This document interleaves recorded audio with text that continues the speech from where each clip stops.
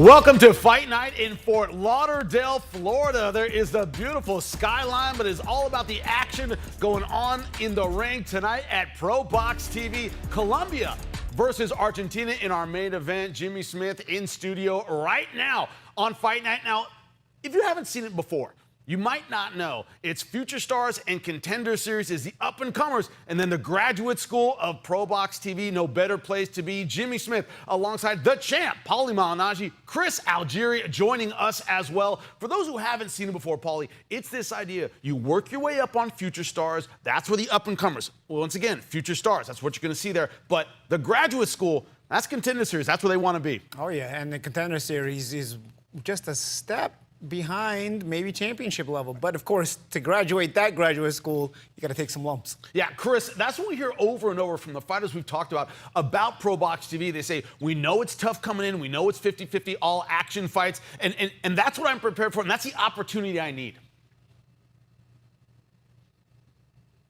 Yeah, absolutely. And not only that, it's the platform for people to see you. You got to get eyes on you, when you have that kind of talent. And these guys do. They understand what this platform gives to them. But at the same time, like we said, these are 50-50 all-action fights. They're going to be tough. So by the time you get your shot, you're actually ready and can win them instead of just being there as a placeholder.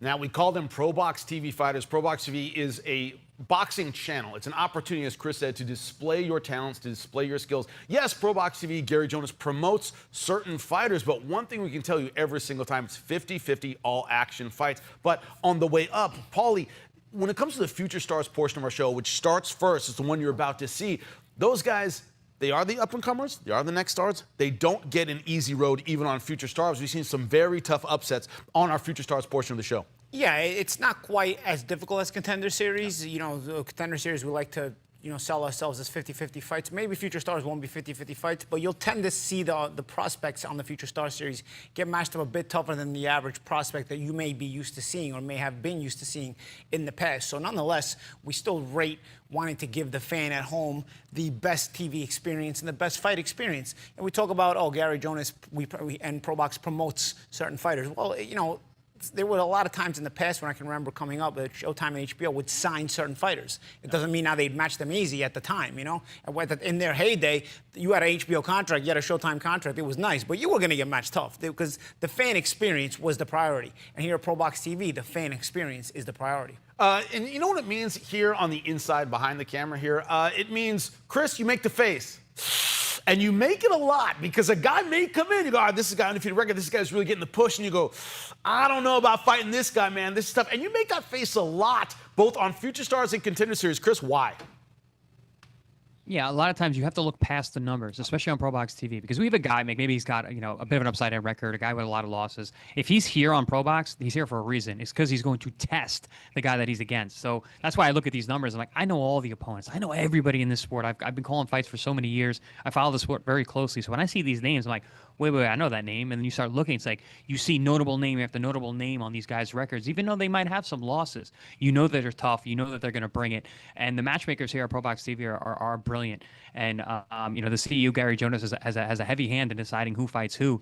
So you're going to see tough matchups time and time again, regardless of the record. With ProBox TV, I say it again, you have to look past the numbers. Each and every fight is made in order to breed competition. And we'll talk about, of course, the next level, championship challenger level that comes up out of ProBox TV. Let's talk about the ones that you didn't expect. The Vladimir Hernandezes of the world, Paulie. And the reason I bring him up, Justin Paul, another good example, maybe Nicholas Flaz, who, like Chris said, you looked at the record and went, this guy's tough, and then you see them in the ring and you go, okay, this guy's special and I see why. Well, typically, like the champ said, you look between the numbers. What does looking between the numbers mean? When you actually look at somebody's record, here's what it means. You have some recognizable losses, but then you'll also have some recognizable wins. So all of a sudden you'll say, okay, this guy's just been matched tough in general. That's why you got to look between the numbers, because he's been beaten. Sometimes you see a guy's record and it's fluffed up. It's a nice record. It's maybe a 20-2 record, and all his wins are against soft opposition, and then the only time he steps up, he loses. But when we talk about about looking between the numbers. The guys who have losses and we bring to ProBox typically are the kind of guys who may have some losses, but also if you look at their win column, you say, wow, they've actually got some really tough wins on their record, some really respectable wins on their record, and it's not just the fluff wins to pad up their record. So when we say look between the numbers, when you match up a guy like this, an undefeated guy, that undefeated guy is typically going to get tested to the highest limit. And you know, you mentioned guys like Vladimir Hernandez, who had various upsets on his record because he was that kind of guy.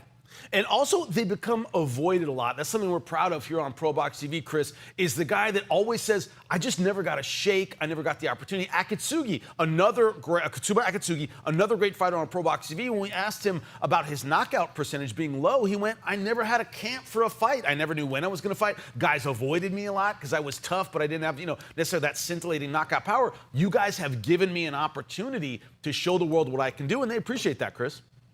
Yeah, well, it's a lot of guys that fell through the cracks. Some of the big promotions passed over them.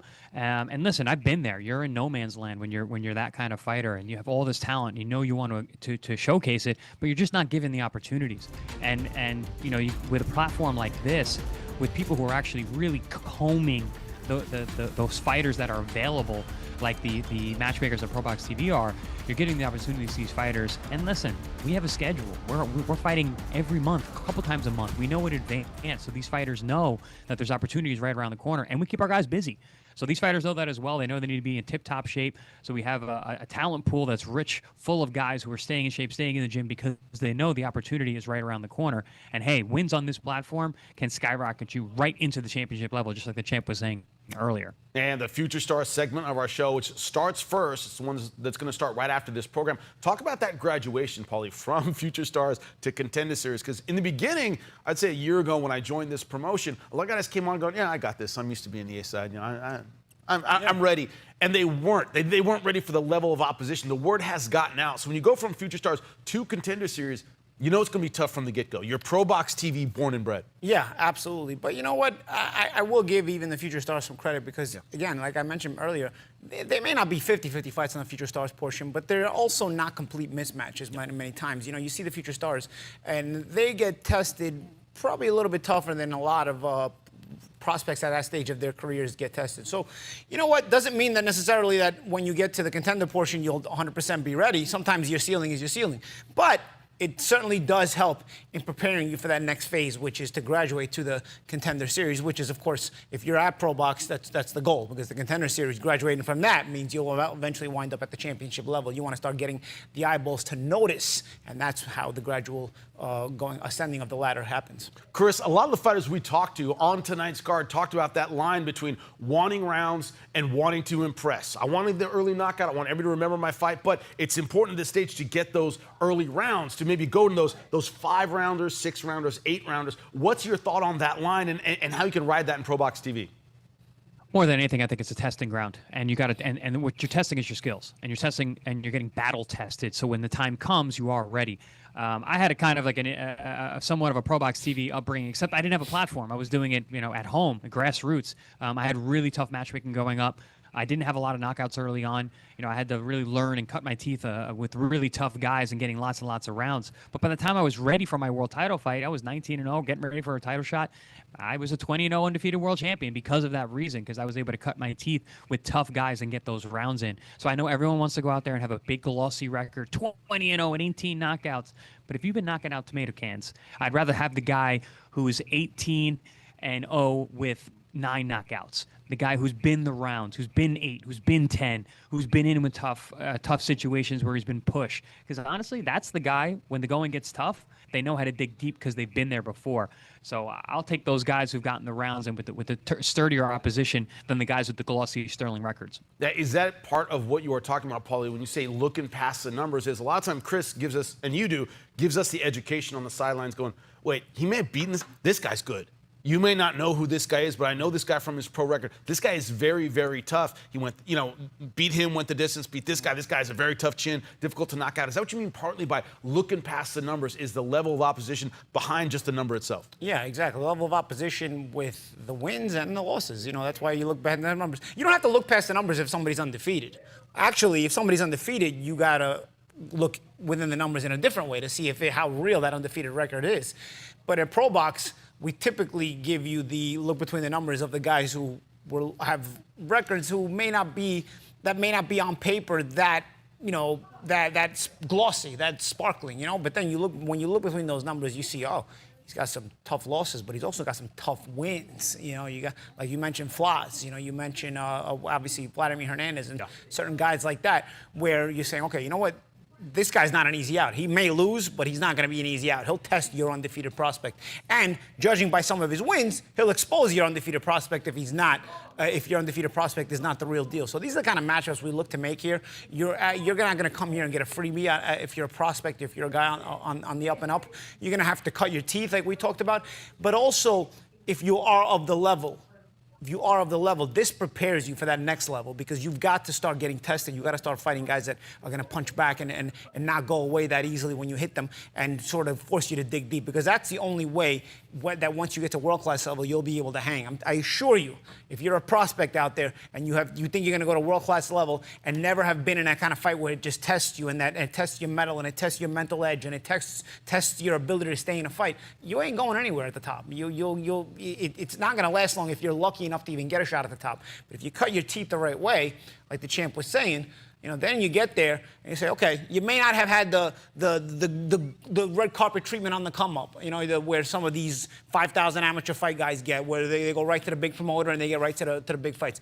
But you'll be up there, have earned it, and maybe have a chance to even beat one of those kind of guys. Before we dive into the specifics of the future stars that are fighting tonight, Chris, what do you look for on that future star segment for that next level guy, to Paulie's point, who will have success at the Contender Series level?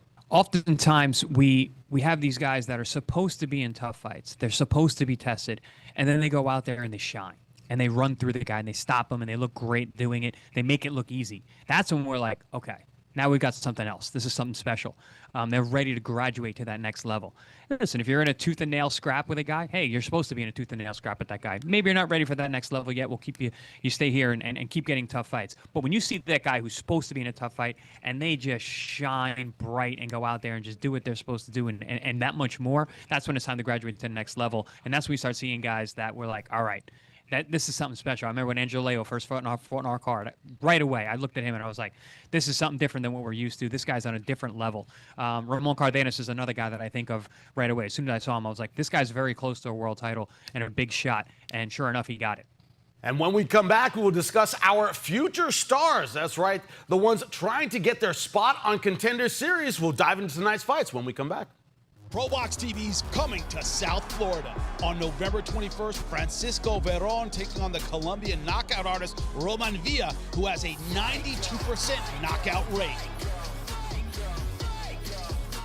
Well, we have a fighter from Hawaii on our future stars. I know I'm from the MMA side of combat sports, but known for scrappers, very tough fighters that let you walk through anything. And this is no exception when you look at KJ Waialae versus Rashad Bowens. Waialae is one of those guys, Paulie, when he talked about his amateur career, he said, I was a road warrior because you couldn't get the fights in Hawaii. I had to go to national tournaments to cut my teeth. With transition to the pros, he said it's been different. I've got to be more aggressive, got to look for the knockout a little bit more, but he's got the skills to do that. Oh yeah, he's got the skills to do that, and also the determination, the hunger. A young prospect, you look at, if you don't have a lot on paper for them, when you talk to them, you're looking for the right attitude, the right mental edge, the right personality, so to speak, in terms of how is their view on their fighting career, how is their view on boxing in general. And when you speak to Waialae, you get a sense of a very mature young man. Yeah, when you look at Waialae, Chris, it's also, he talked about his last opponent. He goes, he kept spitting out the mouthpiece. I had him knocked out. He kept spitting out the mouthpiece. I got so frustrated. And then I said, you know what? This is better. I'm getting the rounds. I'm getting the reps. As Paulie said, like the kid's attitude. Yeah, and you spoke about his attitude and his maturity. I like his maturity of his style as well. He's coming from an amateur background, and I always with those amateur guys, I always see their eyes, their ability to judge range, see things, their awareness always impresses me when guys making those big transitions. But also, he's too smart. He goes to the body. He was setting things up, and even if he was frustrated, he didn't really show it. And he went back to the game plan, went out there, did what he had to do. He's got power. He attacks the body. He's got a good jab. This kid has a very, very bright future if he keeps doing the things that he's doing that we've seen on our air. Yeah, Rashad Bowens, though, the other side of the coin. Now, Waialae lost in the semifinals of the Olympic trials, had a decorated amateur career. His opponent couple of Golden Gloves in South Carolina, but pretty much under the radar, no management, had to basically figure out how to make a career. He said, this is the most important fight of my life. He's only 2 fights in. Yeah, and typically it is going to be. If you're from South Carolina and you came up on that local circuit, even in the amateurs, it's not considered a very strong circuit. You have that, you have some other regions where they're not considered very strong circuits. You're not going to attract a lot of attention. Even if you're winning on that circuit, you're going to have to move on to nationals if you win on a local level and succeed nationally in order to hope to attract certain eyeballs, the important eyeballs to you when you turn pro. And Bowens has that local experience. So he didn't attract a lot of eyeballs. That's why he's here now in a position where he's going to have to pull off an upset. And that's why he understands that. And he says it's the most important fight of his life. So, the mild success that he had shows that he does have hunger. The couple little Golden Glove titles in South Carolina, it's not the biggest deal, but it does improve and boost your mentality to say, okay, you know what, I can step off of this and use this as a launching pad for an opportunity where you won't be favored, but an opportunity nonetheless where if you're hungry and determined enough, you may have a chance to pull off an upset. And that's why he's here against Waialae. Not an easy task for him, but also he's got the right mental attitude. But also Bowens, a southpaw. He describes himself as awkward. He describes himself as a dog. Well, Waialae's coach also described him as awkward. That southpaw style. Chris, that's not the easiest thing to deal with early in your pro career for Waialae. Awkward doesn't mean ineffective. I mean, that's just because you're awkward and you actually can make it work for yourself. And especially when you got a guy with a big amateur background who's used to really classy guys, clean lines.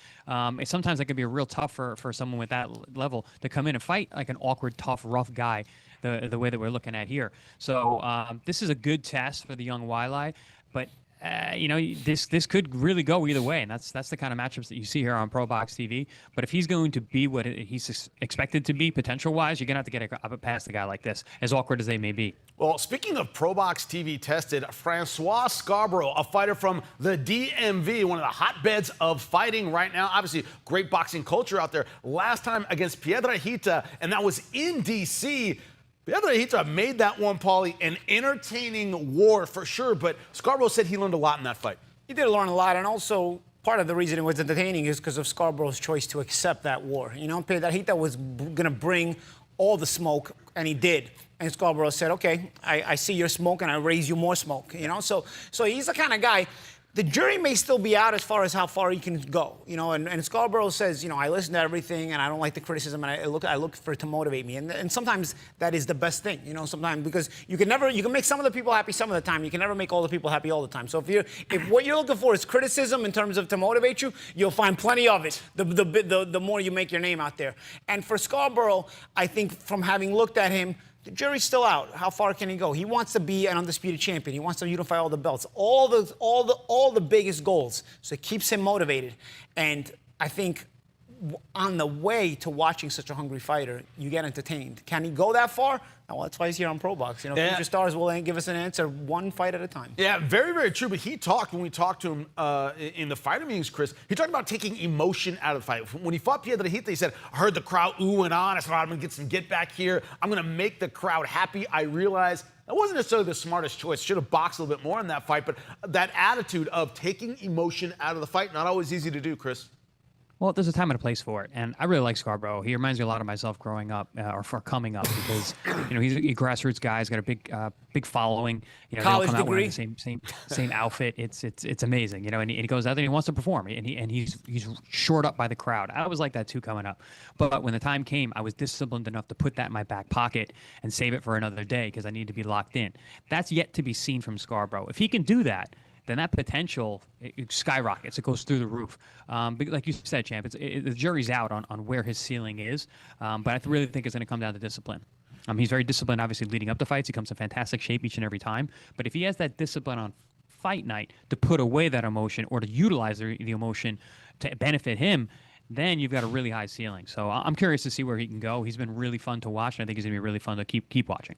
But his opponent, Onyx Sanchez-Medina, Paul, you and I have discussed it many, many times. Old school Puerto Ricans, they put a lot of power behind a punch, and you got the Macho Camacho's a little more of a boxer. This guy has 8 wins, 8 knockouts. We know which side he's on. Yeah, Latins like spice in their food, right? And with New Yorkers, I tend to see a bit of a spicier style. It's flash, pizzazz, Camacho style. With Puerto Ricans from the island, I see a little less spice in their style and more so. A lot of meat, a lot of beef. A lot of beef, yes, a lot of meat. I'm going to punch a hole in you. And, you know, with this guy, his record tells you he may be able to punch a hole in you. So it's a dangerous fight for a prospect like Scarboro to take. But, of course, he also thinks he's a prospect himself. With 8 wins and 8 knockouts, he's saying, you know what? He told us in the fighter meeting, I'm here to surprise some people. And I said, with 8-0 and 8 knockouts, is it a surprise if you get the win? He wants more people to know him. But this idea, you just talked about it, Chris, that if Scarborough's able to keep emotions out of the fight, he could have a successful fight. But against a puncher like this, you have to fight ice cold. Yes or no, Chris? Absolutely, you gotta have ice in your veins if you can find a guy that you can't make any mistakes against. Because listen, the thing about punchers, and we talk about looking behind the numbers, we've been saying that all show. If you got all knockouts though, if all your victories are knockouts, you still got you got power. I don't care if you're fighting 100 cab drivers. You knock out 100 cab drivers. Well, he's got to have something. Nobody made it the distance in your victories. So punchers are punchers. They're born. You got it or you don't. This guy's got it. So Scarborough can't be as risky as he normally is. I know the risk factor makes it a lot of fun to watch him fight, but he's got to show that discipline and not let this guy touch his chin or get to his body early. He's got to use his skills, his athleticism, because when you got a dangerous puncher, man, it only takes one mistake.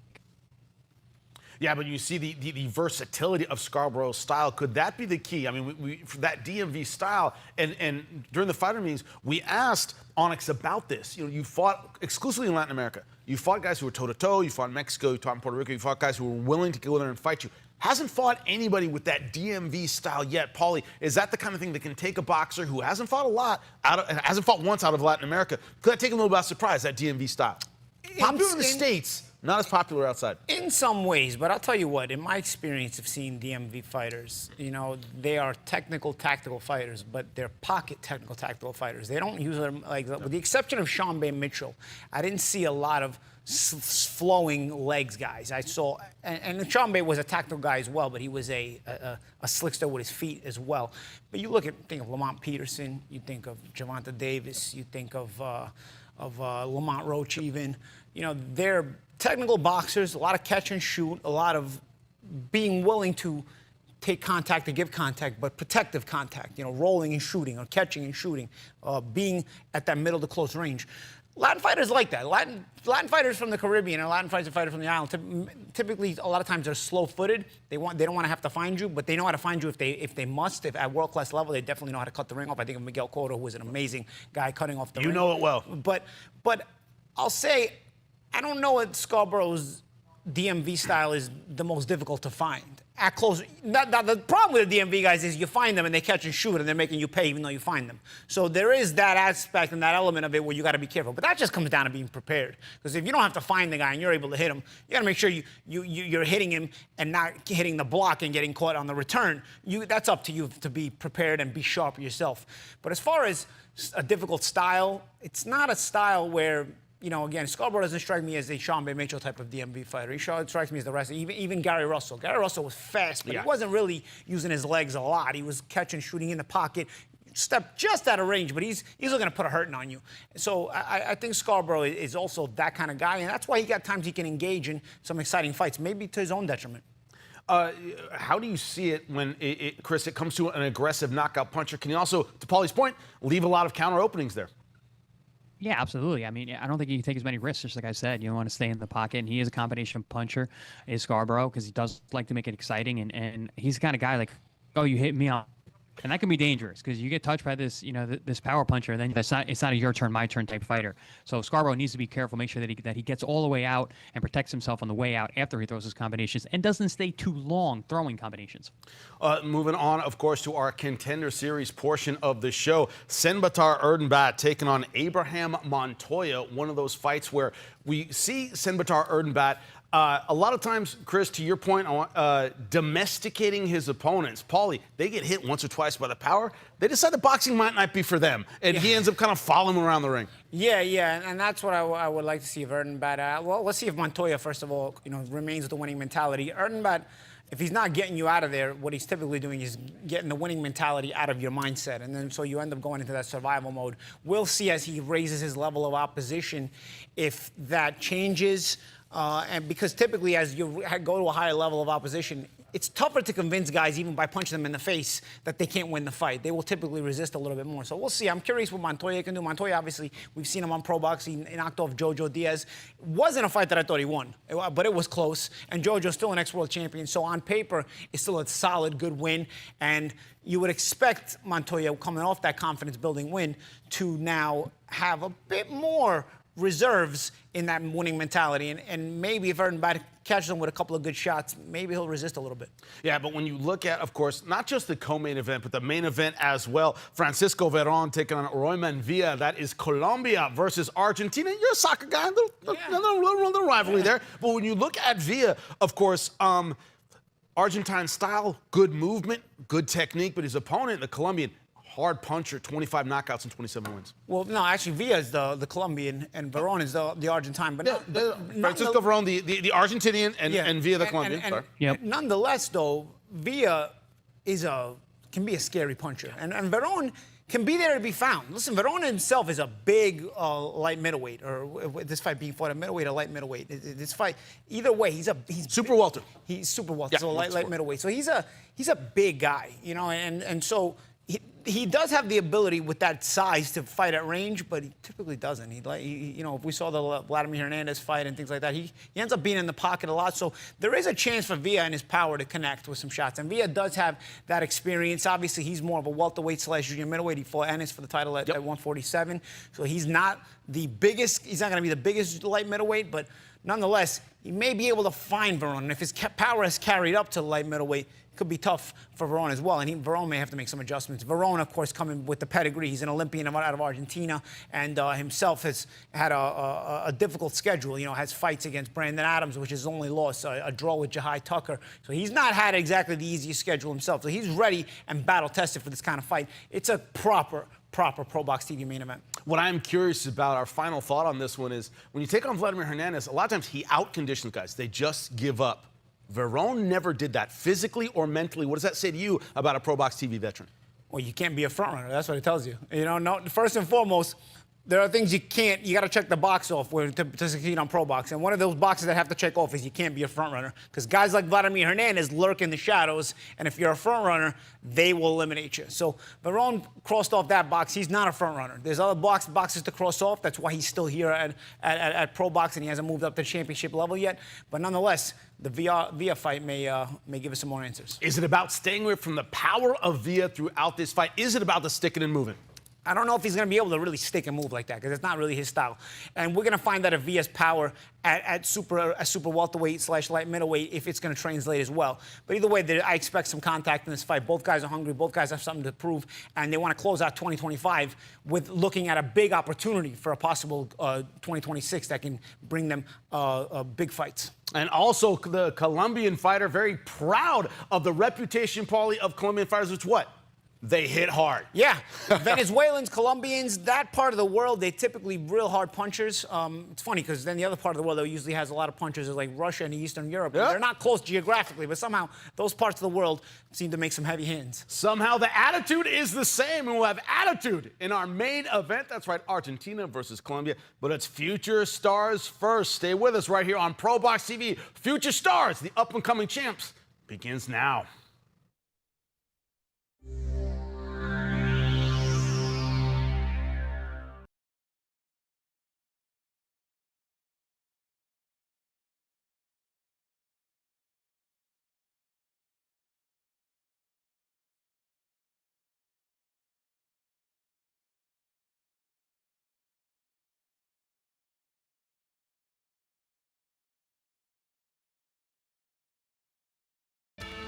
After last week's early winter blast, ProBox TV's Contender Series storms into Fort Lauderdale's historic War Memorial Auditorium.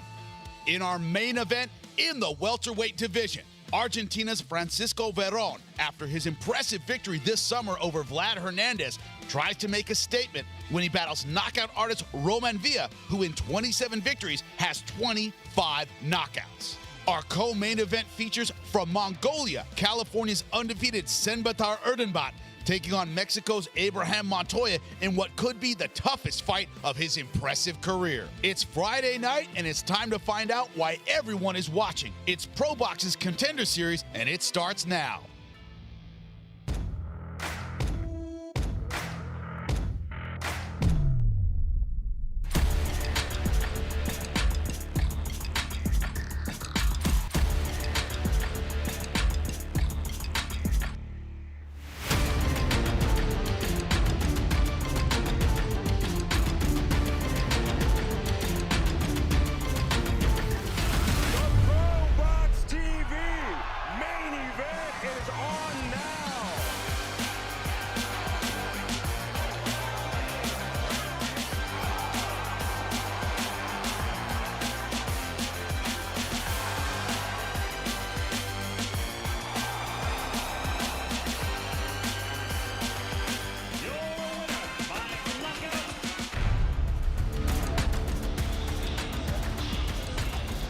Welcome into ProBox TV. This is what we call the high season here in South Florida. Snowbirds like Chris Algieri coming down to get out of the cold. Also known for its Latin flavor. We have a rivalry tonight in our main event, Colombia versus Argentina. As Paulie likes to say, this one gonna get a little spicy. But we start out with two up-and-coming light heavyweights. Who is ready for the next step? Dante Benjamin and Money Powell IV. That's not a nickname, it's his actual name. Looking to make some cash tonight at Benjamin's expense. Can Benjamin keep his undefeated record going? In our co-main event, 10 rounds in the super featherweight division, Erdenebat has looked nothing but spectacular on ProBox TV. Why? Well, he's a Mongolian Olympian. He has the technique, he has the power, but Abraham Montoya coming off an upset win over Jojo Diaz. He's looking to build on that success tonight. He said, I'm ready for the hungry, up-and-coming fighter. And in our main event, 10 rounds in the super welterweight division, Francisco Veron from Buenos Aires, Argentina, 15-1-1, 10 wins by knockout. Royman Villa, his opponent, out of Colombia, 27 wins, 25 of those wins by knockout. Both can box, both can punch, both looking for that next opportunity. Well, welcome once again to Fort Lauderdale, this time ringside, Jimmy Smith alongside the champs, Chris Algieri, Paulie Malignaggi. When you look at this main event, one thing we know, Chris, about so many fighters from Argentina, some real slick boxers. Also, when you look at Veron's amateur pedigree, an Olympian for Argentina, he has all the boxing skills in the world, and we saw it against Vlad Hernandez. Yeah, with Argentinian fighters, they're often very, very scrappy. They come in great condition, very, very rough. But he's also got that Olympic background, like you said. So he has a lot of experience. So he melds that really well. He's got that rough style with the kind of off balance, off rhythm type attack, but also he has that fundamentals from the Olympic style and the big amateur background. You know, he's a real problem. He showed in his last fight that he has a great gas tank as well, where he out-volumed the volume puncher in Vladimir Hernandez. It was super impressed in that fight, and I'm sure he wants to build off that big win here tonight. Yeah, when you look at Royman Villa, Paulie, this is a guy, he can put your lights out with one punch. Has lost to this one guy, Boots Ennis, so we know he was brought up tough. He's seen some great boxers. He's always met that with power. Yeah, he's always met that with power. The thing about Villa is, you know, is he too small for Veron? You know, he's a welterweight. You saw the Ennis fight. He's at welterweight, showing some really good power. Is it going to translate against a guy who's borderline world class here in Veron? We're trying to find out about Veron tonight. You know, he's been a good prospect. Like the champ said, an Olympian. A lot is expected of him, especially where he comes from, Argentina. But Villa is one of those guys who, at this point in his career, may be that gatekeeper type. You know, but he himself doesn't see himself that way. He sees himself as a guy who has an opportunity to put himself back in contention. He's fought for the title. He's fought Ennis. Got stopped at a new weight class. Will the power translate? Veron is a big light middleweight. We'll see. Well, if you look at our co-main event of the evening, Erdenebat has looked absolutely fantastic, Paulie. This is a tough guy to read, but when he gets in the ring, man, he's got the power, he's got the movement, he has the amateur pedigree to put it all together. He does, man. This guy is one of a kind as far as, you know, the excitement value he brings. Because you look at him, and he's kind of a plain Jane kind of guy when you talk to him and you interview him. Quiet kid, yep. But inside the ring, he sort of becomes this Jekyll and Hyde kind of guy. You know, explosive punching power. You know, he's sometimes is almost too good for his own good and seems to get bored in there. So what we're really looking for from Erdenebat is not so much does he have the championship pedigree and the championship medal, does he have a championship mindset to want to use what he's got, all the tools he's got in his toolbox. Is he willing to use it, or is he going to be lazy and just use a couple of them and let guys slide by? Because it's important at this point in his career to not just keep winning, but win impressively. Because Erdenebat, I think, can get into it. Even his trainer was telling us yesterday, he put him in a title fight right now. At 130 is nobody they fear. And I tend to agree with that, the way I've seen Erdenebat. But it's up to Erdenebat to create the demand. And the demand comes from your performances. It's not just winning, it's how you win. Well, Abraham Montoya had his opportunity on ProBox TV air against Jojo Diaz. He did not disappoint. He hung tough, got a close decision, but that Mexican style, he doesn't go away. No, that night I told you guys, that was a really tough fight for Jojo Diaz coming off a long layup against Montoya. And I said that night, I'm like, listen, if Jojo doesn't really show up tonight, he's going to lose.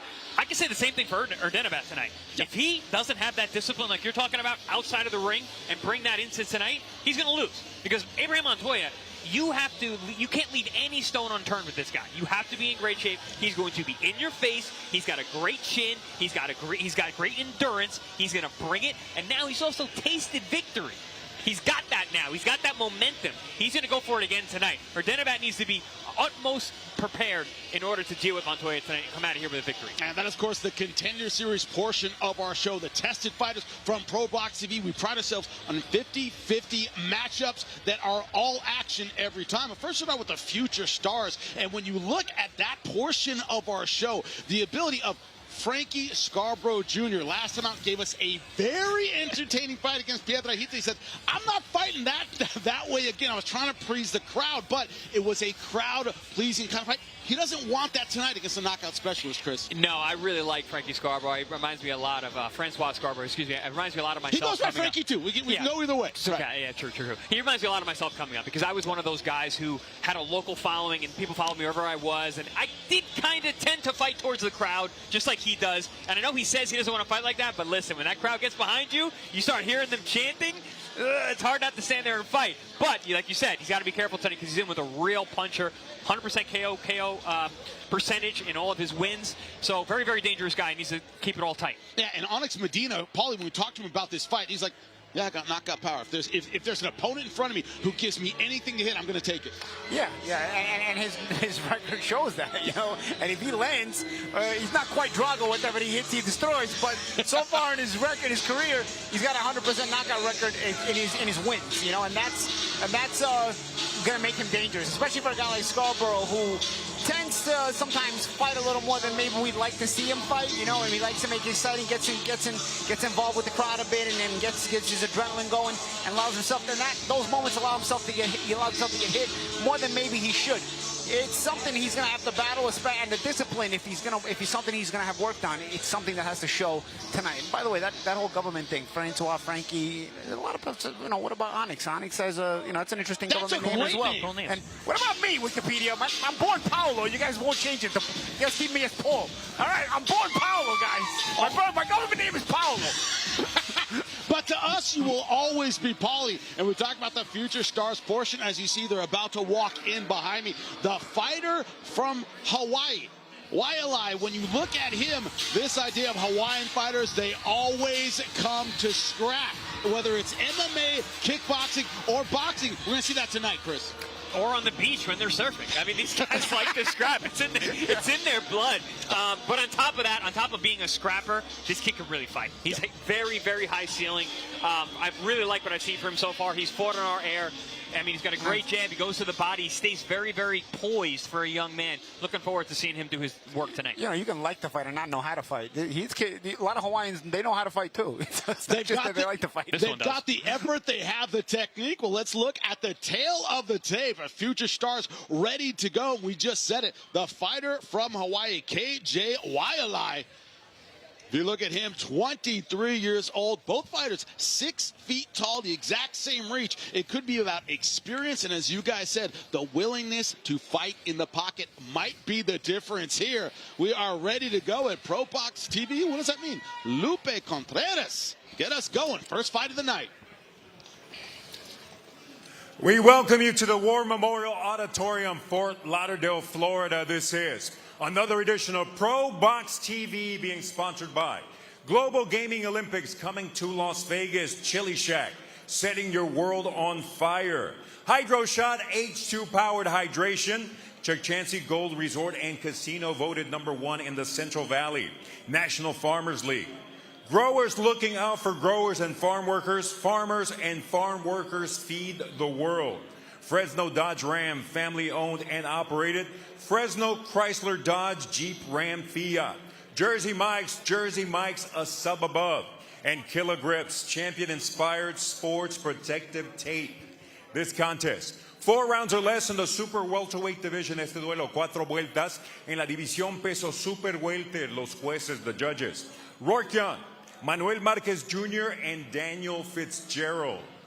Presenting first, the fighter standing in the blue corner, wearing black, presentando la esquina azul, vestido de negro, su peso oficial, 153 libras y 3 cuartos. He weighed in officially at 153 3/4 pounds. Esta noche entra al cuadrilátero de ProBox TV en su cuarto combate a nivel profesional, con una victoria, una derrota y un empate. Tonight, he enters the ProBox TV ring for the 4th time as a pro, with 1 victory, 1 loss, and 1 bout even.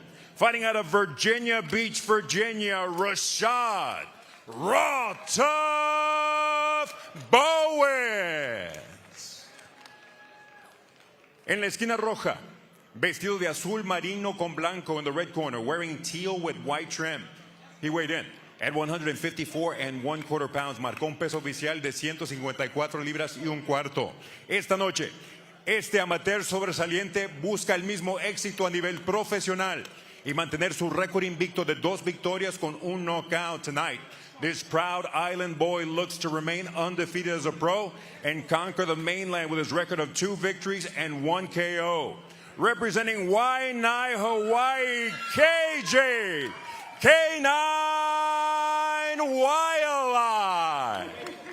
Our referee with final instructions, Samuel Burgos.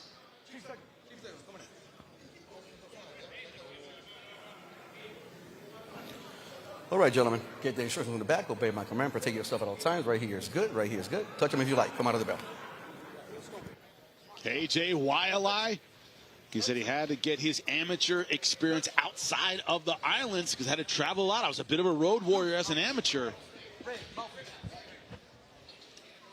He said it's translated to pro success because I am never intimidated. Bowers, Paulie, 2-time South Carolina Golden Gloves. You talk about the regions. If you're not in a high-level region, you said it can be hard to get attention as an amateur. He's had to fight his whole way, his pro career. Yeah, and that's the thing. A lot of times in South Carolina, you go below the radar, you go unnoticed, so you end up having to take opportunities, difficult opportunities like this a bit sooner than maybe you'd like to. But it's an opportunity nonetheless. It's on TV, and we'll see how he does. Also, we have Southpaw here, Southpaw Orthodox matchup. Waialae, you know, early in his pro career, a lot of guys avoid Southpaws early on, but Waialae here in his 3rd fight, taking on the lefty. And Bowens described himself as a dog. So again, there, I'm tenacious. Waialae's coach, the guy's awkward. You know about that southpaw stance. Ooh. Everything comes in opposite, obviously opposite power side. Well, it's about that awkwardness, and can Bowens make this one dirty? Took a good shot, and you say, Chris, it got a little domesticated there. Took a little step back. Yeah, you can see Waialae, he knows how to fight a southpaw. He threw that straight right hand as if that was his jab, and he caught Bowens right on his chin. Beautiful shot. Lead right hand, right down the middle, splits the guard of the southpaw. There it is again, right downstairs now. That right hand down to the liver side. Another great weapon against the southpaw. There it is again. This fight's scheduled for 4 rounds. This is a Future Stars portion of our show. A little clash of heads there. That's the trouble with Orthodox and Southpaw. They both stepped on each other's feet, and then their heads came together. 2 things that happens when you have opposite stance. Sometimes that was on purpose. Yeah, well, every now and then. I used to do that a little bit. Not gonna lie. A little bit. Not gonna lie. I used to do that a little bit. Bowens now stepping in with that power left hand. He said he would not fight intimidated. So far, he hasn't. Recovered from that big shot early. You can see their feet now on your screen. They're going to have the battle of that lead foot. That's something you're always going to have when you have opposite stances here. Good combination shot to the body. That hurt Bowens. Yep. Waialae saw it, too. He went right back down to the body. Nice job cutting off the ring from Waialae here. See how he's sidestepping, making that ring real small. Especially when you're hurt to the body, you want a little bit of space. Waialae's not giving it to him.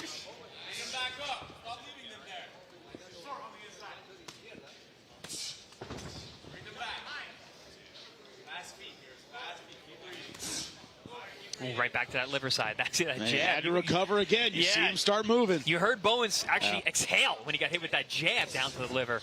Because when you're tenderized to that liver side, man, it doesn't take much. Another good straight body shot. This time with the right hand. Oh. See, this is the poise I was talking about in our open about Waialae. You know, he's young, he's early in his career, but he picks his spots beautifully. And 10 seconds left. Bowens has taken some ripping shots to the body, but still in it. Trying to answer back at the end of round number 1.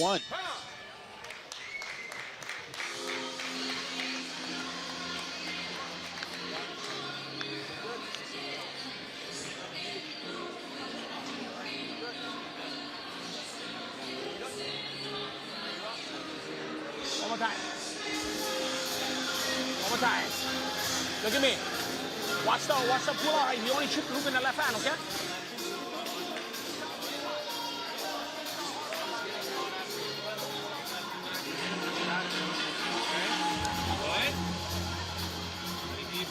Welcome back from the corner of Rashad Bowens. Ate some good body punches, but every time Chris got on his bike, angled well, got his recovery time, didn't panic.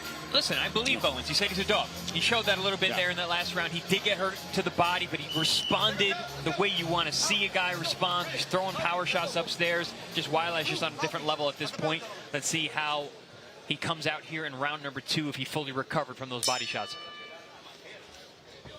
A lot of jabs as well in round number 1 for Bowens. That straight right hand right down the middle again. Splits the guard.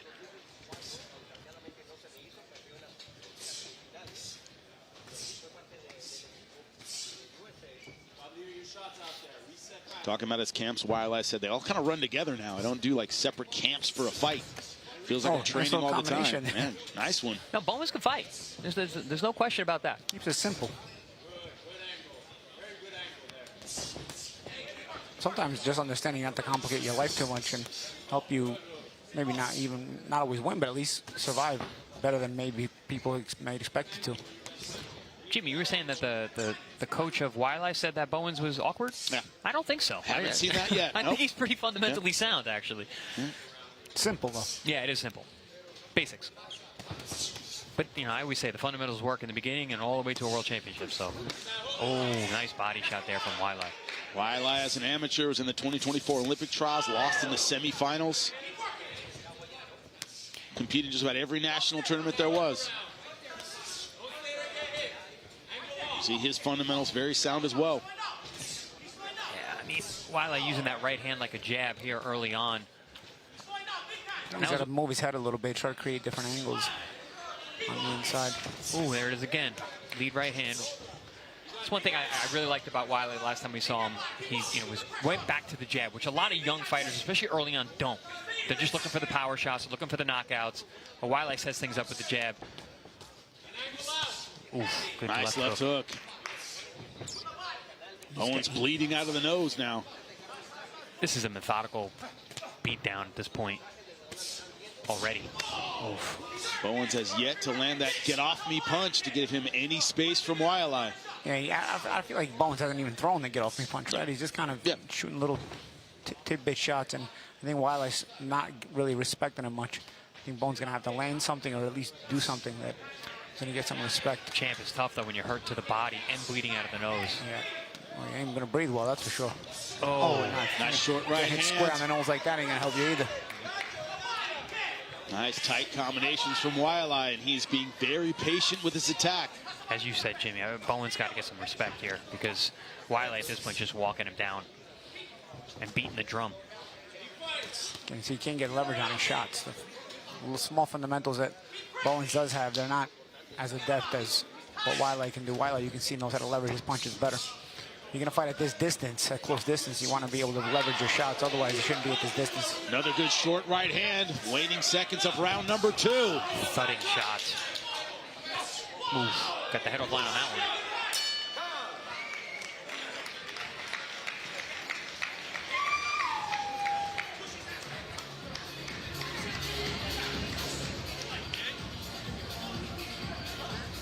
Look at me. He don't want to be here. Sit down on the body. 3 deep breaths. Come on, hold tight. He don't like me here. He touch his fucking rib. Brace yourself. Touch his fucking rib. Look at me. Whoa, whoa, whoa, whoa, whoa. Kick his fucking body. Give him a kick. He does not want to fight. Kick. Bro, every time you're done throwing, you're giving Welcome back to ProBox TV, Fort Lauderdale, Florida.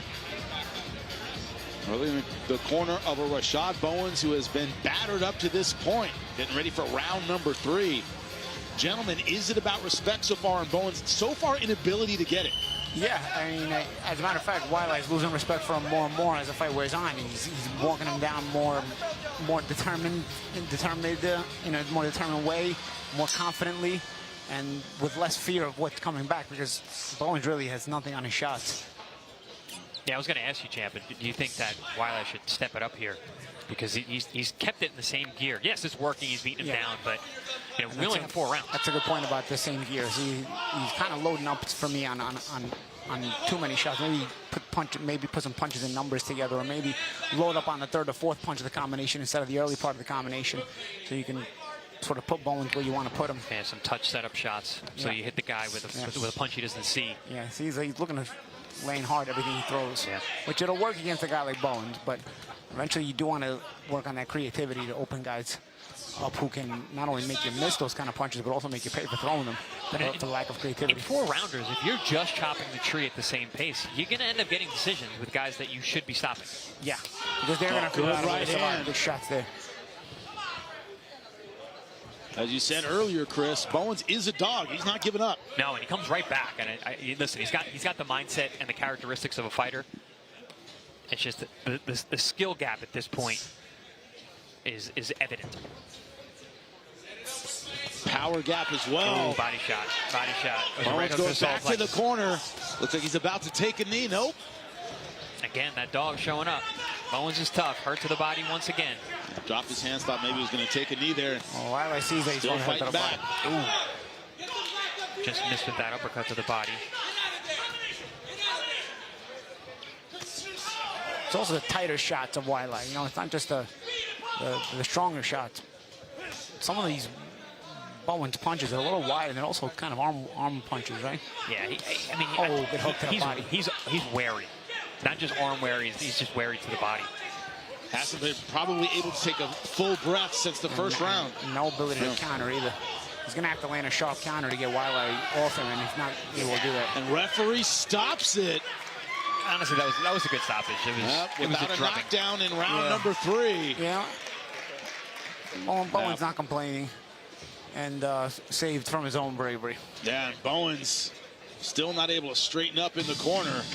Ate some vicious body punches. And that was the story of the fight, gentlemen, that the fight getting taken out of him. Not the will to fight, but physically just could not get any breath after round 1. Yeah, and Waialae started upping the rate of the pressure and not giving Bowens a chance to breathe at a certain point. But I do believe Waialae and their team could go back and look at this fight and seeing some things to work on, namely changing up the pace and the gears. But in terms of, his poise, his punch selection, his pressure, all very, very good. Yeah, Bowens in physical retreat. There's the stoppage, the left hook afterward, but referee trying to get in there. He just saw the writing on the wall, this one. Yeah, Jimmy, I'm not mad at that stoppage. It was becoming less and less competitive, and you could just see Bowens just had nothing for his man. Unfortunately, they were the kind of punches that you have to be an expert to realize how bad it hurts and how difficult it is to fight through that. Yeah, like I said, the punch selection by Waialae, the body shots, the solar plex shot, the liver shot, the nose bleeding, the fact that Bowens really just had nowhere to run, nowhere to hide. Statistically, an absolute wipeout. 43% of his power punches, body shots, 23-5. 23 body shots in 2.5 rounds is a lot. Bowens didn't get over 15% in any of his categories. First fight of the night is in the books. Lupe, make it official. Inside the ProBox TV ring, an accumulation of punches obligates Sammy Burgos to stop this contest with an official time of 2 minutes, 2 seconds of round number 3. Damas y caballeros, dentro del cuadrilátero de ProBox TV, Una acumulación de golpes obliga al referee Sammy Burgos a parar la contienda con un tiempo oficial de 2 minutos, 2 segundos del tercer episodio, declarando el vencedor por knockout técnico, declaring the winner by way of technical knockout, still undefeated as a pro, KJ K9 Waialae. KJ Waialae keeps on rolling, continuing his undefeated record. Now 3-0, second win by knockout. This kid's got an impressive future in front of him. Yeah, I like his progression so far. Very high ceiling. Still thinking to work on, but it's very early in his career. But, I mean, the fundamentals are there, the base is there. And from the beginning, it was about the body shots and the physical pressure of the young fighter from Hawaii. Fundamentals, fundamentals, fundamentals. And you could tell he knew how to fight a southpaw. So this is, you know, a lot of times that's a daunting task for a young fighter early in their career, but not someone who has the amateur pedigree like Waialae does. He went out there, you could tell he knew how to fight southpaws. He used that probing straight right hand, almost as if it was his jab, and fired the hooks off of that, and went consistently down to the body. Look for the solar plex shot, the liver shot, and there we see the ending there with the right hand left hook combination, and the ref had seen enough. So had I at that point. Look, it was becoming a drubbing and less competitive as the fight wore on. It was actually that Bowens at the stoppage kind of curled up and didn't want to straighten up, ribs in a lot of trouble. And didn't complain. Yeah. Didn't complain about the stoppage. That shows you there that it was a good stoppage. Yeah, he was worn out. Yeah.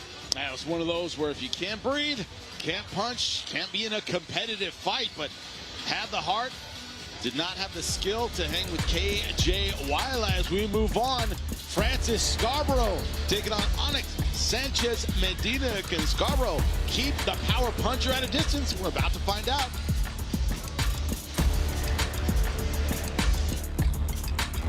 This Saturday, November 29th at 7 p.m., ProBox TV is back in Fresno. World-ranked Justin Paldo collides with Colombian strongman Nike Veron in a sensational main event. WBC number 4 Muhammad Yakubov risks it all against upset specialist Christian Cruz. Plus, 3 more ProBox-style 50-50 matchups.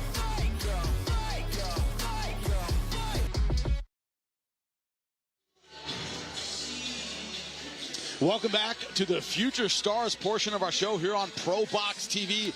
Contender Series coming up. That'll begin with 8 rounds in the light heavyweight division. 2 guys, definitely a prospect in Dante Benjamin taking on another in Money Powell IV. 13-2 for Powell. Dante Benjamin at 12-0-1. The question is, someone will take a huge step forward in their pro career. Who will it be? That is the question. Well, want to find out who's going to win? Ask both fighters about their prospects, because they are more than willing to share. I don't think I'm at my peak right now. I think I'm ascending. I'm starting to understand the professional game a lot more, understanding having patience and everything like that. So I think I'm ascending. The key things that I learned personally is patience in that ring and take your time, because when I first started off professionally, I was in a rush. I was always trying to get the job done quick. I was rushing. But now I learned like patience, and everything flows better with patience and everything come together. Coming back and fighting another undefeated guy is it's because I believe in myself. I also believe in my team, this preparation. I think a lot of times when guys haven't fought in a little while, people are quick to tend to write them off and say, oh, they're inactive. But, these people are not there watching you in your day-to-day life. There's a difference between being active and just, going through the motions, staying at home. Some guys, they start falling off, drinking, doing things you're not supposed to do. But there's a difference when you've been inactive but still working consistently. I'm extremely grateful. God has truly been blessing me. A funny story. A few weeks ago when I was at work, my wife told me, she said, I feel like the Lord is placing on my heart to spend some time with him. So she told me, she said, I'm going to spend 4 hours with the Lord this morning. And while she was doing that, I continued my work, came back home. And the next day, she was telling me, she was like, baby, when I was talking to the Lord, I was asking him for an increase on a lot of things in our lives, opportunities. And I said, baby, you don't realize right after you did that, that's when they offered us the fight the very next morning. So she didn't even realize, that the prayers, God answered the prayer. One thing I can't say, the Lord really has blessed me with everything I want. I can't sit here and say that I'm like, woe is me, I haven't got this, I haven't got that. Yeah, I've taken losses in the ring, I've taken losses outside of the ring. But I'm here now, I'm still here. Money Powell IV talking about this fight in religious terms. He believes it is his destiny. Dante Benjamin has looked absolutely outstanding in the run-up to this fight, undefeated. And now, that is the Contender Series portion of our show. Right now, it's future stars, Francois Scarboro Jr. And of course, Onyx Sanchez-Medina, Puerto Rico versus the DMV. Take a look at the tail of the tape.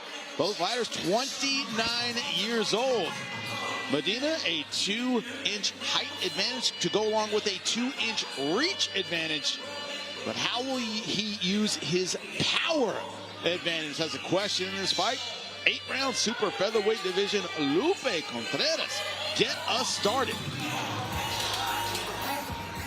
Ladies and gentlemen, we continue with the action inside the War Memorial Auditorium, Fort Lauderdale, Florida. It is another edition of ProBox TV being sponsored by Global Gaming Olympics coming to Las Vegas. Chili Shack, setting your world on fire. Hydro Shot H2 powered hydration. Chancey Gold Resort and Casino voted #1 in the Central Valley. National Farmers League, growers looking out for growers and farm workers. Farmers and farm workers feed the world. Fresno Dodge Ram, family owned and operated. Fresno Chrysler Dodge Jeep Ram Fiat. Jersey Mike's, Jersey Mike a sub above. And Killer Grips, champion inspired sports protective tape. This contest set for 8 rounds in the super featherweight division. Este duelo, 8 vueltas, división peso super pluma. Los jueces, the judges, Manuel Marquez Jr., Daniel Fitzgerald, along with Vicente Rodriguez. And now, 2 undefeated fighters, but someone's gonna take an L tonight. Introducing first, the fighter standing in the blue corner. He enters the ring wearing Puerto Rican red, white, and blue en la esquina azul, vestido del tricolor puertorriqueño rojo, azul y blanco. Su peso oficial, 130 libras, his official weight, 130 pounds. Esta noche, este boricua con la mano pesada acepta el reto y se enfrenta a otro rival invicto con su propio récord de 8 victorias, 0 derrotas, 1 empate, todas sus 8 victorias por la vía del knockout tonight. This heavy-handed fighter takes on the challenge against another undefeated foe and puts his own undefeated record on the line, consisting of 8 victories. 1 bout even, all 8 victories coming by way of KO. From Las Piedras, Puerto Rico, Onyx Gallito Sanchez. In the red corner, vestido de blanco y negro con vivos naranja. En la esquina roja, wearing black and white with orange trim, he weighed in at 129.5 pounds. Detuvo la báscula a un peso oficial de 129 libras y media. Uno de los talentos más elogiados de la capital americana. Lo arriesga todo esta noche, incluyendo su récord invicto de 11 victorias. 8 de sus victorias por la vía del cloroformo tonight. One of the most highly touted talents in the DMV puts it all on the line, including his undefeated record of 11 victories. 8 of those victories coming by way of KO. From Cheverly, Maryland, the franchise, Francois Scarboro Jr. Our referee, Tyrone Parker Jr. with final instructions. Mouthpiece? All right, listen, you received your instructions in the dressing room. Protect yourself at all times, obey my commands at all times. Punches in the letters and up are going to be good. Punches here and up are going to be good. Touch them up. Good luck. Now, Chris, I can read, I think, right? Went to college. I've been doing all right in school. Used to be a teacher. I thought it was a 2-inch reach, height disparity here. Looks a lot more than that now that they're face to face. That's a lot of 2 inches. Am I insane? That's what she said as we begin round number 1. I had to say it. I had to. Yeah, I had to. That was a T-ball right there. Thank you, Scarborough in the zebra print trunks. Onyx Sanchez in the blue and white. Fighting a puncher poses problems. Fighting a taller fighter poses problems. Fighting a taller puncher poses a lot of problems. Well, we can see how Onyx gets the leverage on his punches, right? Yeah, no, we were watching some tape of him earlier, me and the champ here, and we were like, wow, this guy can fight and he can punch. And man, 5'10" for a 130-pounder. Yeah, it's a lot to deal with, man.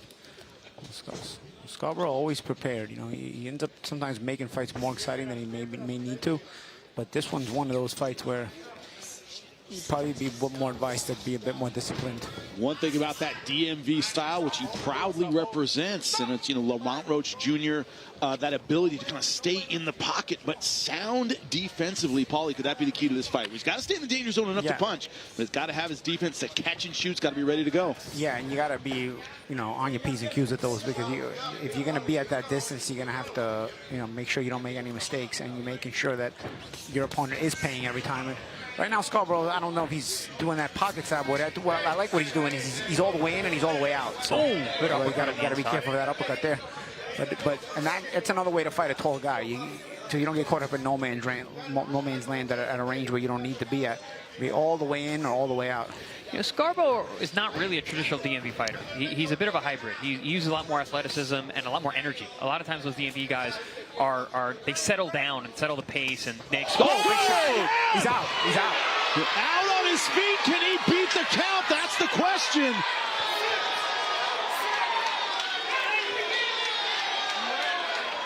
Hopped back up quickly, but I agree with you, Paulie. It was eyes wide shut when he was on his feet, and that's it. First round.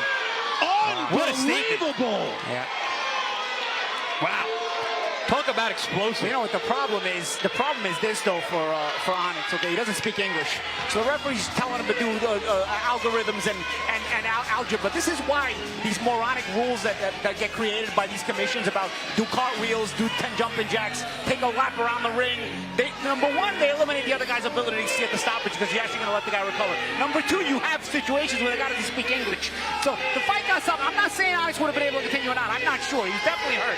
But the whole step over to the left and to the right, the guy don't understand what you're saying, dude. Even if he's clear, he don't understand what you're saying. That's not a reason to stop or start a fight. These moronic rules that these commissions come up with, they never get smarter. They only go backwards.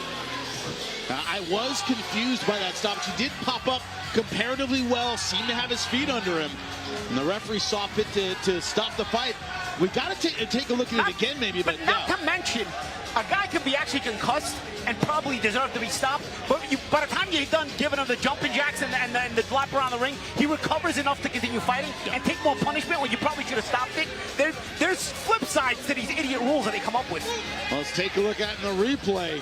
As Scarborough celebrates. Big right hand. That's one thing about a taller fighter. You can't go straight. You can't go back straight and stay tall. And that was a beautiful overhand right to the temple, which is a really difficult fight to punch to recover from. It was early. I was surprised, actually, to your point, Jimmy, how he got up and actually did look okay before the ref stopped it. But beautiful work by Scarborough there. Really explosive shot. Punched to where his opponent was going. Anticipating him pulling back straight and staying tall. Excellent job. Good read. And you take away the ability for Scarborough maybe to get a better stoppage. You know, I mean, obviously that punch was spectacular. But at the end of the round, you don't know if Onyx recovers, all that other stuff. But Scarborough, I like the way his approach was in that first round. Like we were talking about how he's all the way in and all the way out. He had a corner of he had an idea of how he was going to fight him, and he executed it very well. Impressive stuff from Francois Scarborough Jr. Gets it done. Barely breaking a sweat against the power puncher. Let's get in the ring, make it official. Inside the ProBox TV ring, referee Tyrone Parker Jr. waves off this contest with official time of 2 minutes of the opening round. Damas y caballeros, dentro del cuadrilátero de ProBox TV, el referee Tyrone Parker Jr. detiene el combate con un tiempo oficial de 2 minutos del primer episodio, declarando el ganador por knockout técnico, declaring the winner by way of technical knockout. Still undefeated, repping the DMV, the franchise, Francois Scarborough Jr. Beautiful job from the franchise.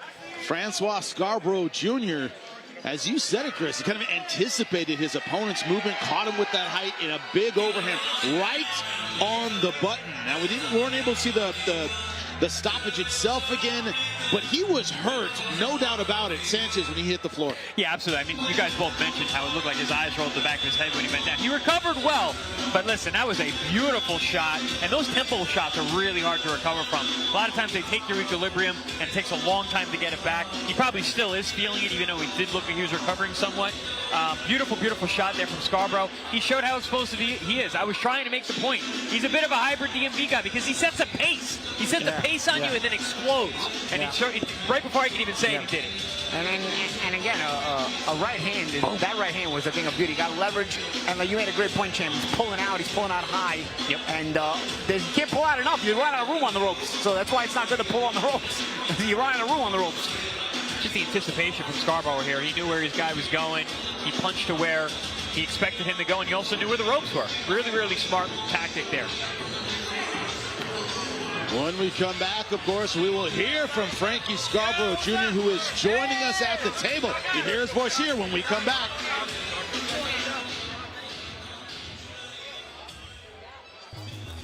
This Saturday, November 29th at 7 p.m., ProBox TV is back in Fresno. World-ranked Justin Paldo collides with Colombian strongman Nike Veron in a sensational main event. WBC number 4 Muhammad Yakubov risks it all against upset specialist Christian Cruz. Plus, 3 more ProBox-style 50-50 matchups.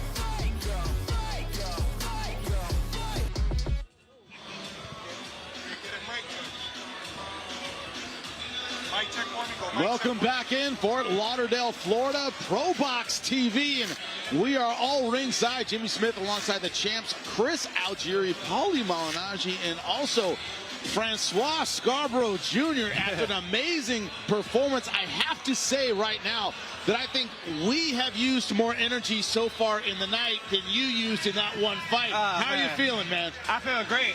The game plan was to come out and box. Unfortunately, I didn't get a chance to do that, and I'm upset because I spent all camp boxing because I've been reading the live comments of people talking trash, and I've been listening to y'all, and y'all said that my athletic ability gets me over sometimes, so I wanted to prove that I could box all 8 rounds, but I guess we're never going to see that because we're going to 10 rounds. No, I felt like you set it up with the boxing, honestly. I was noticing in the first round, sometimes with a tall guy, it's good to be all the way in or all the way out so you don't get caught in no man's land. I thought you did that very well. You know, you were all the way in, and when you wanted to punch, and when you made sure you got all the way out to get out of danger when you need to be out. But you were mixing that distance very well, and I thought you said that ended up setting up the big punch. So, oh man, you made my night with that. So I think it was your box. The knockout came through that mindset of boxing. You know, sometimes the game plan may not be all the way and all the way out. There's different various ways to box, but you did it against the kind of opponent that needed to, where that kind of game plan needed to be executed, and you got your result, bro. Yeah, thank you. I appreciate that, man. I definitely do. It's nice to see you, man. I didn't see you yesterday. Oh, yeah. No, I just came in today. But this is a Hollywood guy. I was trying to make a really good point, and then you shut me up because you knocked him out immediately. So I was saying that you have a hybrid style. You have the DMV background, sure, but you're very athletic and explosive. And just as I'm saying explosive, you knock him out. And it's a beautiful way you transition from what Champ was saying, all the way out, all the way in. And you close that distance, but it seemed like you were anticipating where he was going to go. Oh, absolutely. You threw that punch behind him. He pulled straight back. He stayed tall, which is a big no-no when you're a tall fighter, especially on the ropes. And, man, beautiful shot right in the temple.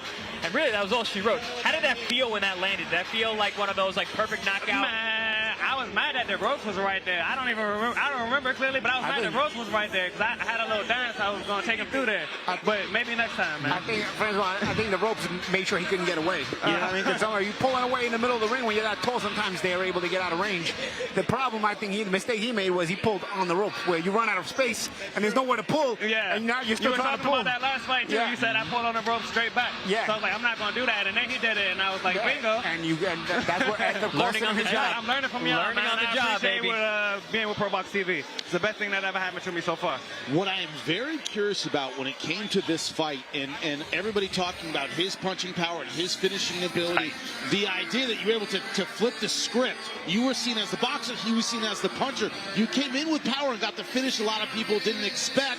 Does that add a little something to this victory for you? Shout out to Change Their Faces, man.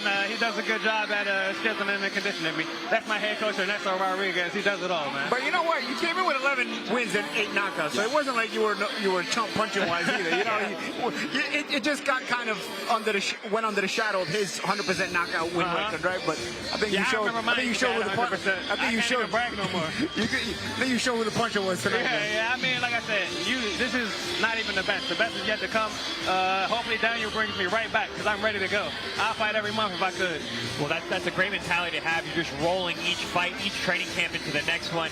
I mean, this is why we're seeing such vast improvements, fight to fight to fight. We've called your last, I think, 4 fights in a row. Yeah. The fighter you were on that first night, with the fighter you are now, is a completely different guy. So keep it going, man. You're just really, really proud of you. Good work. I appreciate y'all, and I'm going to go back and I'm going to listen to what y'all are saying, even though it's not going to be long. Well, I got a couple more questions for you. I did complain that the referee gave him a bunch of instructions. The guy don't speak English. Oh, yeah. That's what I was curious about. But that's not on you, bro. Yeah. Here in Florida, they made me want to go home and learn my Spanish. I mean, download Duolingo or whatever it is. But this one guy, the referee's helping him do cartwheels, and he don't know what he's saying, let alone he's Francois, what I'm curious about is he did pop up. When he got hit, Paulie went, he's out, it's over. I saw his eyes go pretty quickly. Did that surprise you? I mean, when he popped up, you know, I had a opponent in Merlin that popped up, and I sent him right back down. So I was ready to go in for the kill. I'm not going to lie to you. I'm not dressed like a tiger for no reason. Well, that's the thing, too. I felt like they took away an opportunity for you to get a more distinct finish. You got a distinct knockdown, but I think it was only because of round 1 that he was able to get up. If he's not around 1, he may not get up there. Yeah, I mean, like I said, I got to see it. I haven't seen it yet. But I definitely appreciate you guys. I'm not going to interrupt you anymore. And, hey, look. We got to kill some time. We got to kill some time anyway. Oh, yeah. We'll see you next time, man. Last time y'all didn't even want me, man. So next time we're going to talk a little longer. Because, you know, with the next fight after you, they need to warm up. Great stuff from Francois Scarboro Jr. Cannot wait to see him again in the ProBox TV ring after a great performance, and we roll on. That's right. Contender Series gets going when we come back. A light heavyweight, Dante Benjamin, Money, Powell IV when we come back.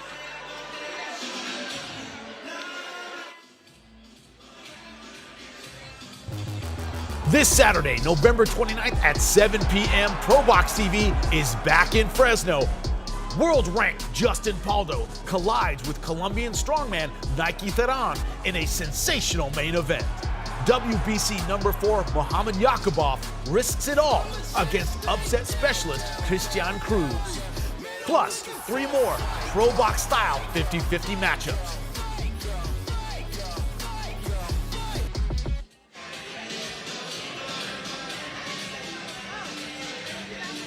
Welcome back, ProBox TV. It's been a great night so far. The end of our Future Stars portion of the show. A huge knockout from Francois Scarboro Jr. over Onyx Sanchez-Medina. That might happen in our main event. Why? 2 very hard punchers. It is Colombia versus Argentina. The fighter, Royman Villa, born in Venezuela, fighting out of Colombia. His opponent, Francisco Daniel Veron, out of Buenos Aires, Argentina. Representing Argentina in the Olympics. As we said in the opening of the show, Argentine fighters, quick, resilient. I'm sitting next to a guy with some Argentine blood. You know what I'm talking about, Chris. But this idea that they can be very technical. But Villa, known for his knockout power. That's what's gotten him here tonight. And that's what he depends on to win in our main event. Todo bien, gracias a Dios. Me preparé muy bien y hice una buena preparatoria allá en Bogotá, Colombia. Nos preparamos allá por la altura que hay allá en esa ciudad. Yo siempre voy a hacer una buena pelea. Me gusta cómo pelean los mexicanos, por eso hice mi preparación para hacer una buena pelea, una guerra y que la gente salga contenta de ese evento. Yo muy poco veo rivales, no no me pongo a mirar los rivales, no veo las cualidades de los demás, solamente veo mis cualidades y así me preparo y así siempre he peleado y así siempre voy a pelear y haciendo el mismo trabajo de siempre para adelante. Yo sé que él va a salir a boxear, a hacer su trabajo, pero yo voy a hacer mi trabajo también. Es muy importante esa pelea para nosotros y vamos a salir a hacer el trabajo. Siempre salimos a ganar. Nada, estamos preparados. He does pack power, so it's I mean, it's not going to be an easy fight for the other guy. As soon as I think he feels that power, I think he's going to, you know, be running around. So we just got to put pressure, cut the ring, you know. But he's an active fighter, so it's going to be real interesting. So it's going to be a good fight. We're looking forward to a war in our main event, but Contender Series, our first fight. You see in the ring, Money Powell IV. Right in front of us in the blue and gold. Money Powell has been the name since 1894. Since his great-grandfather. He wears it with pride, but so does that man, Dante Benjamin. Cleveland, Ohio, 12-0, 9 wins by knockout. This is what we pride ourselves on in ProBox TV, 50-50 all-action fights. Who takes the big step forward? That's the question. Let's take a look at the numbers, see what they have to say about this light heavyweight showdown. Dante Benjamin, only 23 years old. Money Powell, the 427. Both fighters 6 feet tall. A 1-inch reach advantage for Money Powell. Everything on the line for both these light heavyweights. Let's get it going. We continue inside the War Memorial Auditorium, Fort Lauderdale, Florida. This is ProBox TV. Being sponsored by Global Gaming Olympics coming to Las Vegas. Chili Shack, setting your world on fire. Hydro Shot, H2-powered hydration. Chuck Chansey Gold Resort and Casino voted #1 in the Central Valley National Farmers League. Growers looking out for growers and farm workers. Farmers and farm workers feed the world. Fresno Dodge Ram, family owned and operated. Fresno Chrysler Dodge Jeep Ram Fiat. Jersey Mike's a sub above, and Killer Grips, champion-inspired sports protective tape. This contest, 8 rounds in the light heavyweight division. Este duelo, 8 vueltas, división peso semi-completo, los jueces, the judges. Daniel Fitzgerald, Vicente Rodriguez, and Rourke Young. Presenting first, the blue corner. Wearing blue with gold trim, presentando la esquina azul, vestido de azul con vivos dorados, su peso oficial, 175 libras y media, his official weight, 175.5 pounds. Esta noche, este peleador con pólvora en los puños, entra al cuadrilátero con un récord de 13 victorias, solo 2 derrotas, 8 de sus victorias por la vía del knockout. Tonight, this power-punching fighter enters the ring with a record of 13 victories against 2 losses, 8 of those victories coming by way of KO. Fighting out of Fort Mitchell, Alabama, the great Money Powell IV.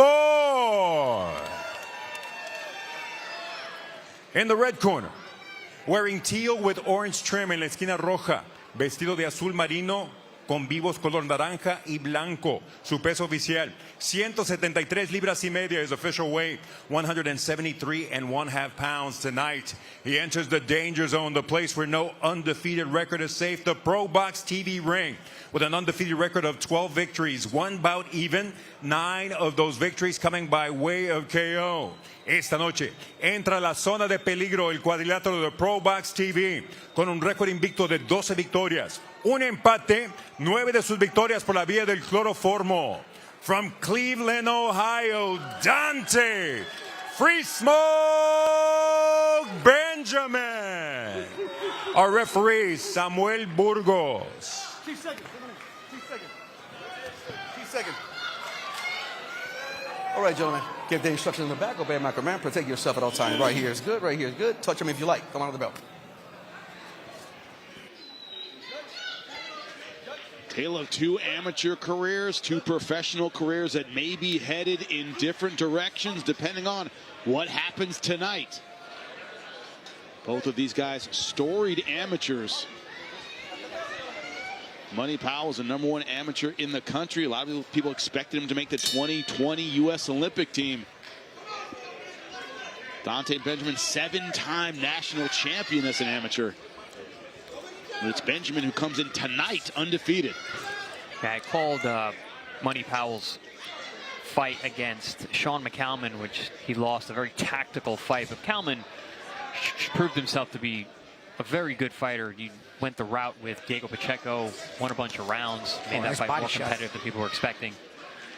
But a talented young man is Money Powell. But in that fight, it was Money Powell who was just less active. He was kind of got out-hustled in that fight, if I remember it correctly. He got out-thought is really what it was. They slowed the pace. McCalman was really thinking and tactical, and Powell just didn't take the initiative to step on the gas. He's going to have to do that tonight because Dante Benjamin is the kind of guy who's all gas.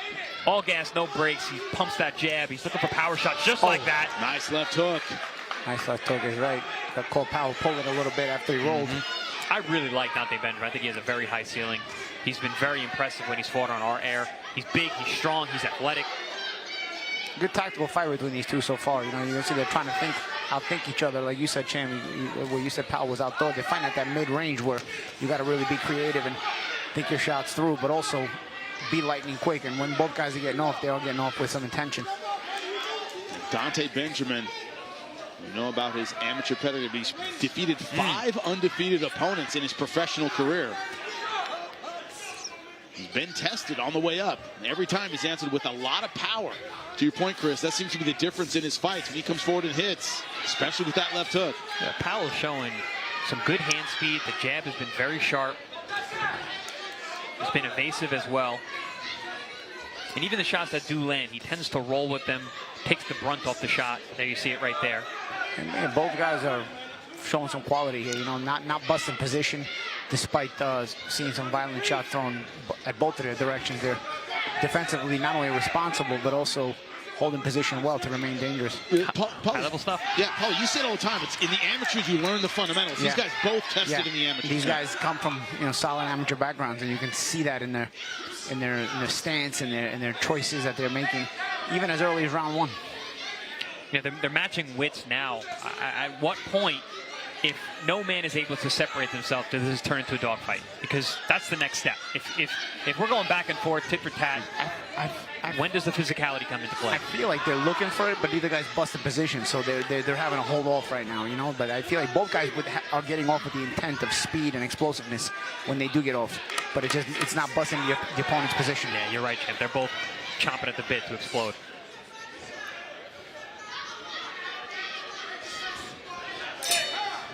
And in a 50-50 fight, you're going to get some tactical round #1s. That's what we're seeing, this feel-out process.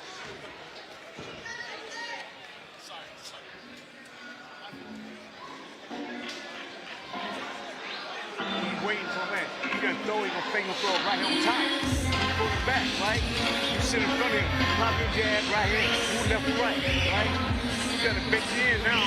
I'm sitting there, you sitting, you calling too much. You calling too much, right? A very tactical round #1, which is to be expected. Both these guys in round 1 looking very, very sound. Very sharp, strategic, and high-level stuff from both men. Trying to set the table before they sit down to eat. Back and forth, tit for tat. You saw some of the explosiveness there from Benjamin. You saw that slight delay when Benjamin got the hook off there. You saw he let Money Powell roll, and then Powell thought the combination was over and starts to come up, and that slight hesitation delay where Benjamin throws the hook. Again, that's an example of the high-level stuff. He delayed the third punch of the combination. Also, the little things might be the separation between these two fighters. Which, Champ, that led to the best landed punch of the fight thus far by Benjamin, was that left hook.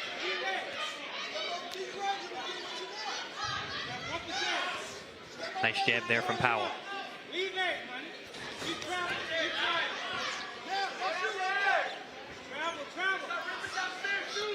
And when they have really looked dominant earlier on in their careers is when they've displayed physical dominance. I don't know if anyone has that right now. Both these guys very, very strong at light heavyweight. Nice hook there by Powell there.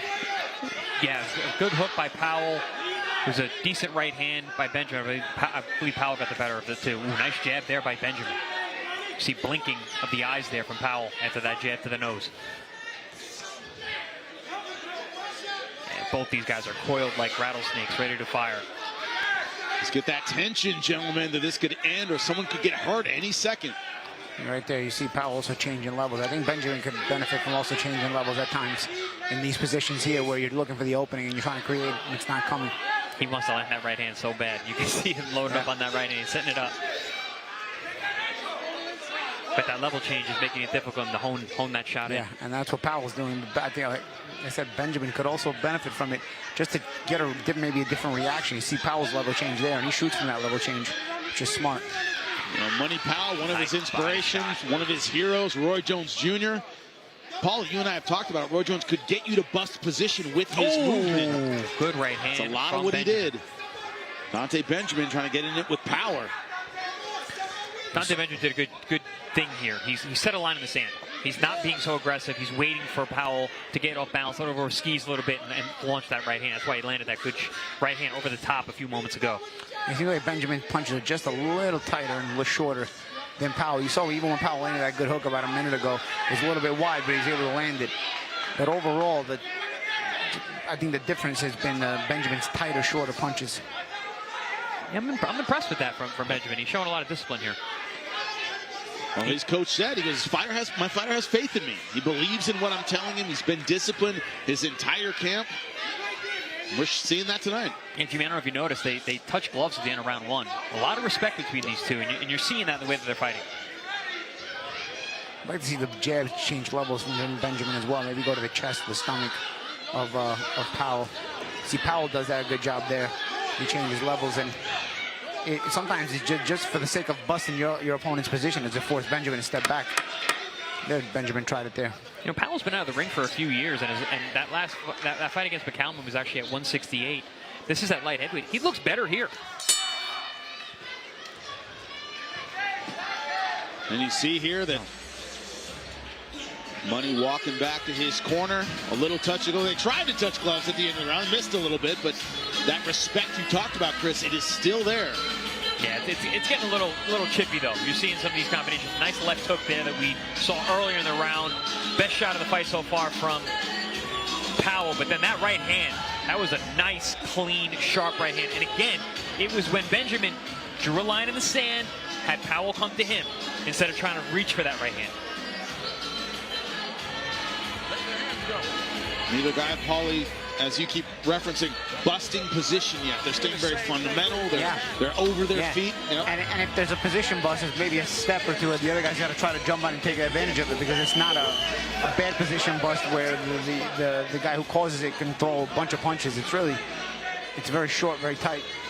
And that's why neither guy's been able to get off that huge explosive combination. They're just taking what they can get for now and Dante to try to open things up. Yeah, Dante Benjamin, as we begin round number 3, said this is going to be a showcase fight for me. I see my opponent making a lot of mistakes that I can take advantage of. I haven't seen a lot of mistakes so far from Money Powell IV. Yeah, and you're going to have to create those mistakes against guys of this level. And they're not going to miss. The earlier opponents may make the mistakes for you, but I said you go up the levels, you got to create the mistakes. Really like that jab from Powell. Very sharp, very fast. Just wish it was more, Jimmy. This is what we were talking about with the McCallum fight.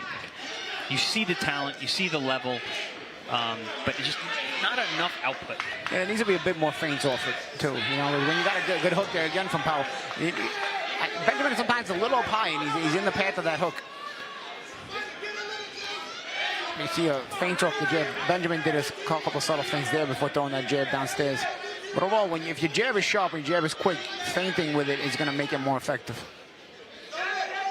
And people will bite on the feints. When you have a good jab and a sharp jab, guys will bite on more of your feints. Your feints become more effective. They complement one another.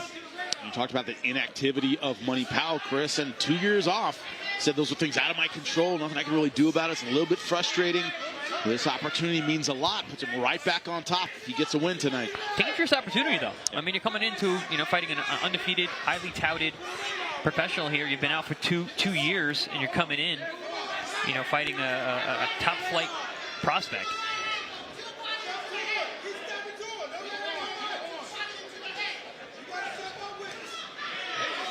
Good jab there by McCalman, winning the jab battle there. Not a lot of feints from either of these guys.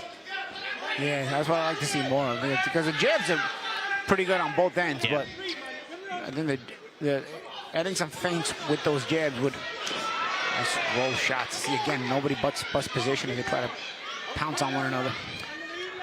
No body shots from Benjamin either. Powell, the only one who's targeting the body with those counters.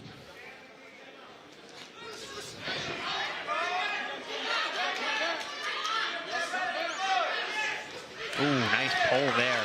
1-2 over the top. I'm telling you, not lots landing clean, guys. No, not at all. Powell rolls with them. Both these guys, you know, they don't bust position, but they're also not they're not steady targets either.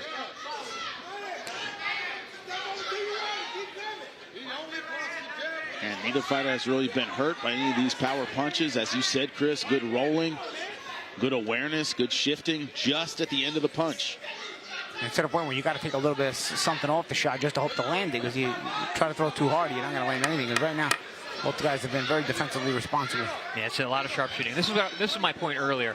If we're not seeing a separation, when do we do that? What you said, champ? To start throwing more combinations, let those hands fly.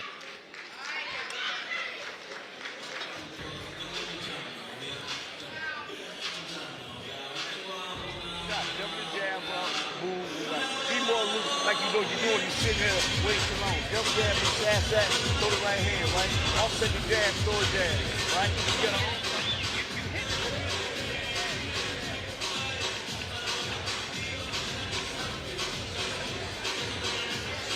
he can't counter when you keep throwing.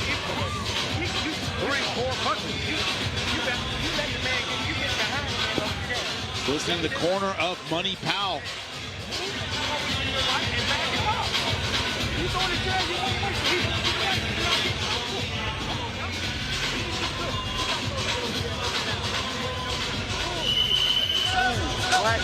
Just step aside. Let's get more active, bro. Get more active. Be easy. See that jab work. Remember, this fight's scheduled for 8 rounds. As we begin round number 4, there's going to be urgency in the corner. It should be in Powell's corner, you would imagine. He's got to start turning it up this round.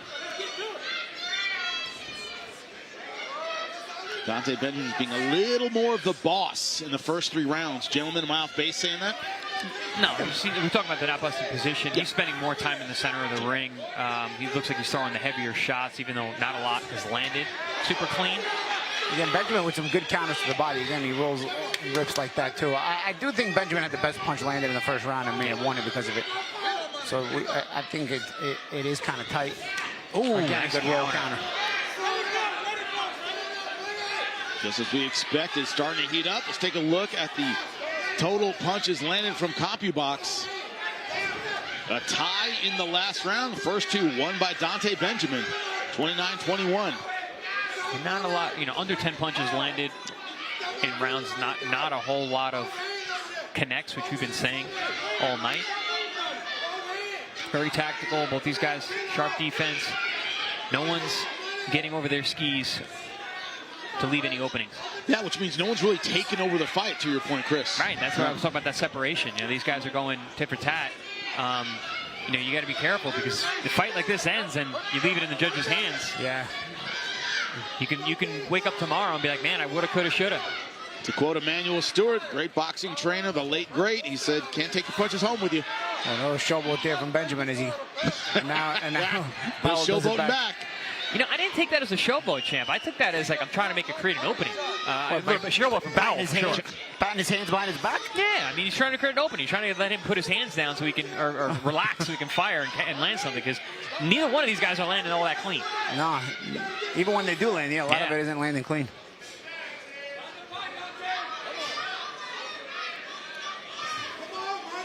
Sometimes it's time to spice things up, Jimmy, you know? Could be, a little spice to it. A little blood from the nose of Benjamin. That's that power jab. It's where Benjamin returns a nice jab back. And look at the change down. I had mentioned how Benjamin was in the center of the ring. Now is Powell in the center of the ring, asserting his physical dominance. Can he be a little busier in this position? With 30 seconds left to go in round number 4. Good counter jab. Powell doing a good job cutting the ring off too, keeping Benjamin in a smaller, tight space. Lets him turn the corner there, though.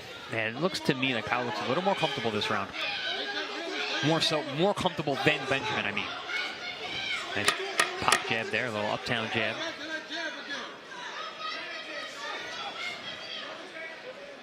It seems like Benjamin throws his punches off in the same look, while Powell changes looks.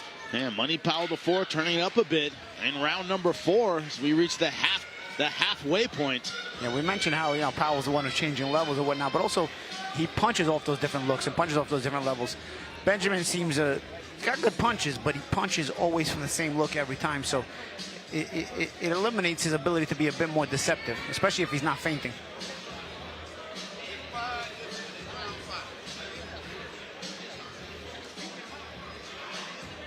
You see here the Fight for Dignity Act supported by ProBox TV that allows hardworking immigrants in the country to get work visas. Look it up yourself. Support it like we do. Ballot initiative here in Florida. And there is Dante Benjamin in the corner.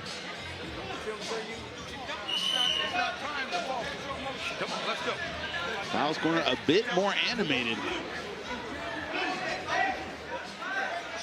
Gentlemen, this could be the kind of fight where little things like who takes the center, who's a little bit more active, who's a little bit more aggressive, that may win you these close rounds.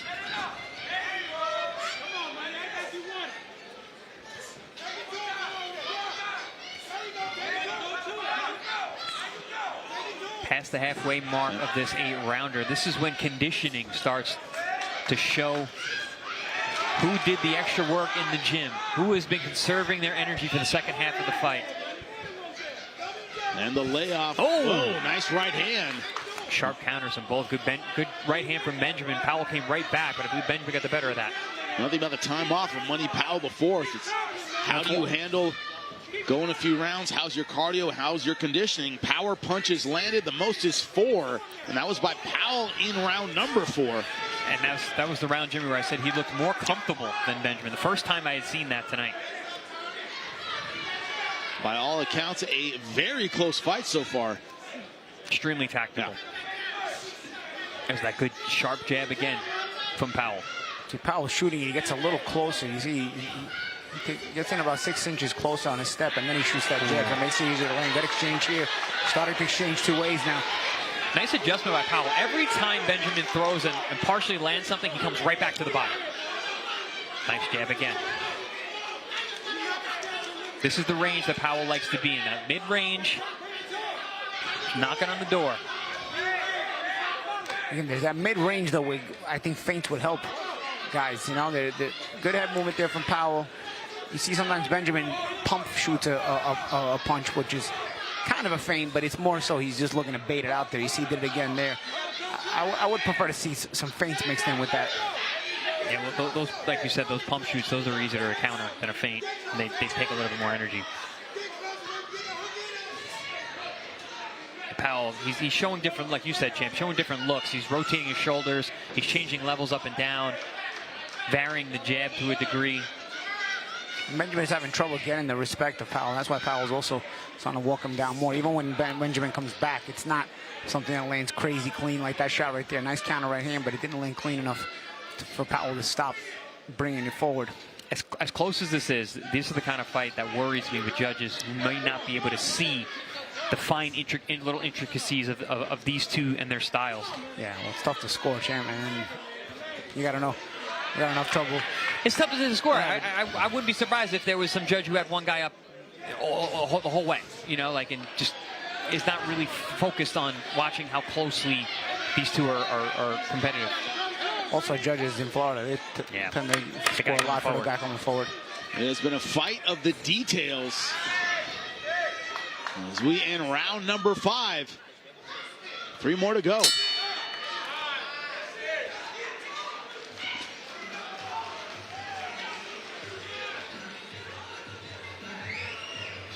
Round 5 coming up. Round 6 coming up. This is round 6.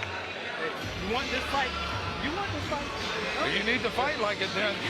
You need to put him on his behind. Break that Vaseline in the right. I can see it. With a bucket at, man. With a bucket. With a bucket, huh? Then I get ball feet. Ready to begin round number 6. This one's scheduled for 8. In what has been a very tactical fight.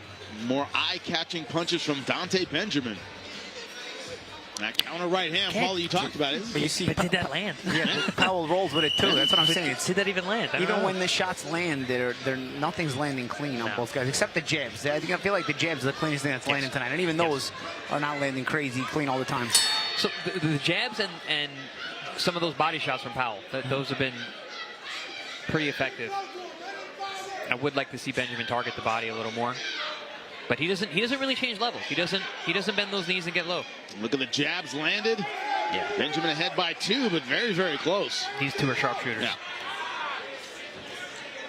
Contest of the jabs. High level stuff. Very smart, tactical. Oh, just missed with that. Right. But I feel like Benjamin landed his own right hand there. Powell kind of ducked into it, but Benjamin put nothing on it because, again, you're taking something off it just to try to land it. Yeah. Yeah, Benjamin got the better of that, but it wasn't a huge shot. Glancing blow, but still. Take what you can get at these kind of fights, right? Exactly. This is the kind of fight, Paul, like, I look at this, I'm like, I think body language could win these rounds. Yeah. Because they're so close. Showing activity. Motion creates emotion, right? Judges will sometimes lean toward the guy who's just working harder. If nothing else is separating. Or if you don't know what you're watching, they just go right with the guy coming forward, right? That was one of the reasons why I like tassels on my trunks. Because you get a little extra movement. A little extra movement. Little electricity, right? Little extra eye candy. Ooh, that was a good opportunity there. Benjamin didn't pull the trigger, and Powell makes him pay with a jab.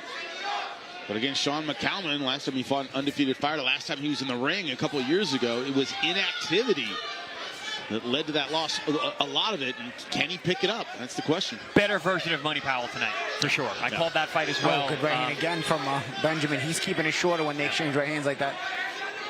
And I think that could be the difference. Like you said, Jimmy, the opening of this round. The more eye-catching shots, except for the jabs, have come from Benjamin. Ooh, like that. So difficult though, man, because I feel like Benjamin's having a good round here, but there's been rounds of Powell's had it. Powell's comes forward and sometimes take control of the ring.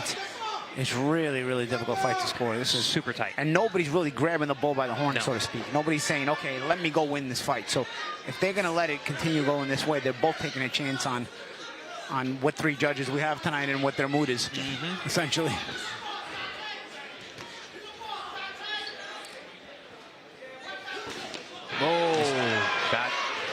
That was a short little hook there by Powell, but I mean, not short little hook, a wide little hook there by Powell. He landed it, but because it was wide, Benjamin was able to punch the right hand inside it as well. And when Dante Benjamin has landed flashy punches, it's been that counter right hand. Yeah, the right hand is definitely his money punch. That's the one he's looking for. Those are real nice. He keeps it in good position, ready to fire, keeps that elbow in tight, no fat on that punch when he lets it go. Powell just has very good reactions. Another tactical round, but some good punches from Dante Benjamin. 2 rounds left to go. Well, Thanksgiving, of course, coming up. But, there's Thanksgiving, there's football, and then there is boxing. Saturday, November 29th. Justin Aldo versus Nike Theron, a lightweight fight. Fresno, California, San Joaquin Valley coming out. Can already taste that Mexican food, gentlemen. That's what I'm coming out for. Great stuff. Save Mart Center, Saturday, November 29th. Going to be absolutely outstanding. Enjoy that, those leftovers. Make that sandwich out of the turkey. Boom. Get it just like this. Like a turkey quesadilla. I'm going to get Mexican food on Thanksgiving. That's what I'm talking about. Turkey. If they got good Mexican, I'm going to get good Mexican. Listen, I'm bringing turkey, okay? I'm making a lot of turkey on Thursday. I'm going to bring some, but you guys are going to have some of my turkey. Got our traditionalist here, okay. All right, wait till you're eating my turkey. You can be okay. All right, fine. Thank God what are we going to brisket it? What are we going to do? We're going to what? Brisket? Turkey? Turkey and brisket? No. No. No. What do we do? No, turkey. Oh, what do we stuff it? What are we doing? As they're turkey, talking cranberry food. cranberry sauce, stuffing, a little sweet potato. Maybe I'll try a little bit. Yeah, we'll throw it in a tortilla. Make it a turkey Thanksgiving Back quesadilla. to the fight, round number 7. Money Powell IV, Dante Thanksgiving Benjamin. weekend boxing. Come on. Come on, it's for next week, guys. In a very close fight, round number 7. It's about who can separate themselves with 2 rounds remaining. I still want Mexican though too. I might just eat both.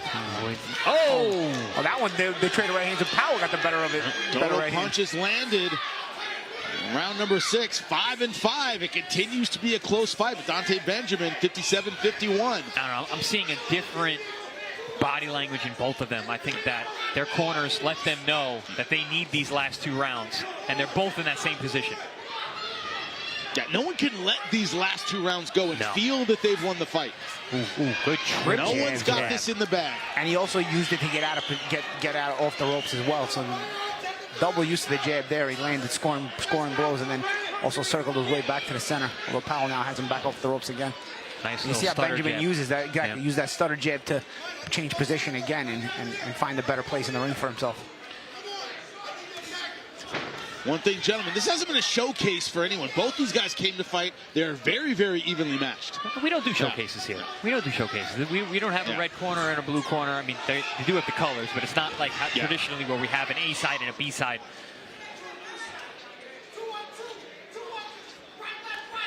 .50-50 fights, all action, sometimes very tactical, like we have with these guys. 2 high-level pros here tonight, with skills that are far beyond the amount of fights they've had. Both these guys, 15 fights and under. Amateur pedigree. Yep. This idea that either fighter thought this would be a walkover, and it's not been the case. I don't think so, Jim. But Dante Benjamin said, I'm going to show everything I've got. He's been in a real fight. Yeah. He is, but he's just got a really good fighter in front of him. And you could see the respect these guys had in the first round. I don't think either one of them thought this was going to be a walkover in either direction.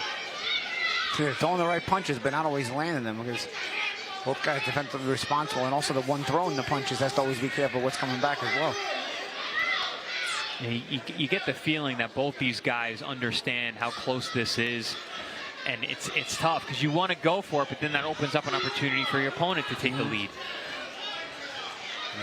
But are you going to have regrets if you don't get the decision from not having gone for it? That's the thing. The way this is going, when this ends, both these guys are going to think they won. Yeah, the way this is going, there's nobody taking the bull by the horns, exactly. And tomorrow morning, at least one of them is going to go, man, I wish I would have. What if it's a draw? They're both going to say that. Very true. 1 round left to go. He's even listening on the red corner, Dante Benjamin. You going back, he might have gave it his ass. You know what I'm saying? Right? Because you going back, he might have gave it to him. He wasn't being productive. You was going back. You got to take this round. Right? This is the last round. Right? One more to go. The 8th. You take it more, just let your hands go. Right? Bro, you banged him. You done nothing that we tried to get you to do. You've been on cruise control, man. What's going on? You gotta work that. Cruising, he let me cruise. All he's trying to do is get to the damn line. He ain't made a fight out of it.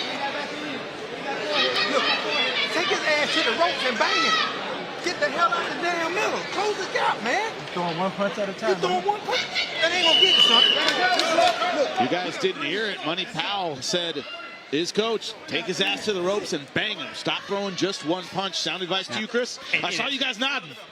It is. We've been kind of waiting for someone to do that. Yeah, both guys have kind of been tiptoeing around and walking on eggshells in this fight. Almost trying to not lose it instead of trying to win it. There's a difference, you know?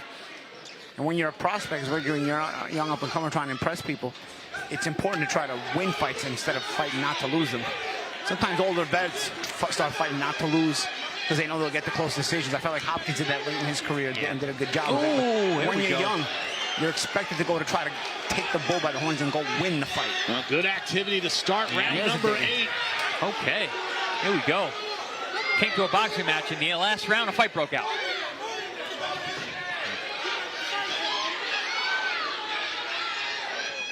Dante Benjamin answering back with straight punches.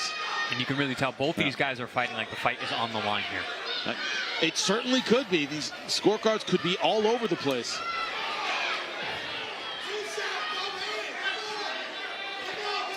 The corner of Money Powell imploring him to pour it on.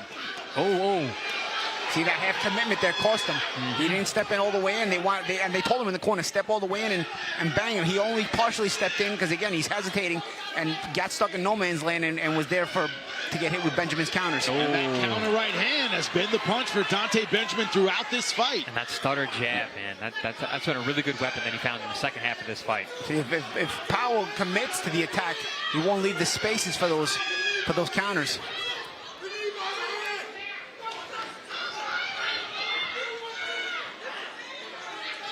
Sometimes the counter punches, you just have to punch through the counter, because a lot of times they throw one and done. Very rarely you have a counter puncher who throws combinations. Also, Benjamin is anticipating you not coming through with more punches. Right, that's what I mean. He's going to start pulling, and then the combination is not over. You're throwing 3, 4, and 5, and all of a sudden he's stuck. You know, and that's what Powell probably should be doing. Instead, he's kind of getting caught in no man's lane because he's kind of hesitant about Benjamin's counters. So Benjamin's counters are playing on his mind. Oh, nice body shot there from Benjamin. We're waiting for some body work from Benjamin. I would love to see more of that. That was a good, solid shot. Under a minute left to go, round number 8. That is one thing I will say here being ringside. You can hear the punches of Benjamin more so. Money Powell, more of a snappy puncher. Benjamin seems like he has heavy hands. Remember, the judges are sitting where we are sitting. They hear it as well. Could be the difference in these close rounds. Hopefully they have their seeing eyeglasses on, though, because this is a tough fight to score. And Money Powell IV has not been able to put Dante Benjamin on the ropes the way his corner wanted him to. It's been a pretty good round for Benjamin. Nice jab again. There's closing seconds. Who will get the final word in this fight? Yeah, Powell came out, wanted to listen to his corner, threw a combination. And then when Benjamin answered it, Powell, that's it. It took the oomph out of Benjamin's body language. Benjamin, acting like the guy who won the fight. He jumped up on the ropes, looks pretty happy with himself. Money Powell, a little bit downtrodden, walking to his corner. Who knows how the judges saw it. But definitely a very close, very tactical fight. And two guys with an amateur pedigree give them all the fundamentals. We saw that on display from beginning to end.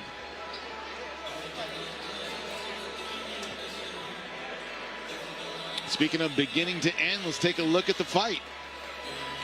I mean, we're known for 50-50 all-action fights, but this is a 50-50 all-tactical fight. Very high-level stuff between two very talented young fighters, putting it on the line, showing they're going skill for skill, tit for tat, as you can see from these highlights here, back and forth. Each counter is countered by the other man.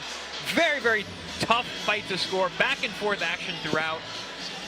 Do you like the snappy jabs from Powell? Do you like those big rocking right hands from Benjamin?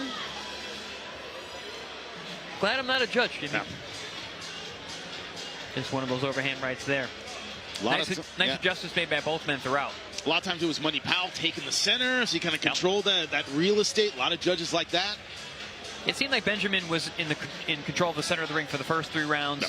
Then it seemed like Powell took over for the next 3 rounds. And then really the last 2 rounds, it was up for grabs.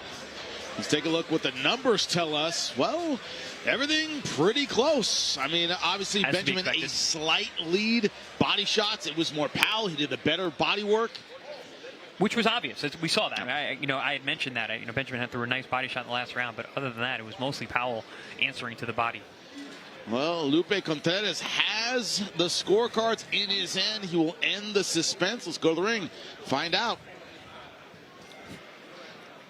After going all 8 rounds inside the ProBox TV ring, judges Rodriguez and Fitzgerald turn in identical scores of 77-75. Damas y caballeros, después de completar las 8 vueltas, los jueces Rodriguez y Fitzgerald entregan tarjetas idénticas de 77-75. Y el juez Young anotó 79-73. Judge Young scores it 79-73. All three in favor of the winner by way of unanimous decision. Los tres a favor del vencedor por decisión unánime. Dante Free Smoke Benjamin. Unanimous decision for Dante Benjamin. I know a couple of scorecards a little wide for your taste, gentlemen, but very tactical fight, very close one. Powell's going to be asking himself the questions. You know, could he have done more? And I think he probably could have pushed himself a little bit more. 79-73 is out of control. Yeah, I don't know how you come to that conclusion in that fight. 77-75 sure makes a lot of sense.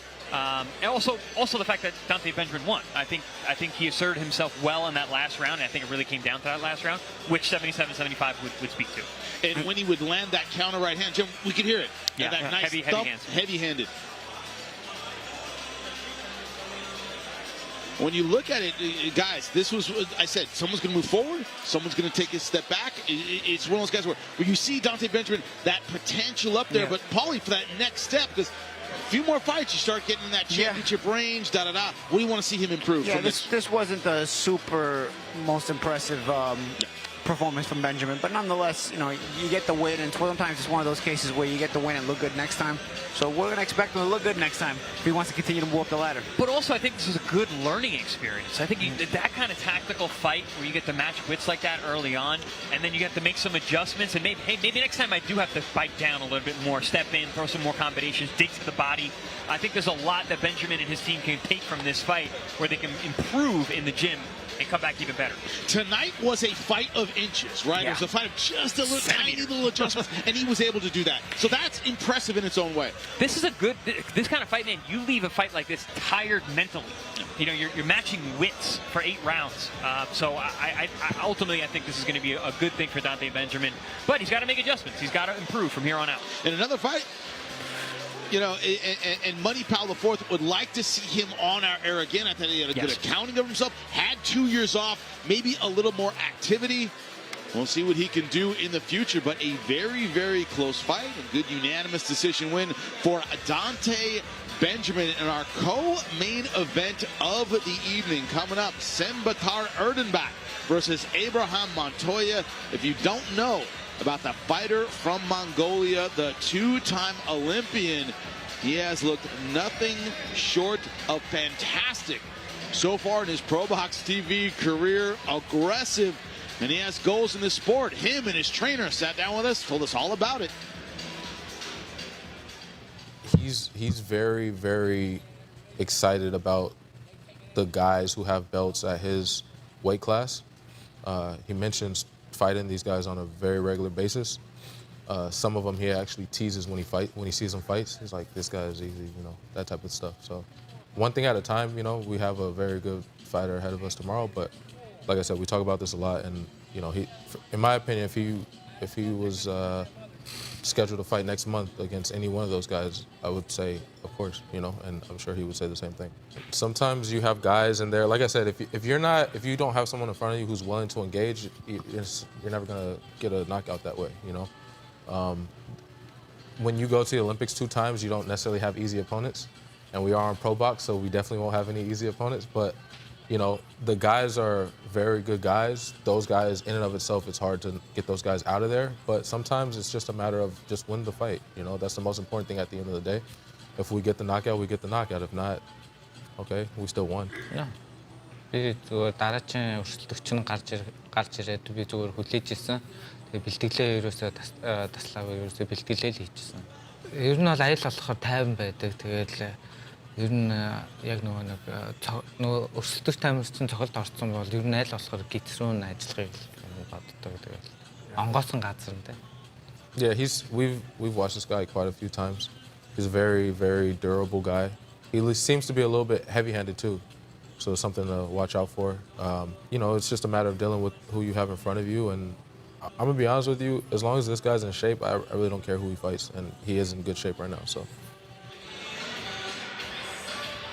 Soft-spoken, but the fighter from Mongolia, this guy can hit. Also, we say it all the time, 50-50 all-action fights is what we're all about here on ProBox TV. And Chris, in these 50-50 fights, he's been a level above the opposition so far. Yeah, he's one of the special ones that we've seen on our air. You see his level, his amateur pedigree, his ability to assess what he has in front of him, and tactically take guys apart. He does it so well and so easily, it almost looks like he gets bored at times. He goes out there, he domesticates his opponent, he hits him with shots like that, is able to make them miss with the slightest of ease. I mean, very, very impressive on our air, but tends to get somewhat lackadaisical and gets hit with shots like that when he doesn't really need to. I would love to see him at full throttle, fully focused, fully dedicated, coming in the right weight class and fighting the full route of a fight at his highest potential. Yeah, Humberto Galindo didn't have much for him. And Paulie, if you watch Sanchez-Medina Erdenebat and you're not impressed, it's because of that. He tends to, as Chris says, domesticate guys and then go, okay, if you're going to run for me, I'm going to chase you around a little bit, but I'm not going to take that extra effort to get you out of there. Yeah, it's almost like, all right, I showed up for a fight. If I beat the fight out of you and you still want to hang around, I'm going to get bored and I'm not going to chase you for it. You know, I'd like to see him aggressively cut off the ring when he has guys, when he gets guys to that mental and psychological point of view where they're there, but their winning mentality's gone. I'd prefer personally to have him aggressively cut off the ring. Well, the keys to victory, a fighter you know very, very well. What do you think he needs to do to win tonight? Well, we're going to show our keys to victory here. He's got to land hard and he's got to land early. You know, he's got a veteran in front of him who can be a bit tricky, as Jojo Diaz found out, the ex-world champion. So you want to get on his head early and make Montoya realize, hey, this is not the prospect whose head you're going to get into tonight. I'm going to take advantage right away. And by taking advantage, you then start cutting off the ring and pressure continuously. That's what I was getting at. Once you do take the advantage in the fight, don't let it get away from you. Don't start getting bored. Stay with your foot on the neck.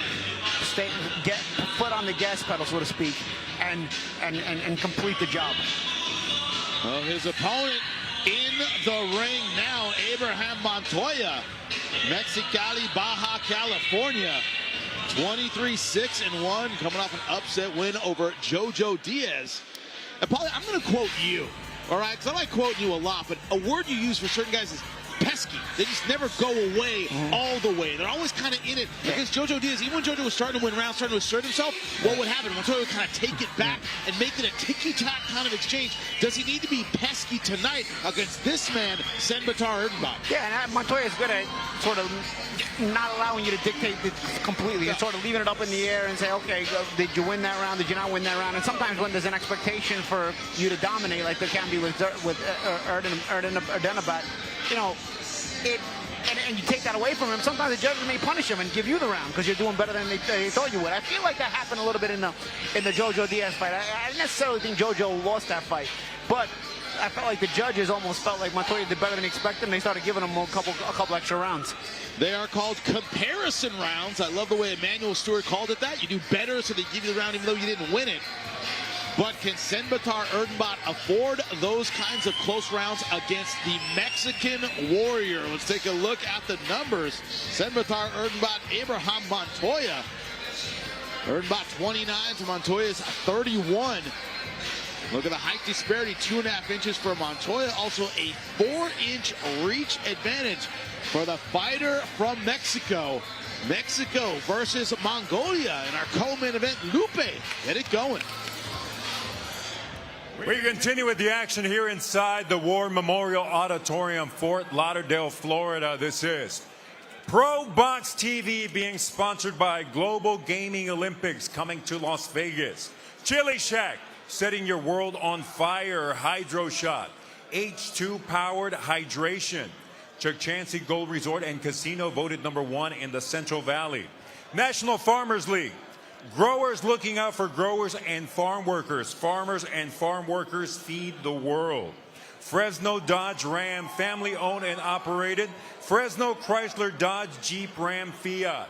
Jersey Mike's a sub above. And Killa Grip's champion inspired sports protective tape. This is our co-featured bout of the evening, set for 10 rounds in the super featherweight division. Este es el duelo coestelar de la noche, pactado a 10 vueltas en la división peso super pluma. Los jueces, the judges, Vicente Rodriguez, Rourke Young, and Manuel Marquez Jr. Presenting first in the blue corner, wearing black and the colors of Mexico, green, white, and red en la esquina azul. Vestido de negro con el tricolor mexicano, verde, blanco y rojo. Su peso oficial, 134 libras. His official weight, 134 pounds. Esta noche, este guerrero mexicano acepta el reto y se enfrenta a otro rival invicto con un récord de 23 victorias, 6 derrotas, un empate, 14 de sus victorias por la vía del knockout. Tonight, this Mexican warrior accepts the challenge and faces off against another undefeated foe with a record of 23 victories, 6 losses, 1 bout even, 14 of those victories coming by way of KO. Puro Chicali, Baja California, México. El hijo del Philly, Abraham Montoya. His opposition in the red corner, su oponente en la esquina roja, vestido de negro con blanco. He steps in wearing black with white lettering. He weighed in at 133 pounds. Su peso oficial, 133 libras. Esta noche, este ex olímpico mongol lo arriesga todo, incluyendo su récord invicto de 13 victorias. 6 de sus victorias por la vía del knockout. Tonight, this former Mongolian Olympian risks it all, including his undefeated record of 13 victories. 6 of those victories coming by way of KO. Being presented in association with Lou DeBella's DeBella Entertainment. Fighting out of Setzer Lake, Mongolia. And now, training in Paramount, California, Senbatar, Sendi Erdenebat. Our referee, Tyrone Parker Jr. Got your mouthpiece? Got your mouthpiece? All right, listen up. You received your instructions in the dressing room. Protect yourself at all times. Obey my commands at all times. Everything in here and up is going to be good. Everything in here and up is going to be good. Touch them up. Good luck. Mexico versus Mongolia. The stat to keep in mind is that Abraham Montoya has never been stopped in his professional career, despite taking on excellent opposition. And also hasn't won by knockout in 5 years. He is a warrior who's used to going rounds against a power puncher. But I will tell you this, I've spoken to many of his opponents. He has very heavy hands and is physically strong. He's not a knockout guy, but still has power. Another fun fact about Abraham Montoya, he has a win over Luis Alberto Venado Lopez. Gave him his first loss. So he has 2 world champions. So random. 2 world champions he has victories over. Jojo Diaz and Venado Lopez. Look at that awkward style we're seeing already from Montoya, who's trying to bring that pressure to bear. Nice push-pull there from the Mongolian. Erdenebat, nice body shot. Body wall headbutt. Headbutt early. A little headbutt with a body shot. Nice. The old 1-2. The old 1-2. Yep, Erdenebat coming out in the southpaw stance. Montoya's awkward, man. So he gets there, then he punches, right? He steps in and then he punches. Or sometimes he punches and then he steps in. He never does it at the same time. Well, Paulie, when you talk about a 2-time Olympian, you say it all the time. When you're used to clean lines and guys kind of boxing in a very orthodox way, then you take on a guy who's got a long pro career who's very, very awkward. Oh, gosh. Herky-jerky in there. It can throw you off. Yeah. You know, you can't set the same traps, you know. You gotta... You sort of do what Erdenebat's doing. And Erdenebat seems like he's faced his share of awkward guys as well. Because he's like, you know what, I'm not going to time this guy. I'm just going to beat him up. I'm going to throw at him. Because he's not going to bite on traps the same way. That's the typical thing about awkward guys is they don't bite on traps the same way you expect most guys to do it. Yeah, but a guy like him, you don't even use feints. You just hit him. You just got to keep it simple. And that's what Erdenebat's doing. He's keeping it simple but aggressive so far. Good body shots and he's gone to that. But this is also typical of Erdenebat. He starts out very well and then he gets bored and sort of lets you cruise. So let's see if Erdenebat stays on with his foot on the gas. Because against a guy like Montoya, who's a solid vet, if you start getting lazy, he could work his way back into the fight. I'm telling you, you get bored with Montoya, he's gonna hurt you. He's gonna beat you up. He'll walk you down as well. Yeah. He just keeps beating the drum.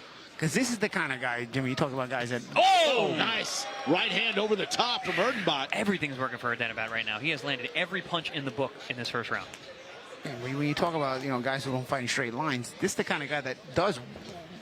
It can be effective not fighting in straight lines. He's got wins over 2 world champions. Sometimes I think people overrate that. Like when they were talking about McGregor with Mayweather. The guy, he couldn't fight. You know what I mean? So you're not going to throw Mayweather off. But a guy like Montoya's got 2 wins over 2 world champions.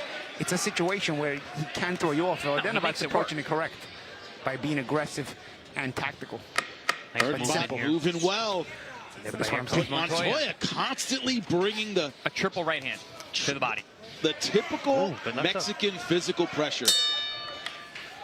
We end round number 1. Even the referee got in there.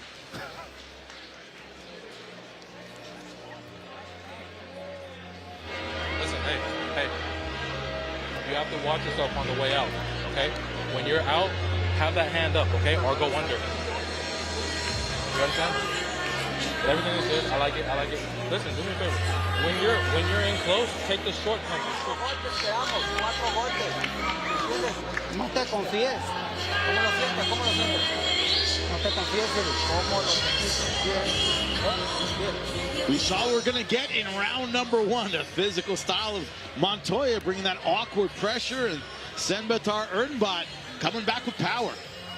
I mean, everything was working for Erdenebat in that round. There we saw the heads come together and the body shot, but there, that overhand right hook, beautiful chopping shot from the southpaw position. One of the hardest punches to see is the southpaw right hook, man. That check hook over the top, beautifully set up by Erdenebat. He looked like he was looking for that early in the round, and sure enough, he found it.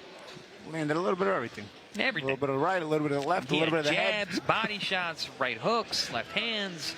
But if you think that Montoya is going to let you rest or back off from that power, you're out of your mind. He's starting round number 2, walking forward just like he did round number 1. The thing about Montoya is another clash of heads. You can't discourage him. It doesn't matter what you hit him with. It doesn't even matter if you hurt him. He does have a very solid chin. He is very durable, and he is physically strong. So he always falls back on that. He's used to going the rounds, right? Yes.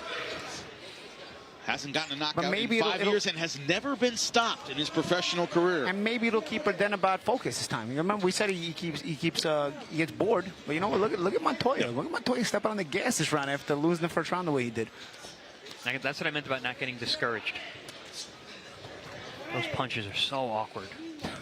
but you see Erdenebat even but they counters those too, though. Erdenebat doing a good job though. He can actually shoot there. I know you know this, the awkward strong guy. I used to hate fighting guys like that. Yeah, we can't say what we used to call those. We did the same thing in MMA and grappling. You still do it in MMA. We do. It's the word strength. We do. It's the word before strength. Mentally handicapped strength. There, I'll say it. Mentally handicapped strength. It's real. It's a real thing. A little on the nose there. You train enough. Shout out to my former training partner, Jason Miller, who was the king of that, by the way. You see here, Erdenebat trying to set up his power punches. Nice straight left hand. Oh, another good straight left. You see, Montoya cuts off the ring. Gets it with 2 left hands. And what does he do? He comes forward, cutting off the ring. But we've never seen Erdenebat have to use this much footwork, this many angles. He's usually the guy pushing forward. He's going to be pushed all night long. Well, you step up. This is why we got this guy for Erdenebat, you know? Remember, Lamont Roach Jr. said it. He said, I don't have a lot of knockouts. I don't knock you out, but I hurt you when I touch you. You feel it, and you don't want anymore. Same thing with Montoya. Not a power puncher, but they don't tickle. I can say the same thing about Erdenebat. You know, he hurts you too. He's not a finisher, but he definitely has pop. I'll tell you, boxing very well. Montoya with a consistent pressure. Hopefully these judges aren't just scoring pressure here, because Erdenebat's actually doing a really good job. And Montoya's doing a good job of causing mental stress, but he's not scoring. He's not winning the round at all. As a matter of fact, Erdenebat's making him pay for all this pressure, but I like the fact that Montoya continues to bring it, because it'll show us something about Erdenebat if the fight continues this way. Hopefully the judges see it the way we're seeing it. If Erdenebat can't hurt Montoya, this is going to be a long night for Erdenebat. He's expending a lot more energy than he's used to. He's used to domesticating guys, my favorite word. He's not going to be able to do that with Montoya if he can't hurt him. Montoya's got to be able to land to win the fight, though. I'm not saying he's going to win, but I'm saying he's going to pressure him all night long. Good stuff in round number 2. More of the same deep breaths from Montoya. Go back to his corner. My question is, do the judges know the difference?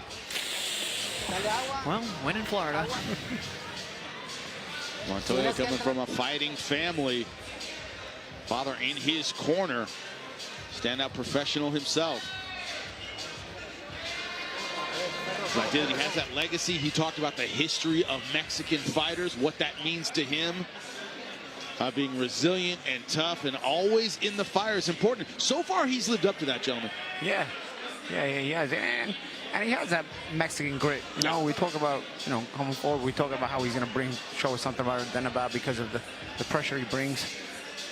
I'm going to, again, we're early, so I don't want to get too far ahead of myself, but I start to worry when there's a lot of pressure, but it's not effective enough to win the rounds. I got Erdenebat up 2-0, but if Montoya raised the pressure in round 2, I just don't think he won the round because he was getting hit on the way in all the time. But it's always an issue. If you're the one moving forward, you can get close rounds. And I'm going to say, especially in Florida, because I'm going to say right now, I didn't think he beat Jojo Diaz. I thought Jojo Diaz won that fight, but I thought they gave it to him coming forward. So if you have this fight any other way than 2-0 for Erdenebat, you gotta get your eyes checked. You're not a great judge at this point, I gotta say. You're the same word as the word of the horse train. Going back.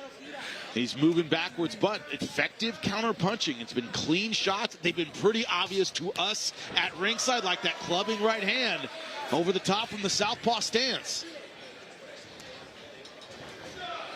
Now, if Erdenebat stops making Montoya pay for throwing for this aggression, then it's a different things story. do start changing, and that's what you got to see from Erdenebat. But already, Montoya has landed more punches in this round than he has the entire fight put together. This one's scheduled for 10. If Erdenebat didn't come in shape, we're going to find out tonight. Yeah. And Erdenebat's going into a little bit of a fight mode here in this round, and I think Montoya's starting to realize that his pressure may be bothering Erdenebat. Nice 1-2 there from Erdenebat. And you notice Montoya not breathing hard, mouth is closed, breathing from his nose. But you see, like Montoya, the left hook he just threw. He threw the left hook, then he turned his body. After he threw it already. You turn with the hook, though. Oh, good body shot there from Erdenebat. Nice body shot from Montoya to return. Both fighters putting money in the bank with the body shot. This is a very good round for Montoya already. Yep. And you see, it's Erdenebat not making him pay. This is a different thing. Oh, good right hand over the top, but taking it well. And it's only one, and Montoya responds with a bunch of punches back. So Erdenebat's not liking this pressure. He's very uncomfortable. Not getting the respect he wants. Gentlemen, this is a style of Mexican boxing that I kind of grew up watching. Physically overwhelming somebody, wearing them down. Yeah, short punches. I've never seen Erdenebat look this uncomfortable. Erdenebat's getting pissed though, but that's not. I don't know if that's the way they approach it. Yeah. But it could be probably just, one of those things where it starts in round number 3 with these kind of death of 1,000 cuts kind of style. No big punching from Montoya. Nice right hand. Montoya's stepping out and stepping in. Good shot there from Erdenebat now. Another good clubbing right hand. He's got to turn those over a little better. He's got to turn the knuckle over. I mean, he's smacking the crap out of him. But yeah, it looks good, but it's not that effective of a shot.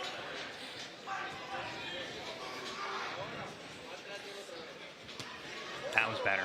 That was better. More knuckles scoring part of the glove rather than the inside of that palm. But still, this has to be the most trouble we've ever seen Erdenebat in. Oh, for sure. No question. Never seen him pushed like this.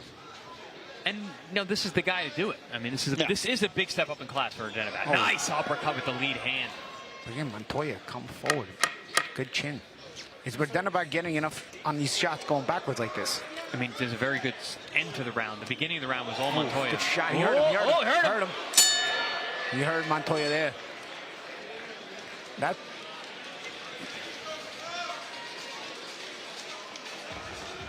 Listen, hey. This round, I need you to do me a favor.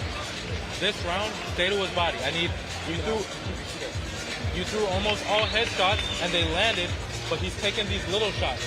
I need you to start responding to that and then going down to the body after. Si agarra por su izquierda, meta a la derecha. Si agarra por su derecha, meta a la izquierda. Agua, oyo. Great early third round for Abraham Montoya, but the end belonged to Senmentar Erdenebat. Great combinations against the ropes, gentlemen. It was a close round until this shot. Yeah, a lot of good moments for Montoya this round. I thought Montoya made one round until that shot that he hurt him. And that's the thing about a fighter who's bringing all-out pressure like Montoya. When he suddenly stops and goes into reverse mode, you know, you can clearly see he's hurt. Like some guys, you know, you can't tell all the time when they're hurt, when they're not. But a guy who comes forward like a truck, when all of a sudden he starts reversing like the opposite of a truck, it's a clear sign that he's hurt. You can hear the gear shift in the ring, and right? it grinds. Yeah, exactly. Another big body shot. Erdenebat did a good job, too, of when he did hurt him. He let us know he hurt him. He let us know that he saw it. Let's look at the CompuBox total punches. Erdenebat with just a 4-punch lead. Best one for Montoya, and they are both picking up the pace. I think Montoya's physical pressure is making Erdenebat pick up the pace. Yeah. He doesn't really have a choice but to punch more. This is what we wanted to see, right, gentlemen? Yeah. How does he do against someone who doesn't get domesticated? Yeah. Stays in his face. And nice overhand left. And this is sort of the difference. Erdenebat's good combination. The difference with world-class amateur level and the world-class pro level that you start to approach and you start to get close to it with these kind of fights. It's that long-term suffering. Not long-term guys not going away and staying in your face despite all the skills and all the shots you hit them with, and then they start to make you suffer. And are you willing to go through that? And that's or it's going to force you to dig in your bag, yep, and show what you really got. And it seems like that's what Erdenebat has chosen to do here. We're seeing him really set down in these shots. He's throwing power combinations now because he knows he can hurt his man. Didn't look like that early on.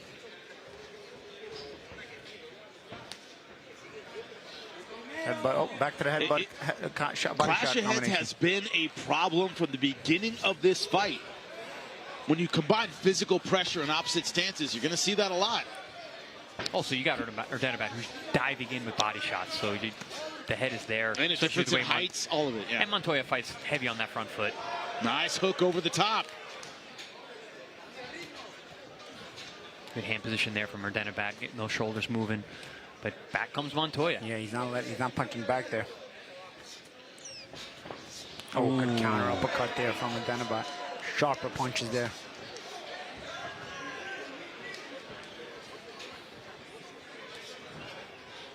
What's that saying? Hard as a coffin nail? Yeah. Montoya, man, he is tough, rough, hard man. Difficult man to time, although Erdenebat has done a good job with the right hand and the power left. Not a lot of jabs from either fighter. There's been a collection of power punches from the beginning. I mean, Montoya not really known for his jabs, but also he's fighting a southpaw, so you're going to see even less from him.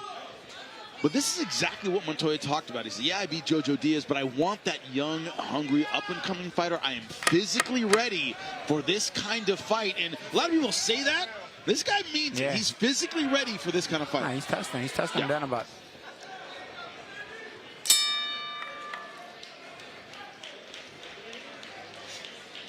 And this is one of those where, you know, if you're Erdenebat, his coaches always say he's ready to go. He's in good physical shape. Well, these are the kind of rounds that'll test that, gentlemen. Nice shots there from Montoya. Lets his hands go in combination. There's a 2-1-2 combo, but then you see those clean, sharp counters from Erdenebat. Walking back to the corner, I noticed on Montoya there was a little bit of a mouse above the right eye and just a little bit of blood, potentially from the numerous accidental head clashes that we've been seeing since round one. What do you think of Erdenebat so far with his response to pressure, Jim? I like what he's doing. I think he's setting down his punches now. I want to see if he can keep it up. I was impressed that he was able to hurt Montoya at the end of that round. Last round, I thought he readied the ship because it looked like Montoya was really coming on, but stemmed the tide, so to speak. Is he still moving too much, you think, or just enough? I thought just enough that last round. Yeah. Also, you know, you mentioned earlier tonight that Otari Ernosian is in the crowd. Yes. That's a same weight class, pressure guy, a world-class fighter at this weight class. You think he's looking similar? Think he's looking at Sendy and saying, maybe my pressure can bother him? They kind of have similar styles. They're smooth pressure fighters, which is a really difficult guy to deal with. And both have underrated power. Well, we're in round 5, gentlemen. It is scheduled for 10. Conditioning might be the difference here. You see the Erdenebat 63-42 in the power punch department. 16-10 in round number 4. I get the feeling we're not going to see a jab CompuBox because that would be pretty useless at this point. It has been all about power, gentlemen. Just like that. It was a nice jab. And Montoya, almost like he gets pissed off when he gets hit. He brushes you more when you hit him hard, right? And then he lands stuff like this. A death by 1,000 cuts, right? Oh, nice right hand from Montoya. Maybe the best punch of the fight for Montoya. Good straight right. Erdenebat took that well, but then needs another couple jabs.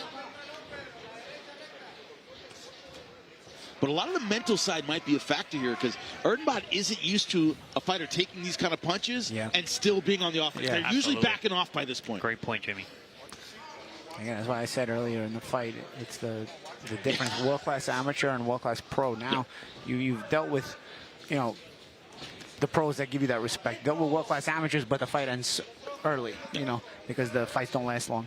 Here now, you're closing in on world-class pros. You know, Montoya is probably that gatekeeper level, and you know they start to show you that when you're uncomfortable, it's going to stay uncomfortable for a little while, and how do you deal with it? Montoya actually cuts off the ring pretty well.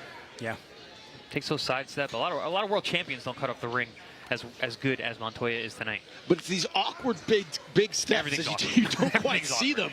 Yeah, suddenly he's in front of you. But there it is. There it is. Side step. Put you in the corner. And Erdenebat's moving beautifully. Like very, very smooth, great movement. And it's not easy to cut off the ring against some moving southpaw. Exactly. Good round by Montoya here.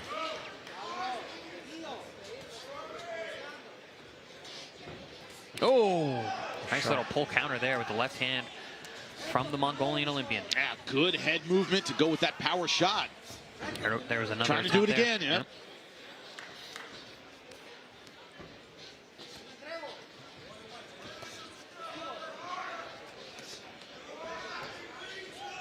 Trying to get his timing with the power shots, and every time, as you said, good movement out. Erdenebat really being forced to use a lot of energy this round. Montoya's up the pressure. Good counter left hand at the bellow for Erdenebat.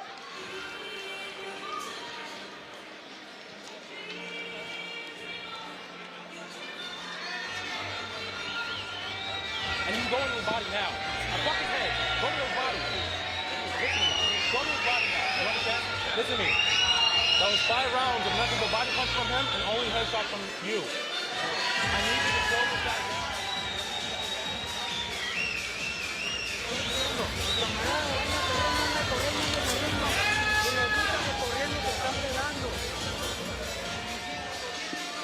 Ready to begin round 6, like so many of the fighters here. It's about the time we start getting real hungry. So I want to thank our sponsor, Jersey Mike's Sub. Literally had one for lunch yesterday. We love them every time they help us out. Can't wait to go west, of course, and get some chili. Fresno Chili Shack, setting your world on fire. That is what I'm looking forward to in Fresno, California. Can't wait. Thanksgiving weekend. Get some football and then get some boxing on Saturday. So we begin round number 6. The Mongolian fighter Senbatar Erdenebat, Genghis Khan is his nickname. That's just Genghis Khan in Mongolian for people without a degree. But anyway, this is a guy who is always aggressive, and he has an aggressive fighter in front of him now. It's going to test his will tonight. Well, Genghis Khan didn't have to fight any Mexicans, so this is a new test. Well, very true. Our chat, I'm looking at right now, is giving a lot of geography lessons. Mongolia is next to China. Yes, it is.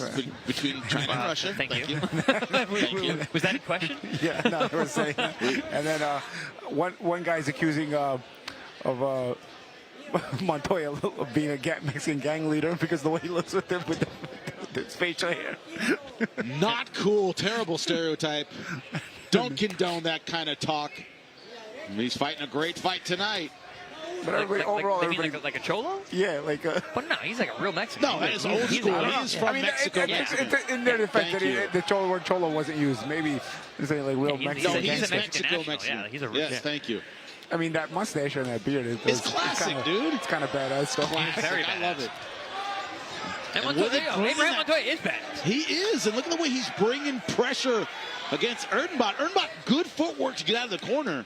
but he's had to work the entire time. His cornerman said, his trainer said that, I'm convinced him it's going to be a very tough fight, but you're going to find out if he didn't take it seriously. And so far, he has. Well, that's a great acknowledgement by the corner of Erdenebat to understand what they have in front of them, understand they need to come in shape, because this guy does not stop. Because we're just starting the second half of the fight, guys. We're only halfway through this.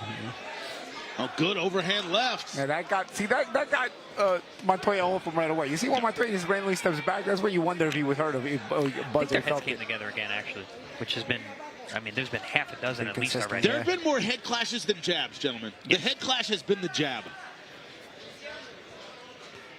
Here's a jab. Maybe Sandy heard you. Good stuff.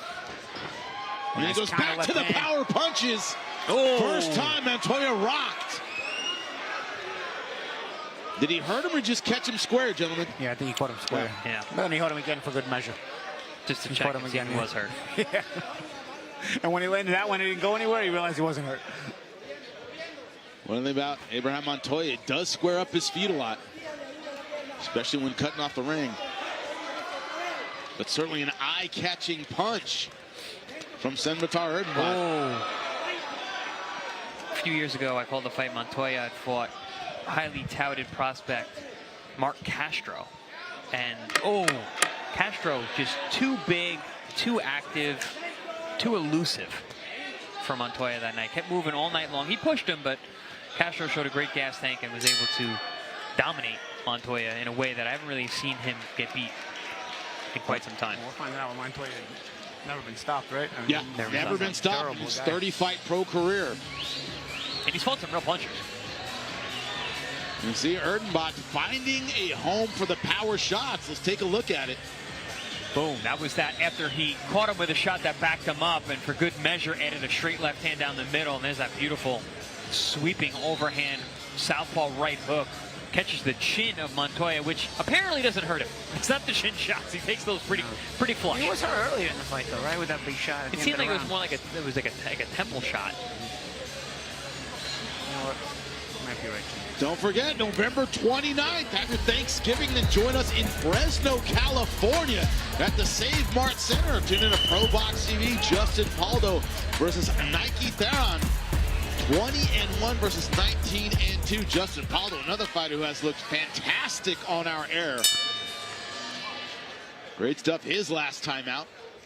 We begin with as we continue with our co-main event, round 7, scheduled for 10.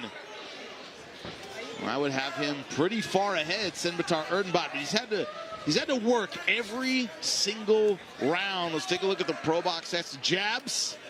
43 to 18. You called for it. You called for it. There's the jab graphic, and oddly enough, Montoya dominating in the jab department. Erdenebat has relied almost exclusively on power punches. The most he's landed in a round for jabs has been 5. It's been about the hook. The power left. No surprise from that southpaw stance. And has, much pressure as Montoya has been putting on Erdenebat and how much he's been able to cut off the ring expertly. I have yet to give him a round. The round that I was closest to was round 3. I thought he was winning the round, and then he got rocked at the end of the round, which was enough to give it to Erdenebat for me. So I have it a shutout, but it's hard work. For Erdenebat all night long. A lot of the chat has a 3-3. Really? Yeah. Is a lot of the chat from Mexico? I don't know. That is the question. I did see one guy said 6-0, but I don't know if he was being serious or not. It's a lot of comments, and we appreciate everybody being involved there. A lot of people. I can't keep up because I'm trying to watch the fight. I'm trying to watch the fight and the chat, so it's tough to watch both. Paul, you got 1.5 eyes and you're doing that much? Yeah, that's what I'm saying. That's stretching that eye out, It's bad enough that I'm still trying to get my eye back. Erdenebat taking the center. Ooh. Damn, eye pokes. At least in boxing, you don't have to deal with them much now that the thumbs are attached, right? Another good right hand. And that check hook has been money throughout this fight. This is a physically aggressive Montoya, always moving forward.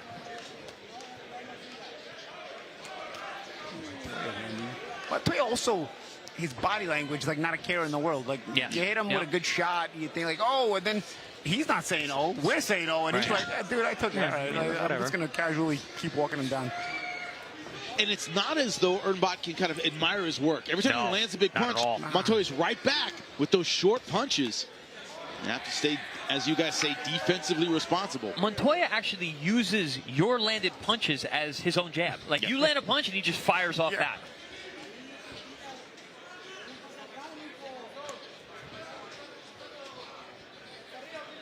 Oof.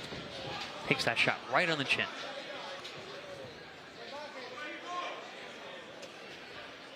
It looked like he reached out with the That left hook shot. was Didn't even crazy. look. Yeah. It's like, That was crazy. Doesn't he look like is he throwing a shot or is he reaching for him? Oh, nice hook there. Again, you see that? Like, he looks like he's reaching out for Sandy's elbow. Oof.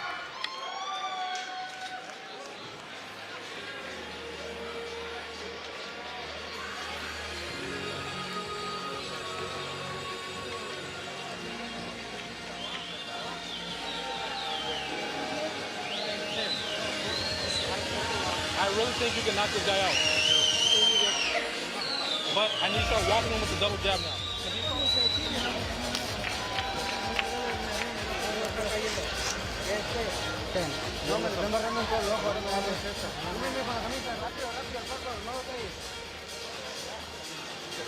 Into the corner of Abraham Montoya. Somebody said Montoya must have the best timing of all time to land those slow-ass hands. But it's awkward, guys. If it's hard to explain unless you've been in there with awkward guys. They look terrible, but then they're effective. So it's like you don't even know whether to be embarrassed or just be like, wow, he starts the left hook. Erdenebat makes 3 defensive moves and then gets hit. Zimbatar Erdenebat, man who grew up herding horses, reason for his physical strength. Joined the family business, got into boxing because of Mike Tyson. You see the Mike Tyson-esque punches of Erdenebat, all power. Setting his feet and letting those power shots fly over the top. Oh! Montoya just walking through it every time. Oh, hard, nice shots there from Montoya. I mean, make you start to question yourself. Like, am I taking the right approach here? Just cracking this guy with good shots, or just take something off them just to win the round? It doesn't. The fighters that I've dissuade seen, him. the fighters that I've seen that have dominated or controlled Montoya were the guys who weren't trying to knock him out. Yeah. They just let their hands go and they evaded. They stayed away, piled up points. I'm telling you, I feel like Sandy is like this calm guy with a temper. Because all of a sudden, he'll just throw like hard shots. It's like, get off me. It's not. It's almost like he's angry when he throws them. Because this guy's like disrespecting him. You know? He's like, why are you not getting hurt? Another thing we've seen lacking a little bit in this fight is we know that Erdenebat is a very good body puncher. Haven't seen a ton of that. He's gone to body a bit. Here and there, yeah. Not a concerted body attack like we're used to. He goes to the body when he's headbutting. Yeah, maybe that actually could be why we're not seeing as much body work from Erdenebat. Oh, there's a body shot. There's a good body shot. I know headbutties. He got his head off to the side. See what I'm saying? Like sometimes he just rips some violent punches. It's almost like a guy who gets pissed off and just wants to. Well, it's a beautiful change of speed, which is, those change-ups can really catch guys. Not Montoya, obviously, but even if it catches him, does it make a difference? Doesn't throw him off. Complaining about another clash of heads, but it's been a constant issue. And when Montoya lets those straight punches go, and sometimes he'll throw them, 4 at a time, like a 2-1-2-1. That itself throws you off, right? Good right hand from Montoya. And you know why he lands those? Because he throws so many awkward shots. You don't expect a straight shot from him. So when he throws the straight punches, he throws you off and he hits you. Did you see the jab graphic? He's way ahead on jabs. There it is again. I'm telling you, man. You don't anticipate the straight punches from him. That's part of his awkwardness. He throws so many weird punches that then when he throws the straight ones, they hit you because you never expect them. Montoya is the kind of guy, when you draw him, like if they're like, oh, you're going to fight this guy next, you're like, oh, man. Oh, my God, right? God damn it. This is a definition of what you call pesky, Paulie. He just won't go away. Not only bringing physical pressure, but also combinations at weird times. And he's like a slow tractor. He just comes forward, but not at crazy speed. Sometimes you go up the gears, but he'll nice uppercut at the end of the round. He's actually bit like a horror movie where they go slow and they always seem to get to you eventually. You know? Jason Mike Myers. Can't get away from him. Mike Myers, like this, he doesn't. If you look at it, he doesn't pick up the speed of his attack. He just casually keeps pressuring you no matter what. Just super consistent. Boom, boom. There it is. Straight punches. Random straight punches. Erdenebat never saw coming. There's that uppercut at the bell. Sharp shot. Oh, wow, we're in round 9 already. Yeah. Penultimate round. Here's the question, though. At this point, 2 rounds to go. You have to imagine he has a sizable lead. Does he start, as you said, taking something off the punches to add a little more volume there, you know? I would think so, because he's already sat down and tried to throw haymakers to try and get him out of there, and it didn't work. And if anything, Montoya's taking the punches better now than he was earlier. So, yeah, I think this is where you just go, you know what? Probably not. I'm not stopping this guy. Let me just rack up points, make sure I secure these rounds, and win a decision. Yeah, 2 more to go in what has been a very entertaining fight between Senbatar Erdenebat, Abraham Montoya. And usually when I say stuff like that, I jinx myself, and there's an immediate knockout. We'll see if that is the case. No, I don't think so here either. These guys are durable. Nice shots. Good start to the round. Sharp punches by Sendy. Oh, good body shot, but back comes Montoya. I think that's also a reason why we're not seeing a lot of body shots from Sendy is that Montoya comes right back. Doesn't really slow him down. Sendy's landing some good shot. This is a good shot by Montoya, though. Sendy's been sharp for this round. Nice. Montoya coming back, though. Going back to the jab a bit. It's the one category in which Montoya has been outlanding him is that jab. I think I said this last time that Erdenebat fought. We just need to step him up. He just needs to fight better and better fighters, because I think his bag is really deep, and you see him pull these things out. Like his conditioning tonight has been very impressive. He's been under a lot of pressure. He still looks sharp here. He's still throwing big shots, and he hasn't been able to rest on his laurels like we've seen him in the past tonight. He's being forced to fight and show what he's got, and it's impressive. The volume and the power have both been there. Yeah. Against a volume fighter, yeah. Still snappy. This could be tricky, though, man. I mean, I feel like he's winning, but it's a tricky fight. Well, that Jojo Diaz, that was in Florida. Yeah. And you said that you thought, I think we all thought that Jojo had squeaked it out. It was a very close fight. This is not the definition of a close fight. No. I mean, again, you couldn't see some judges seeing it close. I can see some judges give him 2 or 3 rounds, maybe, but even that would be. I won't be surprised if we see, you know, a 97-93 scorecard, but I don't see that. And the difference is boxing has been yeah. And the eye-catching punches. When it's a boom, a sweat-flying punch, it's which is the main thing about boxing, right? More eye-catching punches, more effective, or whatever they're called. Clean, effective punching. That has been Sendy Erdenebat. And Montoya, and defense. Clean, effective punching has not been Montoya's style at all. He's been punching. No, not much clean about it. Yeah, not much clean about it. Not that he's a dirty fighter. It's just that it's not clean lines. Yeah, not a lot of snap to his shots as we're ready for the 10th and final round. Senbatar Erdenebat, though, earning his paycheck tonight. Always lands the bell. Yep. Yeah. And Montoya walks back like nothing. Don't forget, that's right, December 18th, Ramon Cardenas, after taking on the monster Naoya Inoue in a great fight, taking on Eric Robles. Thursday, December 18th, super bantamweight fight here on ProBox TV. Here inside the War Memorial Can't wait for that one. One more to Cardenas go. has looked absolutely fantastic. Final round. Making his return to ProBox TV. And I am getting pelted by ice. Been poured in the corner of Abraham Montoya, but another great round for Senbatar Erdenebat. Yeah, one of those nice pull counters over the top. That one not as clean as some of the earlier fights, but I thought that was a very good round by Erdenebat. He showed Another good comment. Offense and defense very well. Montoya fights like in the 1950s. You know, those old school, like, Right. the old school stance and the old school like footwork. It's like real slow. We got everybody in the old days had slow feet. Referee calling time to get the ice out of the ring. Kicking more ice at Jimmy. I know. It's just another hazard of the job. I'm used to it. Been in this for a while. I'll tell you, some people got Montoya here, or at least competitive. One guy said, come on, ProBox, don't get like big networks. Montoya winning. Winning?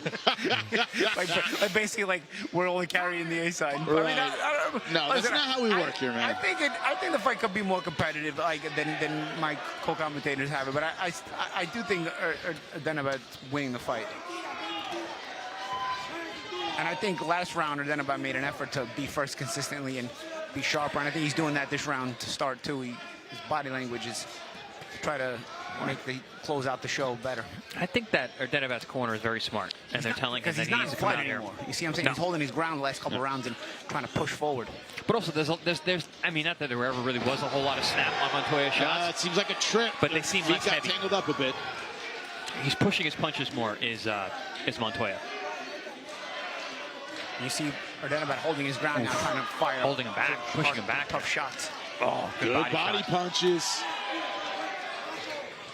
I felt like there was a change in body language the last round from Sandy, and it's continued in this round as well. Well, you know, that came off of him mixing his offense and his defense very, very seamlessly. It's just, I feel like he was casually boxing, and maybe maybe didn't care if the pressure of Montoya was bringing it because he was still countering well. But I think maybe in his corner they told him, listen, it's not a good look that he's pressing so much. Let's hold our ground a little bit and close stronger. And I feel like he did that around 9, and I feel like he's doing a good job of that here in round 10. He's not breaking position, and he's countering immediately. He's being the boss in round 10.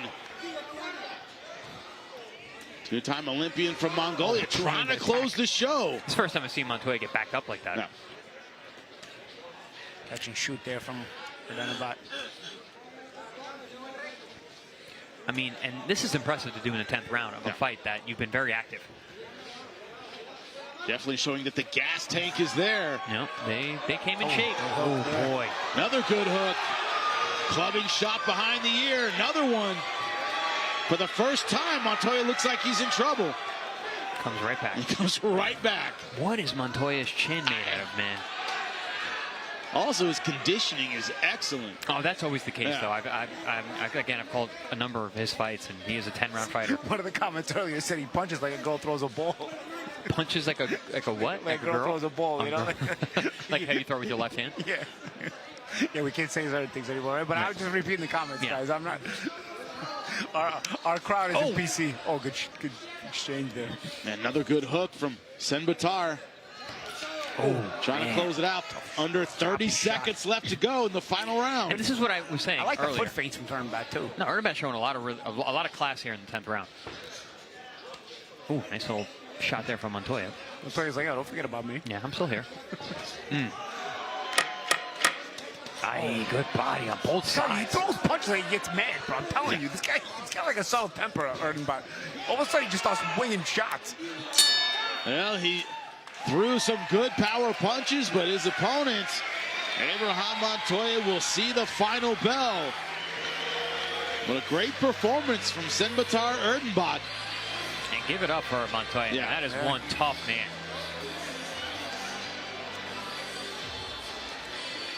Wanted to see the talented young fighter pushed. I don't know what's in the was water pushed tonight in Mexicali, Baja California, Mexico, but it makes you tough. His daughter's birthday, that's why he was pointing to his shorts. They should be proud of the performance of their father tonight. Somebody giving the Princess Bride quote in the comments. Inigo Montoya, you killed my father. Prepare to die. And this is how it was done. Look at the power punching. Yeah, great body shot. That was more of a tangled up the feet. Yeah, it was a tangled up feet position, you know, which happens with orthodox to southpaw. Look at that body shot.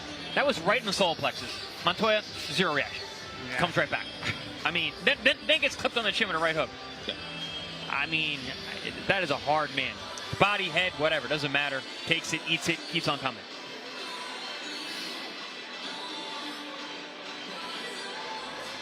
But his conditioning His focus, his footwork, his power tested tonight. Erdenebat had to show everything he had. Erdenebat closed the show with two good rounds. At 10, especially that 10th round. I think he showed a lot of class in that last round. Look at the punches thrown by Montoya. 412. Twice as many as Erdenebat. 922 punches. I was looking at the jabs. 922 punches thrown by Montoya. Almost 1,000 punches in a 10-rounder. Wow. That's great. But as far as the landing percentage went, didn't reach 20 in any category. Let's see if this one was close. Lupe Contreras has the judges' scorecard in his hands. Lupe, end the suspense. Ladies and gentlemen, after going all 10 rounds, we consult the official scorecard to determine a winner. Damas y caballeros, después de completar las 10 vueltas, consultamos a la tarjeta oficial para determinar el vencedor. El juez Rodríguez anotó 96-94. Judge Rodríguez scores it 96-94. Y los jueces Young y Márquez Jr. entregan tarjetas idénticas de 99-91. Judges Young and Márquez Jr. turn in identical scores of 99-91. All in favor of the winner by way of unanimous decision, los tres a favor del vencedor por decisión unánime. Still undefeated, Senbatar, Sandy Erdenebat. Wide scores. And one judge had it close. And one judge had it close. That was your Florida judge, Paulie. No, but I'm telling you, this was a little bit awkward in spots, but I thought Sandy did close it well, and in those last 2 rounds, probably closed it on that scorecard as well for him. Otherwise, it wouldn't have been a unanimous decision. Probably 9 and 10 will close it on the 96-94 scorecard as well. Montoya fought a good, tough fight. One of our comments I thought was funny. He said Montoya is, what did he say? He's a tough guy. He's a tough man. If he had skills, he'd be dangerous. That's like if my aunt had balls, she'd be my uncle. But yeah, I think he does have skills. He showed a lot tonight. I think sometimes awkward skills are tough to appreciate. But also and his ability to cut up the ring. That's craft. That's a skill in itself. That is a skill in itself that a lot of world champions can't do, and he does it expertly against a southpaw who can really move. I thought that was very impressive tonight. His change-ups in terms of those awkward punches to now straight punches are very effective. He's just not a very athletic guy. He makes it work. But he makes work with what he has. Yes. That's the beauty of boxing. In attendance tonight. Shout out to the champ. Youngest champ in the world. That's right. Coming up next, our main event. We've been talking about it all night. Colombia versus Argentina. Francisco Veron versus Royman Villa. Boxing, punching. We got it all in our main event, super welterweight, 10 rounds when we come back to ProBox TV. Don't go anywhere. If you're in Vegas and you're still eating chili and it tastes like it came out of a can, we need to talk. Most spots are serving you something bland, watered down, and calling it chili. It leaves you full, never satisfied. At Chili Shack, we set the world on fire with flavor, real heat, and real spice, and chili that makes you feel alive. We serve thousands of locals who keep coming back, and the reviews say it all. Once you've got Chili Shack, everything else tastes fake.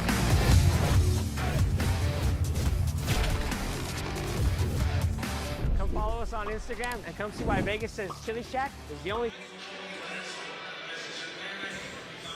We are back and ready to get it started in our main event.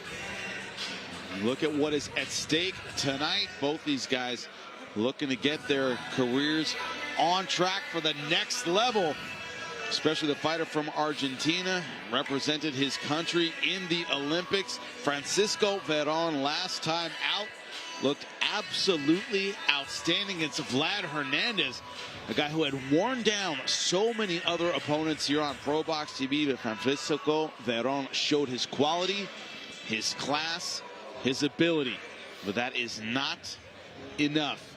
He wants to look dominant tonight in our main event, take that next step forward, but he has to do it against a very dangerous, very powerful puncher, a man who has finished 25 out of 27 opponents, but he is up to the challenge.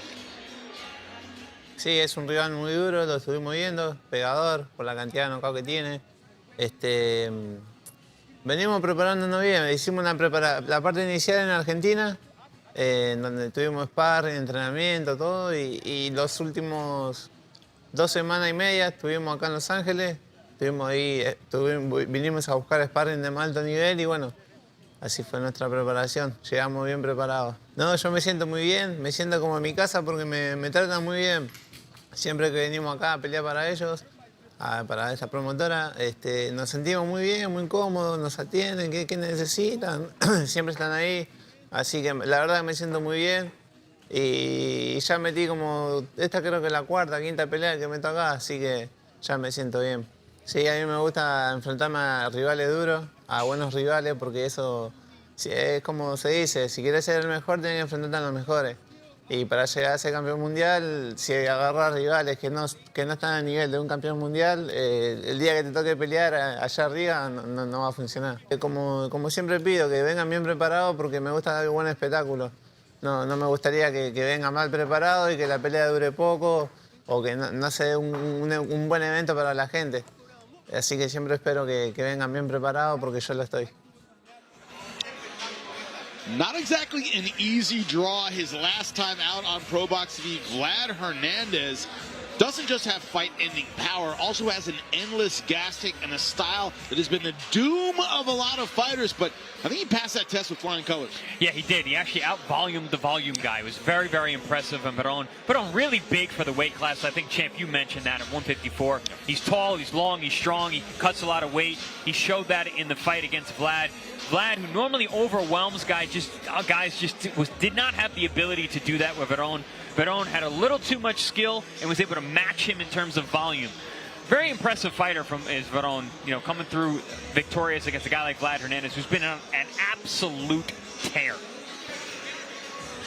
The amateur pedigree, know he has the technique, good straight punches, but it was the heart and the determination, Paulie, the ability to dig deep in this fight that was impressive. Yeah, the ability to dig deep, because he's going to be the more skilled. A lot of times with Vladimir Hernandez, you're going to be the more skilled. Not that Vladimir is not skilled, but he usually will overtake you with his determination. Well, Veron was able to match Hernandez's determination, and therefore it became his more skilled punching and more accurate punching that ended up becoming the difference. And not an easy way to beat Vladimir Hernandez. Also, we kept waiting in the fight for maybe his conditioning to be an issue. It did cost us a cameraman, if you remember that. Took a nasty spell. He was all right, though. But tonight, against a power puncher, Paulie, what are the keys to victory? Yeah, you got to dictate the pace. Take the pace away from the power puncher. A power puncher likes to be comfortable, wants to be able to not be backed up. And that's the key thing for Veron. Put the punches together. And I think if you put the punches together, because Veron typically is a guy, although he's tall, he doesn't fight tall. So if you're going to not fight tall, you got to be active with your punches and combinations. You got to make sure you're backing up the puncher. If you're not going to fight tall, you're going to be at close range. You don't want to be at close range of the puncher unless you're backing him up and taking away the punching power. Well, we'll see when it comes down to the punching power of the Colombian, the boxing skill of the Argentine fighter. Let's take a look at the numbers. Tail of the tape, Francisco Veron, 27 to Villa's 32. 1-inch reach advantage. Both guys, weighed in at a similar weight, but we've pointed out Roman Villa has done some great work at welterweight. Is he big enough for 154 pounds? Lupe, let's get our main event going. Ladies and gentlemen, we welcome our featured bout to the ring, making his entrance, Roman Villa.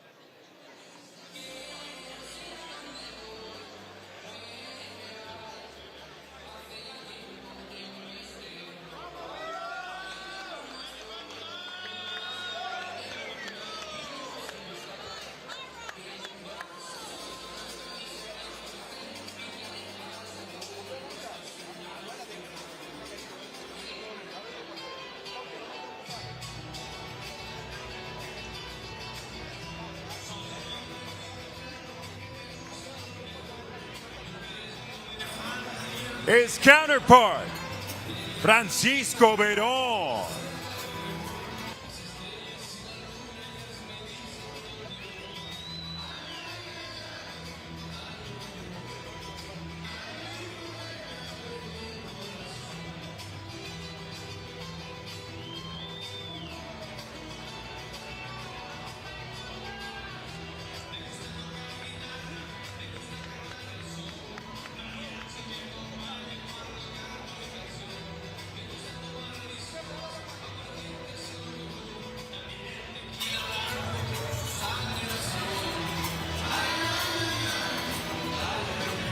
Francisco Veron talked about mental toughness and hard punching. He said, I'm going to have to fight fire with fire at some point. Trained for this fight in LA. We know about the gym wars there. Good preparation for this fight. Oh yeah, you want to get prepared for a mentally draining fight. You train in gyms like that where the sparring is intense and the action is intense. And it's hot. There's no ACs in those kind of gyms. Oh, it's absolutely terrible in the summer. No, too well. Both fighters absolutely ready to go. They know what this opportunity means here at ProBox TV. We continue inside the War Memorial Auditorium, Fort Lauderdale, Florida. It is ProBox TV being sponsored by Global Gaming Olympics coming to Las Vegas, Chili Shack, setting your world on fire. Hydro Shot, H2 powered hydration.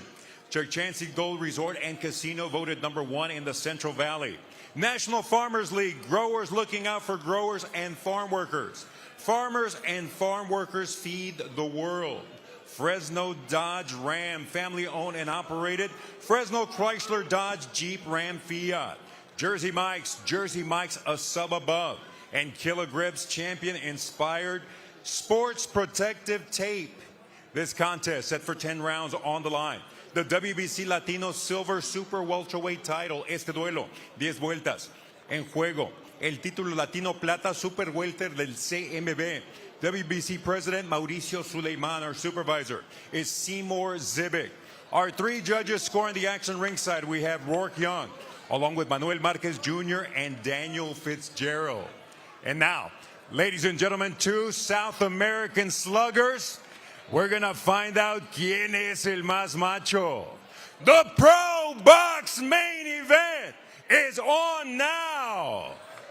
Presenting first, in the blue corner, en la esquina azul, being presented in association with Samson Boxing, wearing black with gold trim, vestido de negro con vivos dorados. Su peso oficial, 152 libras y 3/4 is official weight, 152 3/4 pounds. Esta noche, este peleador con golpe de grueso calibre entra al cuadrilátero con 27 victorias, solo 3 derrotas, 25 de sus victorias por la vía del knockout. Tonight, this high caliber heavy hitter enters the ring with 27 victories, only 3 losses, 25 of those victories coming by way of KO. El orgullo de Barranquitas, Venezuela, el flaco de oro, Royman Villa. En la esquina roja, vestido de celeste con dorado, in the red corner, wearing light blue with gold, he weighed in at 153 1/2 pounds. Detuvo la báscula a un peso oficial de 153 libras y media. Esta noche, este olímpico argentino regresa al cuadrilátero de ProBox TV con un récord impresionante de 15 victorias, solo 1 derrota, 1 empate, 10 de sus victorias por la vía del knockout. Tonight, this 2020 Olympian returns to the ProBox TV ring with an outstanding record of 15 victories. Only 1 defeat, 1 draw, 10 of those victories coming by way of KO. Representando a Buenos Aires, Argentina, Francisco Bebu Veron. With final instructions, referee Samuel Burgos.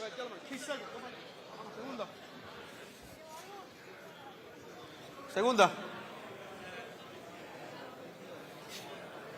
Ok, caballero, acuérdense, dimos la instrucción en el camerino, me obedecen y se protegen en todo momento. Aquí los golpes están bien, los golpes están bien. ¿Alguna pregunta? Toquen los guantes si quieren, salimos en la campana. Ready to begin round #1 of our main event. Francisco Veron versus Royman Villa. The Argentine boxer and the Colombian puncher. It's going to be a great one. We are underway, round #1. Coming out right away with the power punches. Veron going right for it. Maybe listen to my keys to victory. Yeah. Also, the size difference is very apparent. Yeah. Trying to set the pace with power shots.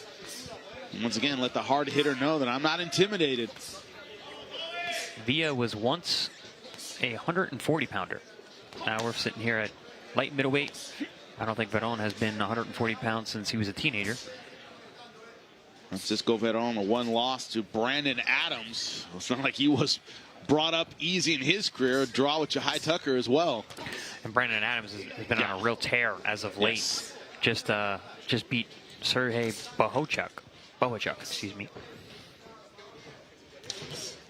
Nice jab there from Villa.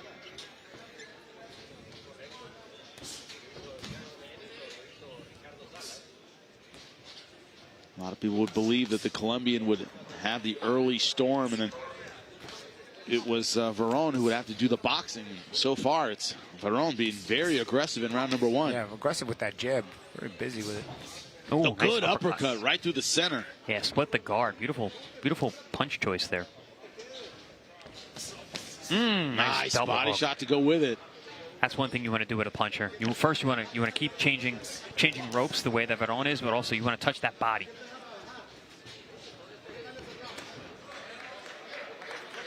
Smart punch there. Yeah, also moving very, very well. Angling after his combinations. Aggressive first round here for Veron. Very busy first round. Yep, triple left hand there. Oof, good body work. Villa being very patient, letting him get these shots off. Can Veron hold his pace if Villa doesn't go anywhere, though? Something he did so well against Vlad Hernandez. Came out, met fire with fire. We kept waiting for him to slow down. He did not. So he can set and maintain a very high pace. Yeah, Villa having trouble finding home for his power.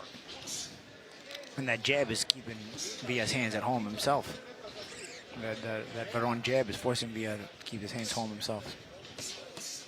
Love that triple jab, hook to the body, uppercut splits the guard from Veron. Juan Villa right now looking totally lost. No volume at all in round 1. See, that stab jab actually made Villa pick up his left foot.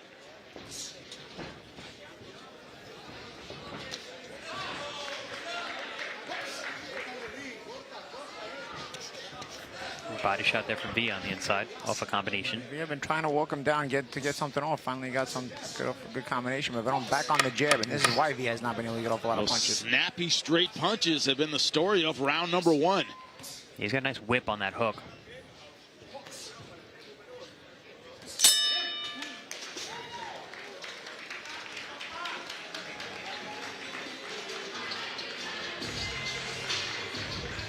Está pareciendo un pistón.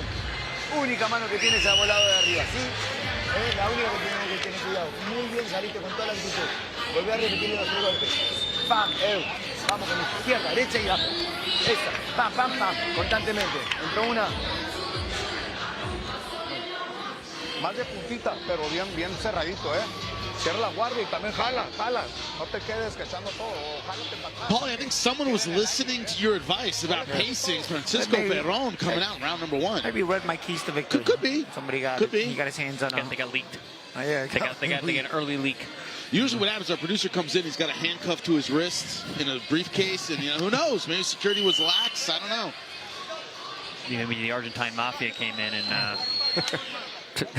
had the key.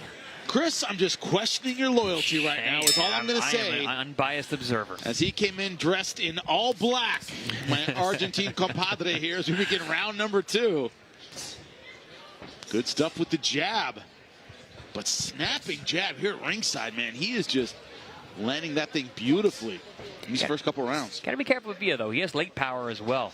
He had some good wins. He fought Boca Chica. He scored a couple knockdowns in that fight. He fought Rashidi Ellis, who was undefeated at the time, gave him his first loss with some late power.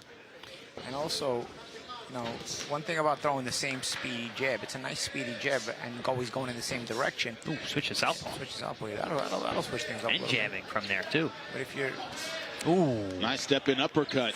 Going always to your left and throwing the same kind of speedy jab, you got to be careful you don't get timed with a right hand, because a good fighter will start to look to time that, because seeing the speed is always the same. Even if it's a good jab, it's always the same speed, so a good fighter can time you regardless. And you see him Veron, and he's expending a ton of energy, but we saw him do that with Vlad Hernandez for 10 rounds, so you know he can do it. Comes in excellent condition, even at a high clip. But Vlad Hernandez, not a puncher like Villa. But is the punching power the same this way? That's the question. That's the question, especially from Veron, who's very big for the weight. And he's fought punchers like Brandon Adams. Brandon Adams is a big puncher. Yeah. And he went the distance with him. Adams won that fight mostly on physical pressure. If you remember, he came forward, threw a lot of punches, and it was Veron who was never able to get into his rhythm in this fight. He came out right on rhythm. Set the rhythm immediately. Yeah. I think this is a different version of Veron. I think he's learned a lot in his last couple fights. Asserting himself, being more physical, coming in better condition. Nice judge of range there. Oof. Another thing to keep in mind, Villa has been stopped twice at welterweight. Wait, one of them was by Ennis. You count that? Yeah, I mean, you count it, but... No, officially it counts, but, we count it against him in a fight like this, so... I mean, yeah, you're right. But he also did get stopped in the next fight after by a guy who's 19-2. That one we count against. Yes. And once again, that was a Rock'em Sock'em Robots fight for 3 rounds. They just traded big punches. Villa went down in round number 3. But it also makes you kind of think, well, maybe he was struggling to make the weight. Maybe, you know, fighting at 47. Maybe he only knew he had a few rounds, so he's like, I'm going to just shoot for it. Going back to the southpaw stance here.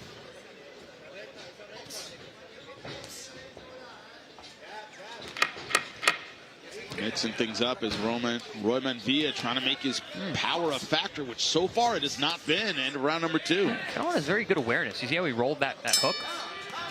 Oh. Even there, stepping in, smothering the power puncher.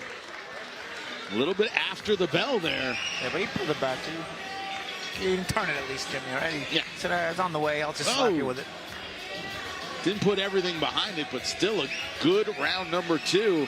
Can't wait to get to Fresno, California. That's right, Global Gaming Olympics. Thank you so much for your support. Appreciate all our sponsors here, ProBox TV. Sometimes when you hit the brakes. Fresno, California. Can't wait to get out there. San Joaquin Valley, Chrysler, Dodge, Jeep, Ram. Appreciate everybody. All the sponsors here at ProBox TV. Paulie and I are going to be enjoying some Mexican food out there in Fresno, California. Champ and this is the card. Yeah, he'll bring some turkey, but this is what we're feasting on, really. November 29th, Saturday, Justin Paldo versus Nike Theron. Great fight in the lightweight division. Another guy on the cusp of really doing great things. Justin Paldo, should he get a win, that's a very tough fighter. We begin round number 3 of our main event. The Argentine fighter, Francisco Veron, so far doing great work. You just get the feeling that Royman Villa has to open up at some point and trying to disrupt this offense. Is that the key, Chris? It's not about opening up. It's about getting the right range, because Veron is just keeping him on the outside, keeping him across that critical distance line, just continuously touches him with the jab, with the right hand, the southpaw jab. It's one thing to have the power, but you got to be able to deliver it. And right now, Veron is not letting him anywhere near to get those shots off. I feel like Villa's making a little bit more effort here to get close to this round. But again, Veron's turning that jab on an overdrive. Veron can punch too, though. So you don't want to, like you said, Jimmy, you want to open up. You're like, open up, you're going to get hit. Good body shot there from Veron. 10 knockouts and 15 wins for Francisco Veron. Big overhand right there from Villa. Ooh, then the left hook that was partially blocked but got through. Villa just trying to increase that pressure a little bit. Just a little bit more pep in his step, but Veron continues to get off the punches. And also, we were recently talking about this when it came to the Virgil Ortiz Jr. fight. And you said it, Chris, you can't stand there with just your hands up and expect to block punches at this level. And so far, Villa, that's all Royman Villa is doing. He's eating these punches around the gloves quite a bit. Yeah, he's acting like a puncher. He's heavy-footed. He needs to be set to punch. He's rolling up slowly, looking to unload. But Veron is not giving him the opportunity. He's staying mobile. He's keeping that lateral movement. He's keeping the jab in his face. Finally, Villa in position to land some punches, but good movement from Francisco Veron. Blood from the mouth of Veron here, so something got through.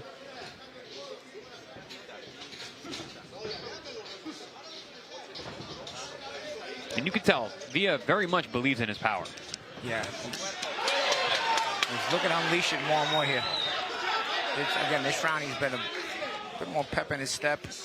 Trying to get a little closer. Veron's still been busier, but seen just a little bit of the body language of Villa's seemed a little bit more determined this round. Nice body shot. Villa's coaches insisted as soon as Veron feels his power, it's going to be a different kind of fight. He hasn't able to really connect at this point. Hasn't been able to really connect at this point yet. Yeah, Veron's really making him pay whenever he gets close enough.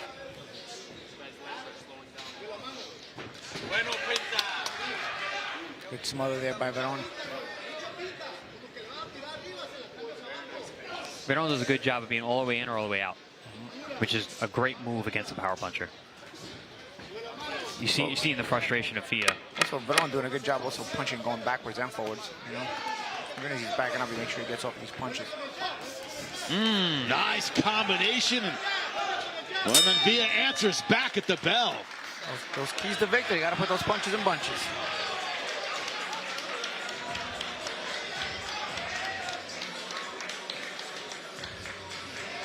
Hay un corte, no. Ponen mucha vaselina de este lado, agua, pues mojate los labios que tenés sangre. Mojate los labios que tenés sangre. Se la cambias el otro también.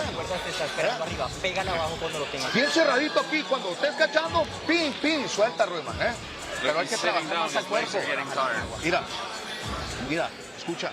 Él se te mueve para los lados, o cuando se te mueva, sácale el pinche. Got in a bit of range to land his power punches, did Royman Villa, and they're working on the lip of Francisco Veron in the corner, and here's why. First blood belongs to Roman Villa from that uppercut splitting the guard. But back came Veron with his own uppercut to split the guard. Villa's power showing there. Drawing first blood. A little more of that in the previous round. Could he somehow keep in that range now that we're in round number 4, scheduled for 10? Our main event, the power punching Colombian Royman Villa in the black and gold. Francisco Veron from Argentina in the blue and white. Looks like the total punches landed 71-20. Oh! Not even close. Big right hook around the guard. Veron punching with intent himself. So you guys are talking about Villa's punching power. Don't forget my punching power. Yeah. Taking a stand there. I like the personality of Veron here in this fight. You're the puncher. I'm coming right to you. Keeping you busy. I'm keeping you on the outside. Consistency. Also imposing that physical size, a much more natural 154-pounder. Veron also doing a good job of staying low when he backs out. Tall guys need to do that on the way out. But as you tire, it's harder to bend those knees as a taller guy. Let's see how if he's able to keep that up. Because like I said, Villa has late power as well.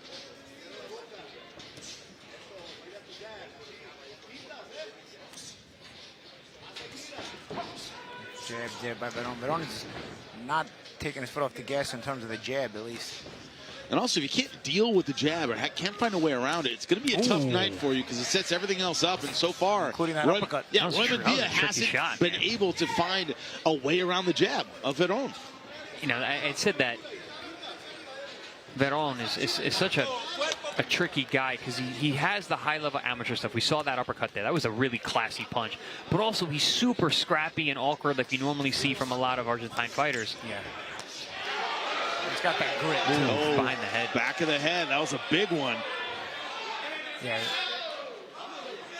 See, Villa's starting to... A little bit of frustration there, perhaps? Yeah, I thought I could see the frustration on his face last round. Because he's up the tempo a little bit in terms of at least his intensity with his feet pressing forward, but it's not resulted in him having success in the rounds. And I think that's why the frustration has come now. He's also getting hit harder. Yeah, well, Veron has reacted to the intensified pressure that Villa's bringing. That was a good shot around the guard of Veron with the right hand. Because, you know, you can intensify the pressure with your feet, and it's mental pressure, but then it's got to translate into physical pressure at a certain point, because Veron is responding with physical punches. But also, those big swings and misses are tiring. Villa's hitting a lot of air. Ooh. Just off the CompuBox numbers, they were one-sided, 71-20 in total punches. Not surprising. Nice rubberneck slide out. there from Veron. Oof. Nice sharp right hand. Fighter from Argentina making his power a factor in this fight. Well, listen, Villa's showing a better chin at 54 than he did at 47. Yeah. Veron's rubbernecking. Little Orlando Canizawas there, right? Classy stuff.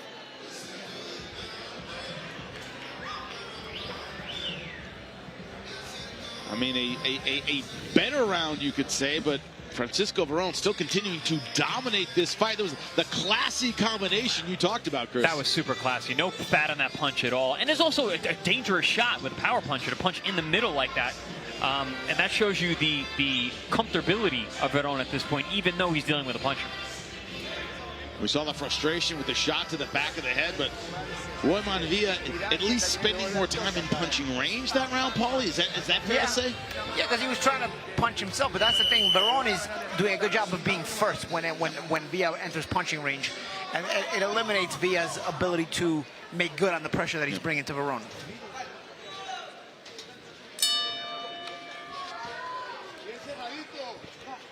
But can he change the tenor of this fight in round number 5, which has so far favored Francisco Veron? That jab, incredibly accurate, quick. Look at the power punches landed. A wipeout again, 54-20 in favor of the Argentine Olympian. Yeah, you see Villa now. It looks like he's going to go for broke because he's getting outworked. He's getting touched up on the outside. Hasn't been hurt. There's also a smart intelligence from Veron as well, because not only does he need him with busy punches, but at times when he runs out of space, he also smothers Villa. Yeah. So Villa's pressure, then that's where Villa gets frustrated, because he's like, okay, I'm finally getting to him, and then all of a sudden he gets smothered. That's what I was saying about him being all the way out and all the way in. Does that really well, but you need to be able to do that with a puncher. Oof. And you see the pressure of Villa, but who's getting off first? It's constantly Veron being first, and it's really been the difference in the fight. Whoa. Off his feet with a left hook. And those are the kind of punches that tire you out. Big swing and a miss where you fall off balance. Yeah, and frustrate you. Right? That's very frustrating. It's awkward. You feel embarrassed when you miss a punch like that.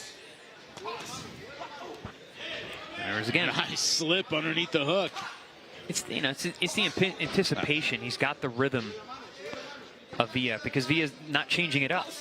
He's just trying harder. Yeah, effort. Yeah, it's more effort than changing the rhythm. What did Bruce Lee say? It's not always a matter of will, but a matter of skill. Well, we're seeing both on display here. A lot of will from Villa, but the skills coming from Veron. Roy Montoya, we knew about his power punching, as we said, 25 knockouts and 27 wins, but that has been a non-factor so far in this fight.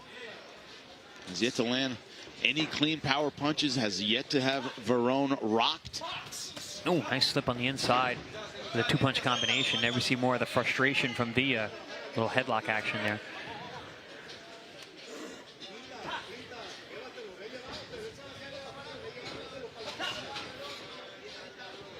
Southpaw again from Veron.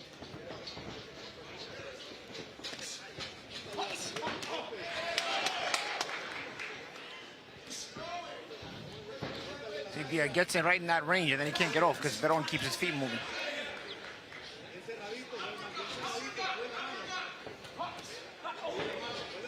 Big swing and a miss, third one of the round. And when they're in close like that, Chris, it seems as though Veron just kind of shrugs him off and imposing that physical power. He's a bigger guy. He's a bigger guy. You know, he's not the puncher in this instance, but he punches hard enough, and he's definitely the bigger man. Spin around, nice skill, classy stuff by Veron. Defense and offense together. That looked like it bothered Villa. Ladies and gentlemen, just a great reminder, following our main event, we do have more action. 2 undefeated rising stars from South Florida still to come. Dayan De Pestre along with Daniel Ramirez in 2 separate bouts. More action after our main event. Thank you. Bueno, muchachito, me tiene mucho vaselina. Así, como está aquí. Nada más que como está aquí. ¿Sabes? ¿Sí me entiendes? Y maneja el jab más. Halfway through this Main event scheduled for 10 rounds. Roy Montoya trying to find a way into this fight. Hasn't found one yet, gentlemen. No, Veron has been comprehensive in his attack and his defense as well. So we saw him slip on the inside and fire a two-punch combination, uppercut and a right hook, and then immediately smothers the puncher, so he can't catch or get the receipt. Very, very smart stuff from Veron so far, showing his class, showing his Olympic pedigree. And Villa's still trying, man. He's more just picking up the effort more than trying to match skill for skill. Don't forget, after the conclusion of our show tonight, Lester Martinez exclusive interview about his future in the sport. After an epic fight with Cristiano Mbili, let's take a look at the jabs landed. Veron, I keep saying like wipeout, but that's all I keep thinking. It's an NFL score. Yeah, but that's a wipeout NFL score. That is a bad Super Bowl back in the 80s, and I remember all of them 49-7. Broncos 49ers, I'm thinking about you. Thank you. 55-10. I know, it's even worse. I remember it. It was the most boring Super Bowl I've ever seen in my life. Hey, you like Montana? It was pretty sweet. Yeah, it was sweet. I'm not going to lie. Being a native Californian. Tremendous rhythm on display from Veron tonight, man. His in, his out, his offense, his defense. Just completely has Villa where he wants him in terms of rhythm. And, you know, we call it in the gym that Pez dispenser jab. That head just keeps popping back. Oh. And then uppercut doing the same thing. Pez dispenser uppercut as well, right? And that's not the first time we've seen that uppercut being thrown off the jab by Veron. He's found the home for it. He found the opening for it. And he sees something in Villa's stance to make that allows him to be confident to continue to throw it. It's not always an easy combination to throw, that right uppercut behind the jab. You got to be careful the guy doesn't time you with a left hook. But Veron has thrown it several times and landed it very well. Notice a change here. Villa took the power off the shots now. He's just trying to land. He doesn't really have an answer. Yeah. He's looking for different ways. See, he's popping the shots now. He's not trying for those big, heavy shots anymore. At this point, he'll take anything. Yeah, but it's not working either. Like, because Veron's rhythm is still sharp. He was all excited about the big punches, but that didn't work out. So at this point, he's just willing to take anything he can get, hoping that it can lead to some measure of success. A little bit like Ben Stiller and Owen Wilson and Starsky and Hutch. Like blondes or brunettes? I don't know. I prefer blondes. That's good. I'll take anything. So, Villa's at that point. At this point, Veron's bringing home both girls. Yeah. And Villa will take anything. Yeah. Veron right now doing great work. Beautiful combinations. Slippery. Yeah. Slipping, sliding. Look at that. In, out. And doesn't make you miss by a mile. Makes you miss just enough. It's the best way. Yeah. That's how you make a guy pay. Make him just miss by a little bit, you can make him pay. And that's why we're seeing the wipeout in the punch stats. Hey, man, a confidence in Veron, even after beating Vladimir Hernandez, you know? It's a guy who's been match tough. He knows he's been match tough, and he's confident in his ability to get in there with anybody. Match tough tonight, too. Yeah. He is. And every time it is heated up just like that, and Roy Montoya has invited an exchange, Veron has not backed down. Nope. And not for nothing, I watched both these guys' body language going back to the corner. Villa looks like the tired one. And Veron has been working very hard. Yeah, dejected, tired. Talk about those next level fighters. You got to put Francisco Veron on that list. He has looked amazing tonight. Sharp, accurate, good speed, good combinations, and if you want to engage in a brawl, he's willing to do that as well. Yeah, he's a high contact fighter. Yeah. It's not like he's just out there boxing and staying long. He's in, he's out, he's throwing combinations.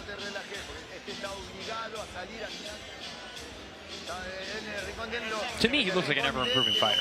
This guy looks better than even the guy that fought Vladimir Hernandez. He looked a little rougher on the edges in that fight. Tonight, he looks very, very smooth.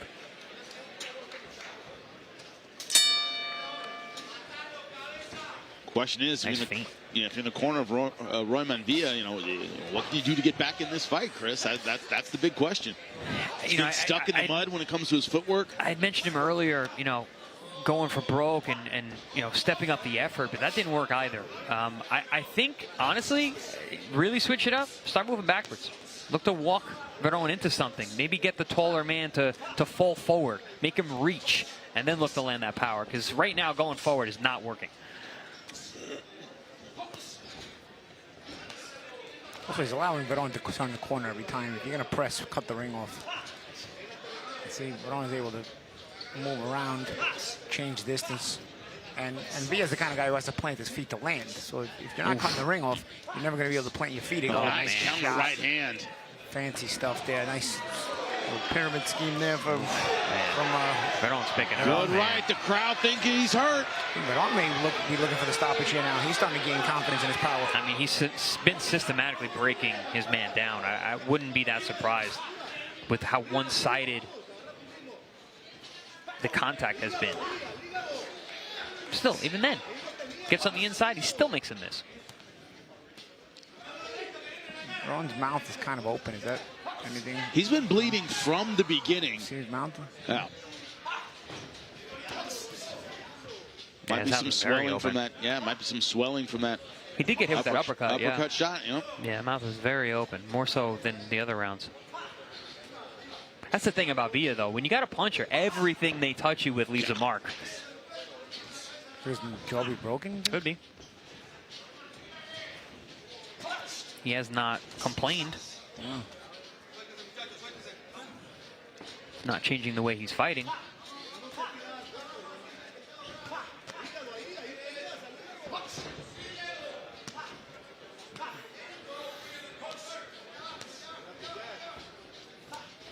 His jaw is broken, or he is hurt in the front of his mouth somewhere. He's not letting that affect his style. Still very busy. Still in and out, slip and slide. Good rhythm.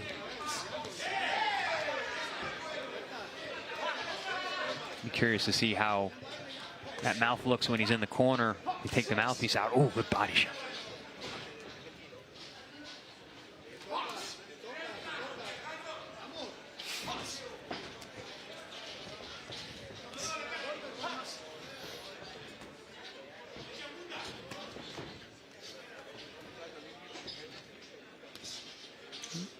The dominance continues. 3 rounds to go in this 10-round fight, and Francisco Veron seeing everything go his way. Another beautiful right hand.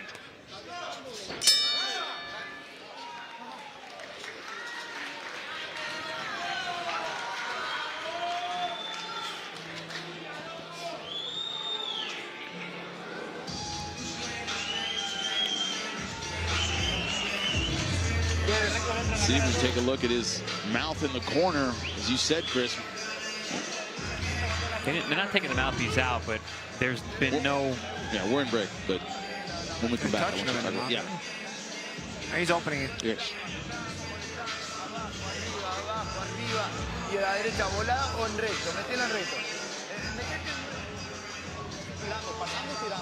In the corner, Chris, you were looking at them tending the mouth of Francisco Veron.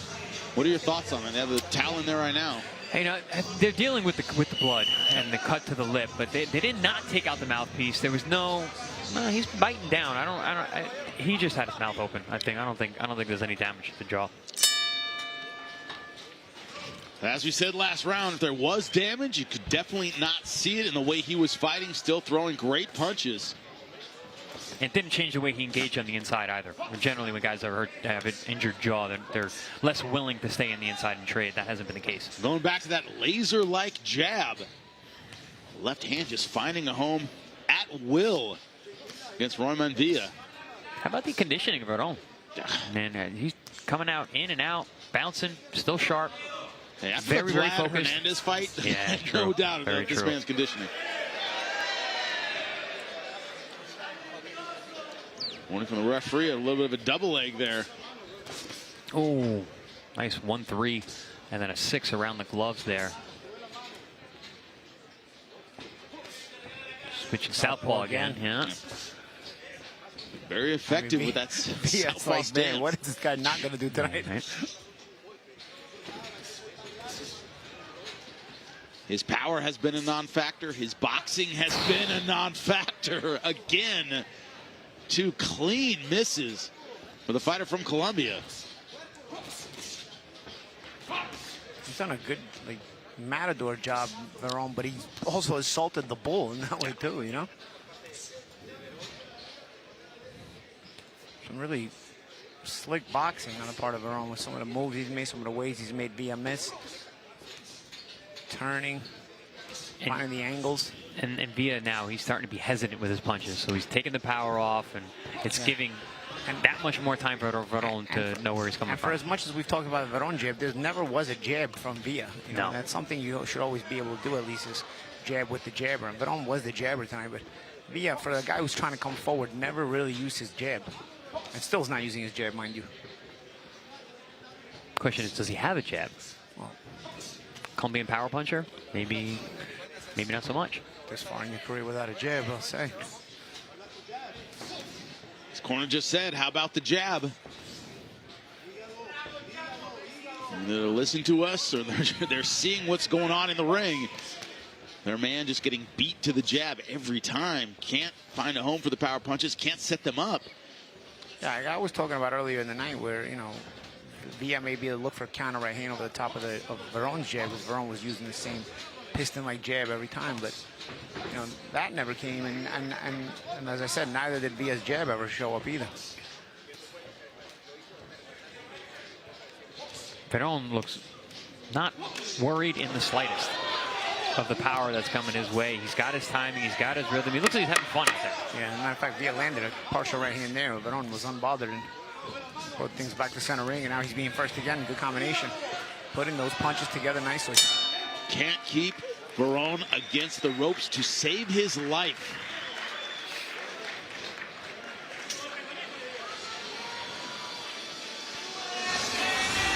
Two more to go in what has been a one-sided affair so far. Clase de boxeo de toda clase, bien, pero hagan lo que tengan que hacer cuando va a subir, cuando va a entrar. Escucha, está bien, perfecto, clase de boxeo, así como está, falta el power, falta el bombo. No, ya ganó todo. Ahorita lo que hiciste estaba bien, así te tienes que soltar, es que no lo puedes dejar tú tampoco, estás ahí machacándolo, y usando jab. Porque nomás estás cachando los golpes de él, no está tirando, no hay que tirar. Vamos a dejar todo eso. He's told him to use his jab, which has not been able to do at all in this fight. Might have left that at home today. Chris, it hasn't really rocked Roman Villa. There hasn't been a knockdown in this fight, but do you start going, hey man, you got to show me something in this fight? I mean, it's been one-sided from the beginning. Yeah, but he's not getting hurt. Yeah. He's not getting hurt, and he does have power, and he believes in it, and he's still coming out with some effort. He's not broken yet. I mean, 83-13 in jabs. I don't remember ever seeing numbers this one-sided. He's landed Certainly zero jabs fight that I've in more than one. He's landed 0 jabs in more than one round tonight.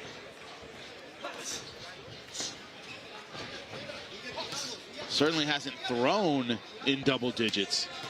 Now trying to step forward with power. Little complaint about behind the head from the Argentine. Oh, big right hand. Good move off. Beautiful step out every time from Veron. And you keep pointing out, Paul, he's rubbernecking those punches. And when he steps out, he punches.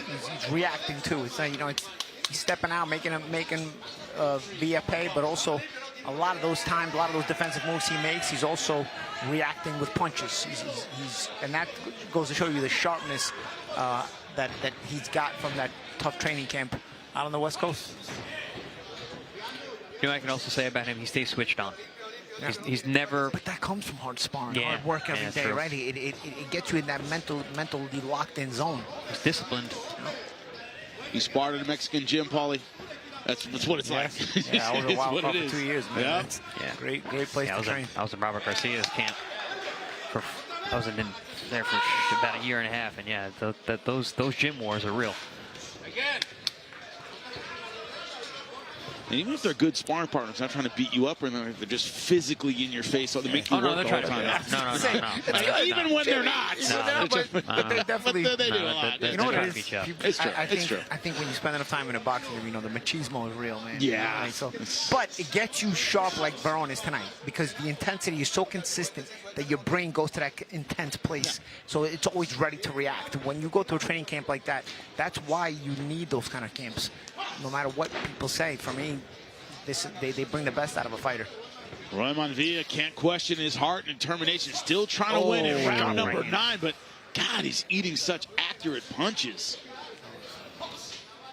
That was like a Rocky quote. Yeah. Sharp right hand. What the Rocky 3?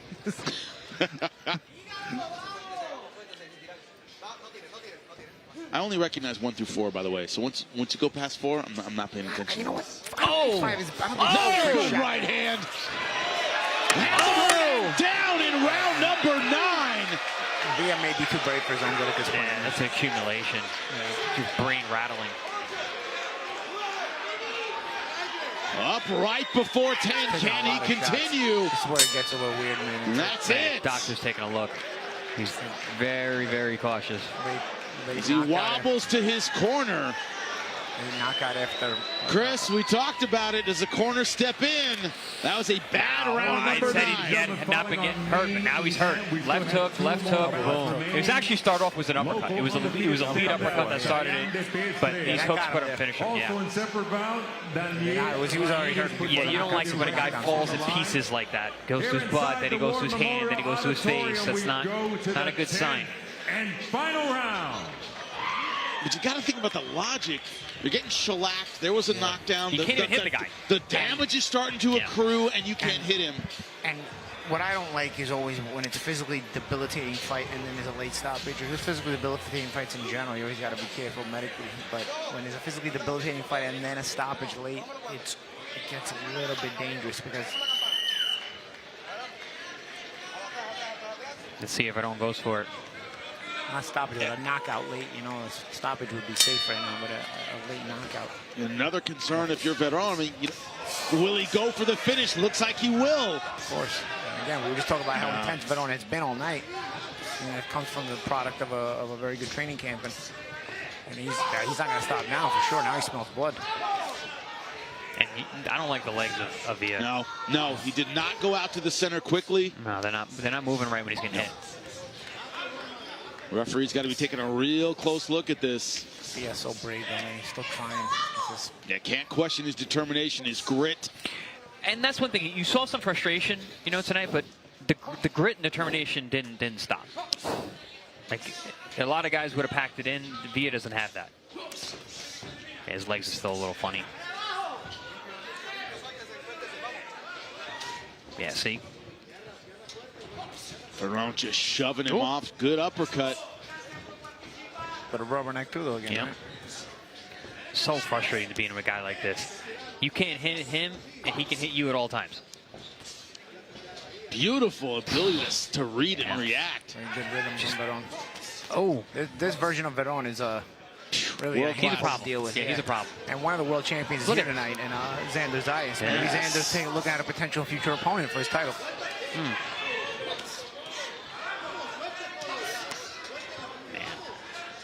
Comprehensive is the word that keeps coming through my head. Comprehensive. He doesn't have good legs underneath him now. He's getting shoved off, and the referee can't help him, of course. He's asking the ref to help him the up. ref's right. Ref can't help you up.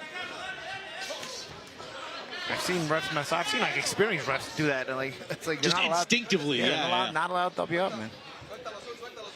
And sometimes it looks mean, but the ref is doing his job. He's not allowed to help you up. Oh, nice uppercut again. That was the punch that first had him in trouble last round. And it's hurt him again, champ. Uppercut's been a great weapon all night. His corner's been calling for it as well. Will Veron close the show here? I mean, he's trying, but Villa's tough. Ooh. Not good. And still being defensive. Going for it and still making a miss. Still evading. Making him pay, then making him miss. Difficult to do. This is not good for Villa, man. Yeah, you worry about the accumulation of punishment here. He also continues to go forward too, and he's been playing the position game all night, trying to make Veron pay, but he's not been able to make him pay despite holding position. But holding position and getting hit so much, I think, is also debilitated him a lot. Well, the guy's a puncher. That's what he does, and if he can't land, what else is he going to do? Jab. Nah, he doesn't jab though. It's not a jabber. 10 seconds left. Protect him at least. You know, won't land the big punch. Maybe it'll protect If there him. is a moral victory, Royman Villa will see the final bell and win at least that. But it was domination, to your, in your words, Chris, comprehensive domination for the fighter from Argentina from the beginning. And that's 2 in a row. You know, the first one was Vladimir Hernandez is a guy who tests your will, and it was impressive to see Veron battle through that. But tonight he looked like a guy who can fight for a world championship. Tonight, that's why I said the irony of Xander Zayas being in attendance tonight, because tonight he looked like a guy who could challenge for a world title. That was a world-class performance. Yeah, no question. I mean, absolutely dominant. I mean, that was a shellacking of a very tough guy, a dangerous guy, and it didn't stop him from taking risks. Veron was taking risks all night long. He felt really comfortable in his movement, his slickness. He was super slippery. He was very offensive. He threw a ton of punches. His conditioning is off the charts. Very, very impressive performance from that man right there. If you're a fan of that man, Royman Villa, admire his heart and determination. It was almost the imperfect storm. He got outboxed, couldn't land his punches, and his opponent didn't have quite enough power to end it early, so he got a 10-round beating. Yeah, beating it was shellacking. Yes. It was a shellacking all night long. I mean, Villa was coming on early on, but he just couldn't land enough. You know, he got blood from the lip. I think it was the 2nd or 3rd round. You see him swinging hard shots, and the power's there. You see it. But the rhythm and the timing and the manipulation of distance by Veron is just a thing of beauty. It was artwork tonight. And all started with the jab, but great combinations on the inside. And at the end of every combination was great movement, excellent defense. Again, this is a better version of Veron than we saw last time against Hernandez. I mean, he's improving. He's really an ascending fighter. Sometimes the numbers don't tell the tale in a fight. I get the feeling these will. Look at these numbers. 966 punches thrown, land 26%. 37% in power punches. Villa landed 66 total punches in a 10-round fight. Didn't get to 20% in any category. Body shots, once again, an absolute wipeout for Jimmy, how Veron. about the 966 punches thrown by Veron? Incredible. Lupe, let us know the scores. After going all 10 rounds inside the ProBox TV ring, all 3 judges are in complete agreement with identical scores of 100 to 89. Damas y caballeros, después de completar las 10 vueltas, los 3 jueces están totalmente de acuerdo con tarjetas idénticas de 100 a 89. A favor del vencedor por decisión unánime, in favor of the winner by way of unanimous decision. From Argentina still, the WBC Latino Silver Champion, Francisco Bebu Veron. Our boss, Gary Jonas, has said it before. He says, I like 50-50 matchups. But when you show you're a class above that, that's when you're in that title contention. That's what it looks like tonight for Francisco Veron. Pitched an absolute shutout. This would be a no-hitter, Paulie. Great stuff. Oh, a no-hitter? Yeah. And 10 moving home on runs. to the LCS or Championship World Series. Right, exactly. But it's one of those where it didn't just, not just great, not just the no-hitter, but also, scored 10 home runs, something like that. Because everything he threw landed. Yeah, again, this performance tonight makes me want to see him in a big fight. Yeah. This is a world-class performance that is deserving of a title shot. And hopefully that comes next or soon for him. Back-to-back great performances. I mean, I certainly think he's deserving of a big shot next.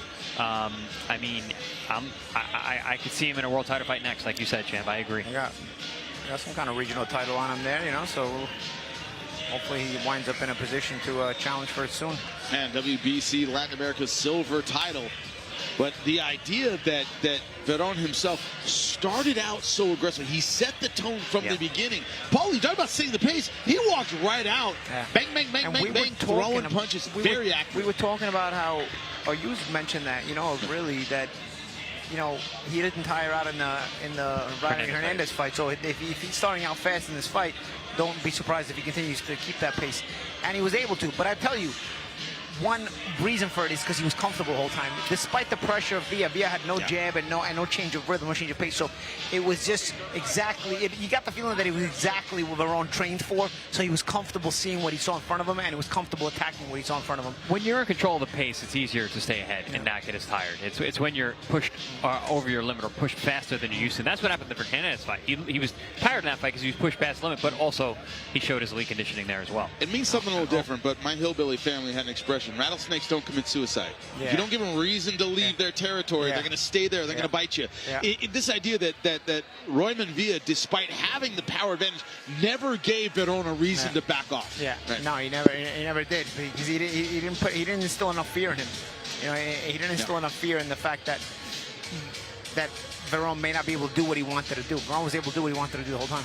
Jimmy Smith ringside alongside the champs, Chris Algieri, Paulie Malignaggi. You started to worry at the end for Roman Villa. Like I said, that knockdown in round number 9. He fell down in stages. The accumulation of damage starting to catch up with him. But like a professional, Francisco Veron went for the finish at the end. Yeah, he went for it, but, you know, listen, I mean, Villa is just a ton of grit, ton of heart, you know, too much for his own good. I think you mentioned that, Champ. It was funny, and not funny, but you kind of were foreshadowing that. You're like, hey, Chris, you start to worry. I'm like, no, he hasn't been hurt. Next round, he gets you dropped. Bad. And I'm like, oof, now you start to worry. The ringside position was very concerned going in the round. But he let the fight go on. He was able to finish without going out on his shield. Roman Villa is super, super tough. Like you said, the moral victory of getting to the end. But, man, he took a beating. Yeah, they need to have a look at him, I think. Oh, no, he's going to be checked out. So. He must be going straight to the hospital, get checked out. This idea that Royman Villa, too, we don't know, but going up to 154 pounds, did that affect his power? You saw that Veron was certainly the bigger man in the ring. Didn't connect. Veron was so prepared for this fight. Like I said, despite Villa's efforts, it was almost like he could never make Veron uncomfortable, because it was almost like Veron was seeing exactly what he expected. And you know, when you prepare so well and then you see exactly what you expect, and there's nothing that's going to shock you or surprise you. So, you know, it made for a great performance from Veron, but this was also a guy who, you know, he essentially cooked the way he felt like exactly what he's going to see. Yeah, and the idea, and you kept pointing out, both of you, that it wasn't just a matter of great offensive timing and rhythm and staying behind the jab. It was bang, bang, slip, and attack again. That ability to mix offense and defense. They were never separate. It's seamless. Absolutely seamless, and he did it the entire time. The 10th round, when you think you can get a little lazy, you get a little lax. Nope, he stayed focused throughout. And I think that shows you that he had a lot of respect for Roman Villa and his power, because he never took off the gas when it could have mattered. And I thought that's why the word comprehensive keeps coming to mind when I think about what that performance looked like. When you talk about the great fighters from Argentina, of course, Carlos Monzon, widely considered the greatest middleweight of all time. Another great middleweight, Sergio Martinez, one of my favorite fighters of all time. Sergio Martinez had a bit of an unorthodox style. Liked to drop his hands, relied a lot on his physical speed. You look at the fundamentals, the Olympic pedigree of Francisco Veron. He's got the skill, got the speed, and has the fundamentals as well. Doesn't make a lot of mistakes. Well, I tell you what, he gave you a bit of maravilla with the southpaw stance tonight, right? He was effective in the southpaw stance, but I also like his slickness. I also like his slickness. A little Nicolino Loche as well. You know what I'm saying? Very slick, turning, and get a guy missing, making him pay. I like that a lot time from Veron. The ceiling for him moving forward, remember, a very crowded 154-pound fight. A 154-pound division here is unbelievable. Not a lot of easy fights, gentlemen. And another guy in this mix, right? Yeah. We talk about the 154-pound division being deep and difficult to deal with. Is another guy who can be in that mix and be among those difficult fights. Do you think he gets that big fight soon? One thing's about the level of the division. Not a lot of room, not a lot of easy champions. Oh, let's pick this guy on the outside who's not an easy champ. Everybody's tough. You know, I think he does, because he's not that dangerous. He's not a huge puncher. You're not going to be worried. Like, I wouldn't be surprised if it was Andrew Zayas if he had a choice, like a good fight. Yeah, I think it would be a good fight, and I think also they would look at that and be like, hey, you know, like we would have the size advantage in this fight. He's not a huge puncher. We can match boxing skills and wits. I could easily see that fight. It's kind of a situation like that I had in champ. I think you had this as well. Champions are willing to fight a guy who's not a big puncher. Yeah. So. hairstyle was able to get a lot of dates. He has When you sign to shoemakers, it's easy. It helps to not be a puncher. But that's the issue, is he has a great future at 154 pounds, and we have a great future. That's right, Saturday, November 29th. Thanksgiving, enjoy your turkey, enjoy your football, then join us Saturday night. Justin Paldo versus Nike Veron. It's at the Save Mart Center, Fresno, California. San Joaquin Valley, great Mexican-American fans joining us there. And it was a great night of fights tonight. Not just in our Contender Series, but our future stars. Frankie Scarboro Jr., a big shot over the top, round number 1 knockout for him. Then, as we move up to the light heavyweight division, was a tactical battle. Dante Benjamin versus Money Powell IV. Dante Benjamin getting the unanimous decision win. Our co-main event, Senbatar Erdenebat over Abraham Montoya. Montoya, awkward, made a difficult fight, but unanimous decision. And our main event, incredible performance from Francisco Veron. Thank you so much for watching. We'll see you next time in Fresno.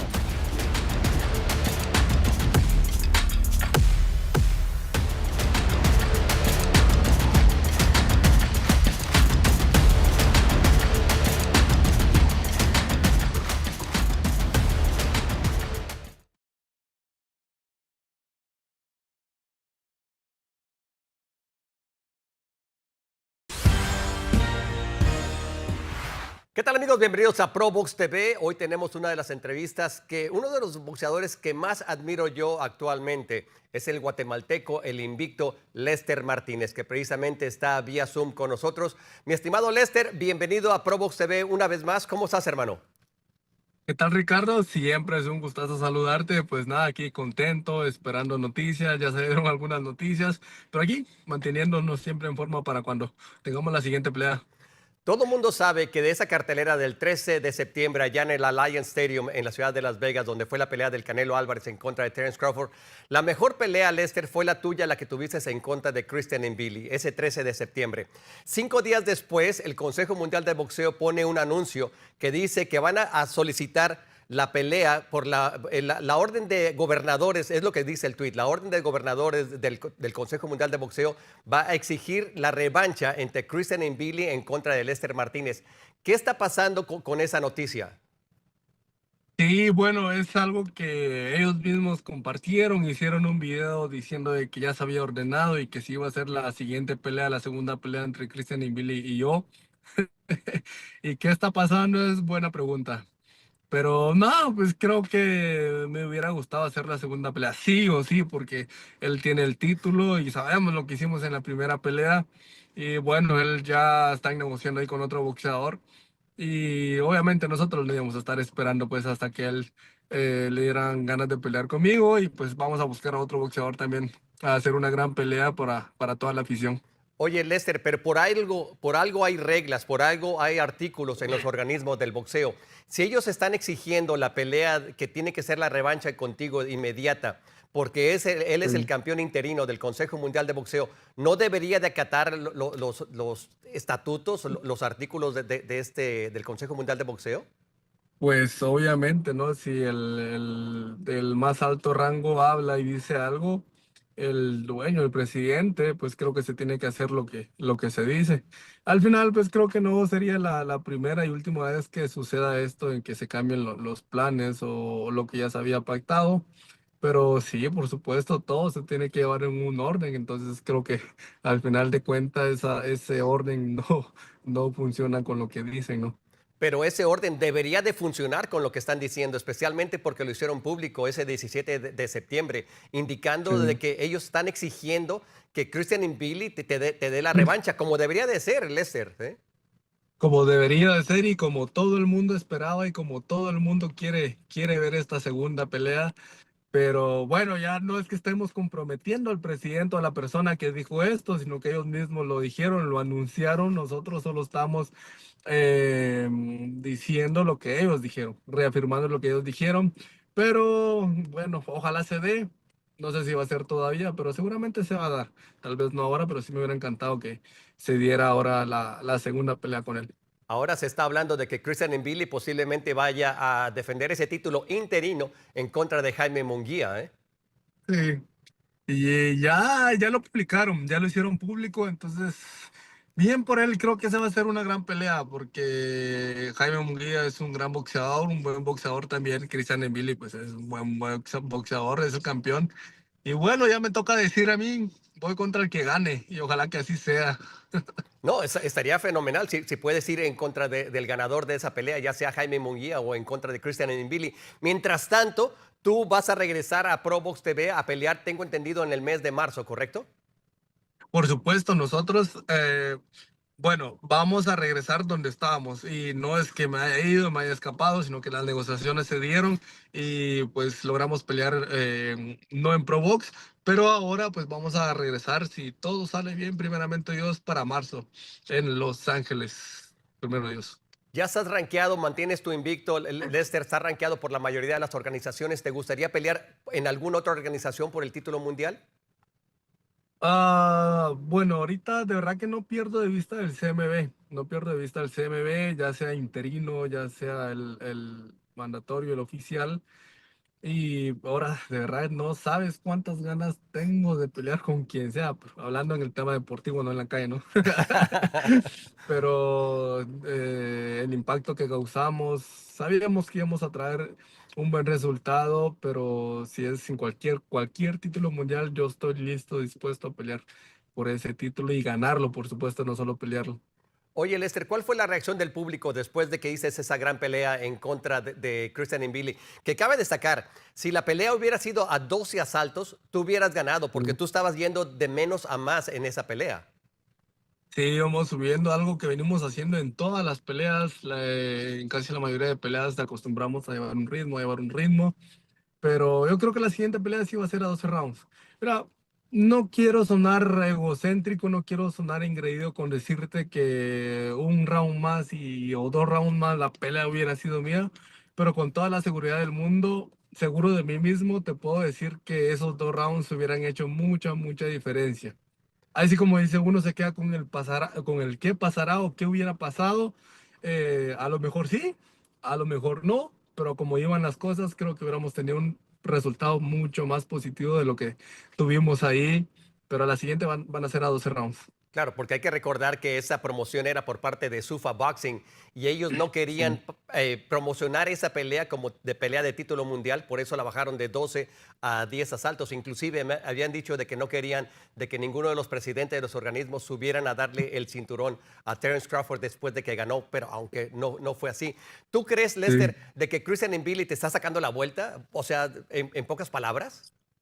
Mira, la verdad, a ver, yo creo, poniéndotelo así, cuando ellos son los campeones y hacer una segunda pelea, solo hacer la segunda pelea para reafirmar o afirmar que me va a ganar o que va a ganar y va a defender bien su título, cuando en la primera toda la gente vio lo que pasó, creo que como equipo no les conviene, no les conviene y no me sorprende tampoco porque, bueno, la verdad ya se había hablado que ya se iba a hacer la pelea, ellos habían aceptado y al final ya no, pero ellos sabrán qué están haciendo, pues nosotros vamos a seguir haciendo lo de nosotros y seguramente ya nos vamos a enfrentar nuevamente y cuando eso pase, el mundo se va a paralizar para ver esa pelea, te lo aseguro, pero creo que como equipo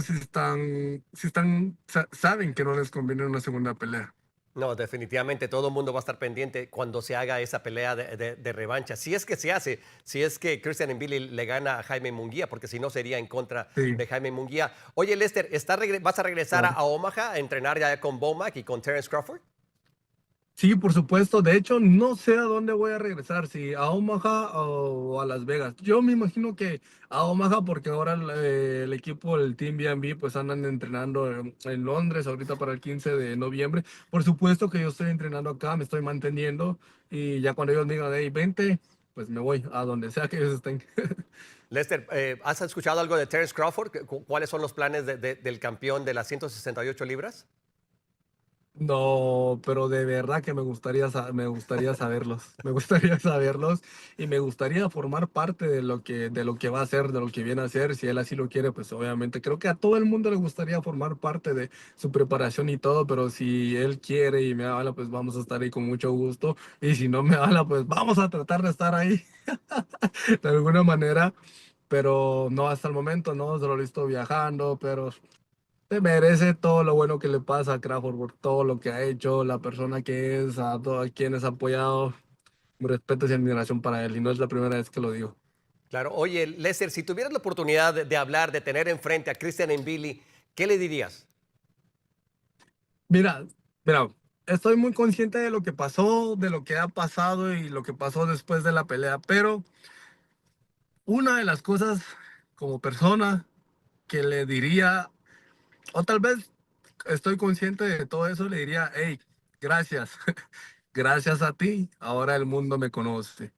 Y que ojalá se haga la siguiente pelea y voy a estar listo para esa siguiente pelea y que se prepare muy, muy, muy bien porque cuando gane ese título, pues ojalá que no hayan excusas por parte de él y por parte mía. Pero sí, agradecerle y ya después retarlo a nivel deportivo, no a nivel personal. Definitivamente, mi estimado Lester, oye, muchísimas gracias. Ya por último, estás regresando en el mes de marzo aquí a ProBox TV. Básicamente, Lester, tú sabes muy bien que esta es tu casa, ¿sí? Por supuesto, ahí la amistad que se ha forjado con la gente de ProBox, contigo, con todos. Vamos a rezar y qué gustazo va a ser pelear nuevamente en ProBox. Y no lo estoy diciendo de que me fui hace años, pero yo sé que me extrañaron, no lo nieguen. Pero mira, ahora pues gracias a Dios tenemos un poquito más de afición, más público y yo creo que ProBox ha ido sumando más también, no solo por mí, por todas las peleas que han hecho, porque son peleas de calidad, peleas de nivel, del mismo nivel. Y no, hombre, ahí vamos a estar nosotros y qué contento estoy de volver a pelear en Pro. Lester, te voy a ser bien sincero, te extrañamos, pero a la vez estaba yo muy contento por ti, por tener esa gran palestra allá en el Alliance Stadium, ¿eh? No, créeme que sí, yo también ahí estaba. Antes de subir, de verdad, ¿será que van a poder narrar? ¿Será que van a poder hablar? No creo que los vea aquí pegaditos al ring como los había visto anteriormente, pero mira cómo son las cosas, gracias a Dios se dio esa gran oportunidad y pues no hubo envidia por parte de nadie, por parte de la gente de Pro Box, al contrario, que le dé bien, ya va a regresar y ahora pues gracias a Dios vamos a regresar. No, y a mí me dio mucho gusto poder narrar esa pelea de tuya en contra de Christian Mbili junto con el Dinamita Márquez para Netflix, ¿sí? Y hablando precisamente de todas las grandes peleas que hemos tenido aquí en ProBox TV contigo, ¿sí? Sí, no, imagínate esa gran pelea. Estoy contento, pero todavía no satisfecho, ¿sabes? Estoy contento, todavía no satisfecho, pero lo vamos a lograr. Ya la gente, el público, la afición vio de lo que ofrece Lester Martínez, de dónde viene y para dónde va. Y bueno, ojalá los llegue a salvar por allá, de verdad. Muchísimas gracias al guatemalteco Lester Martínez, que el próximo mes de marzo estará de regreso precisamente aquí en ProBox TV, tu canal de boxeo.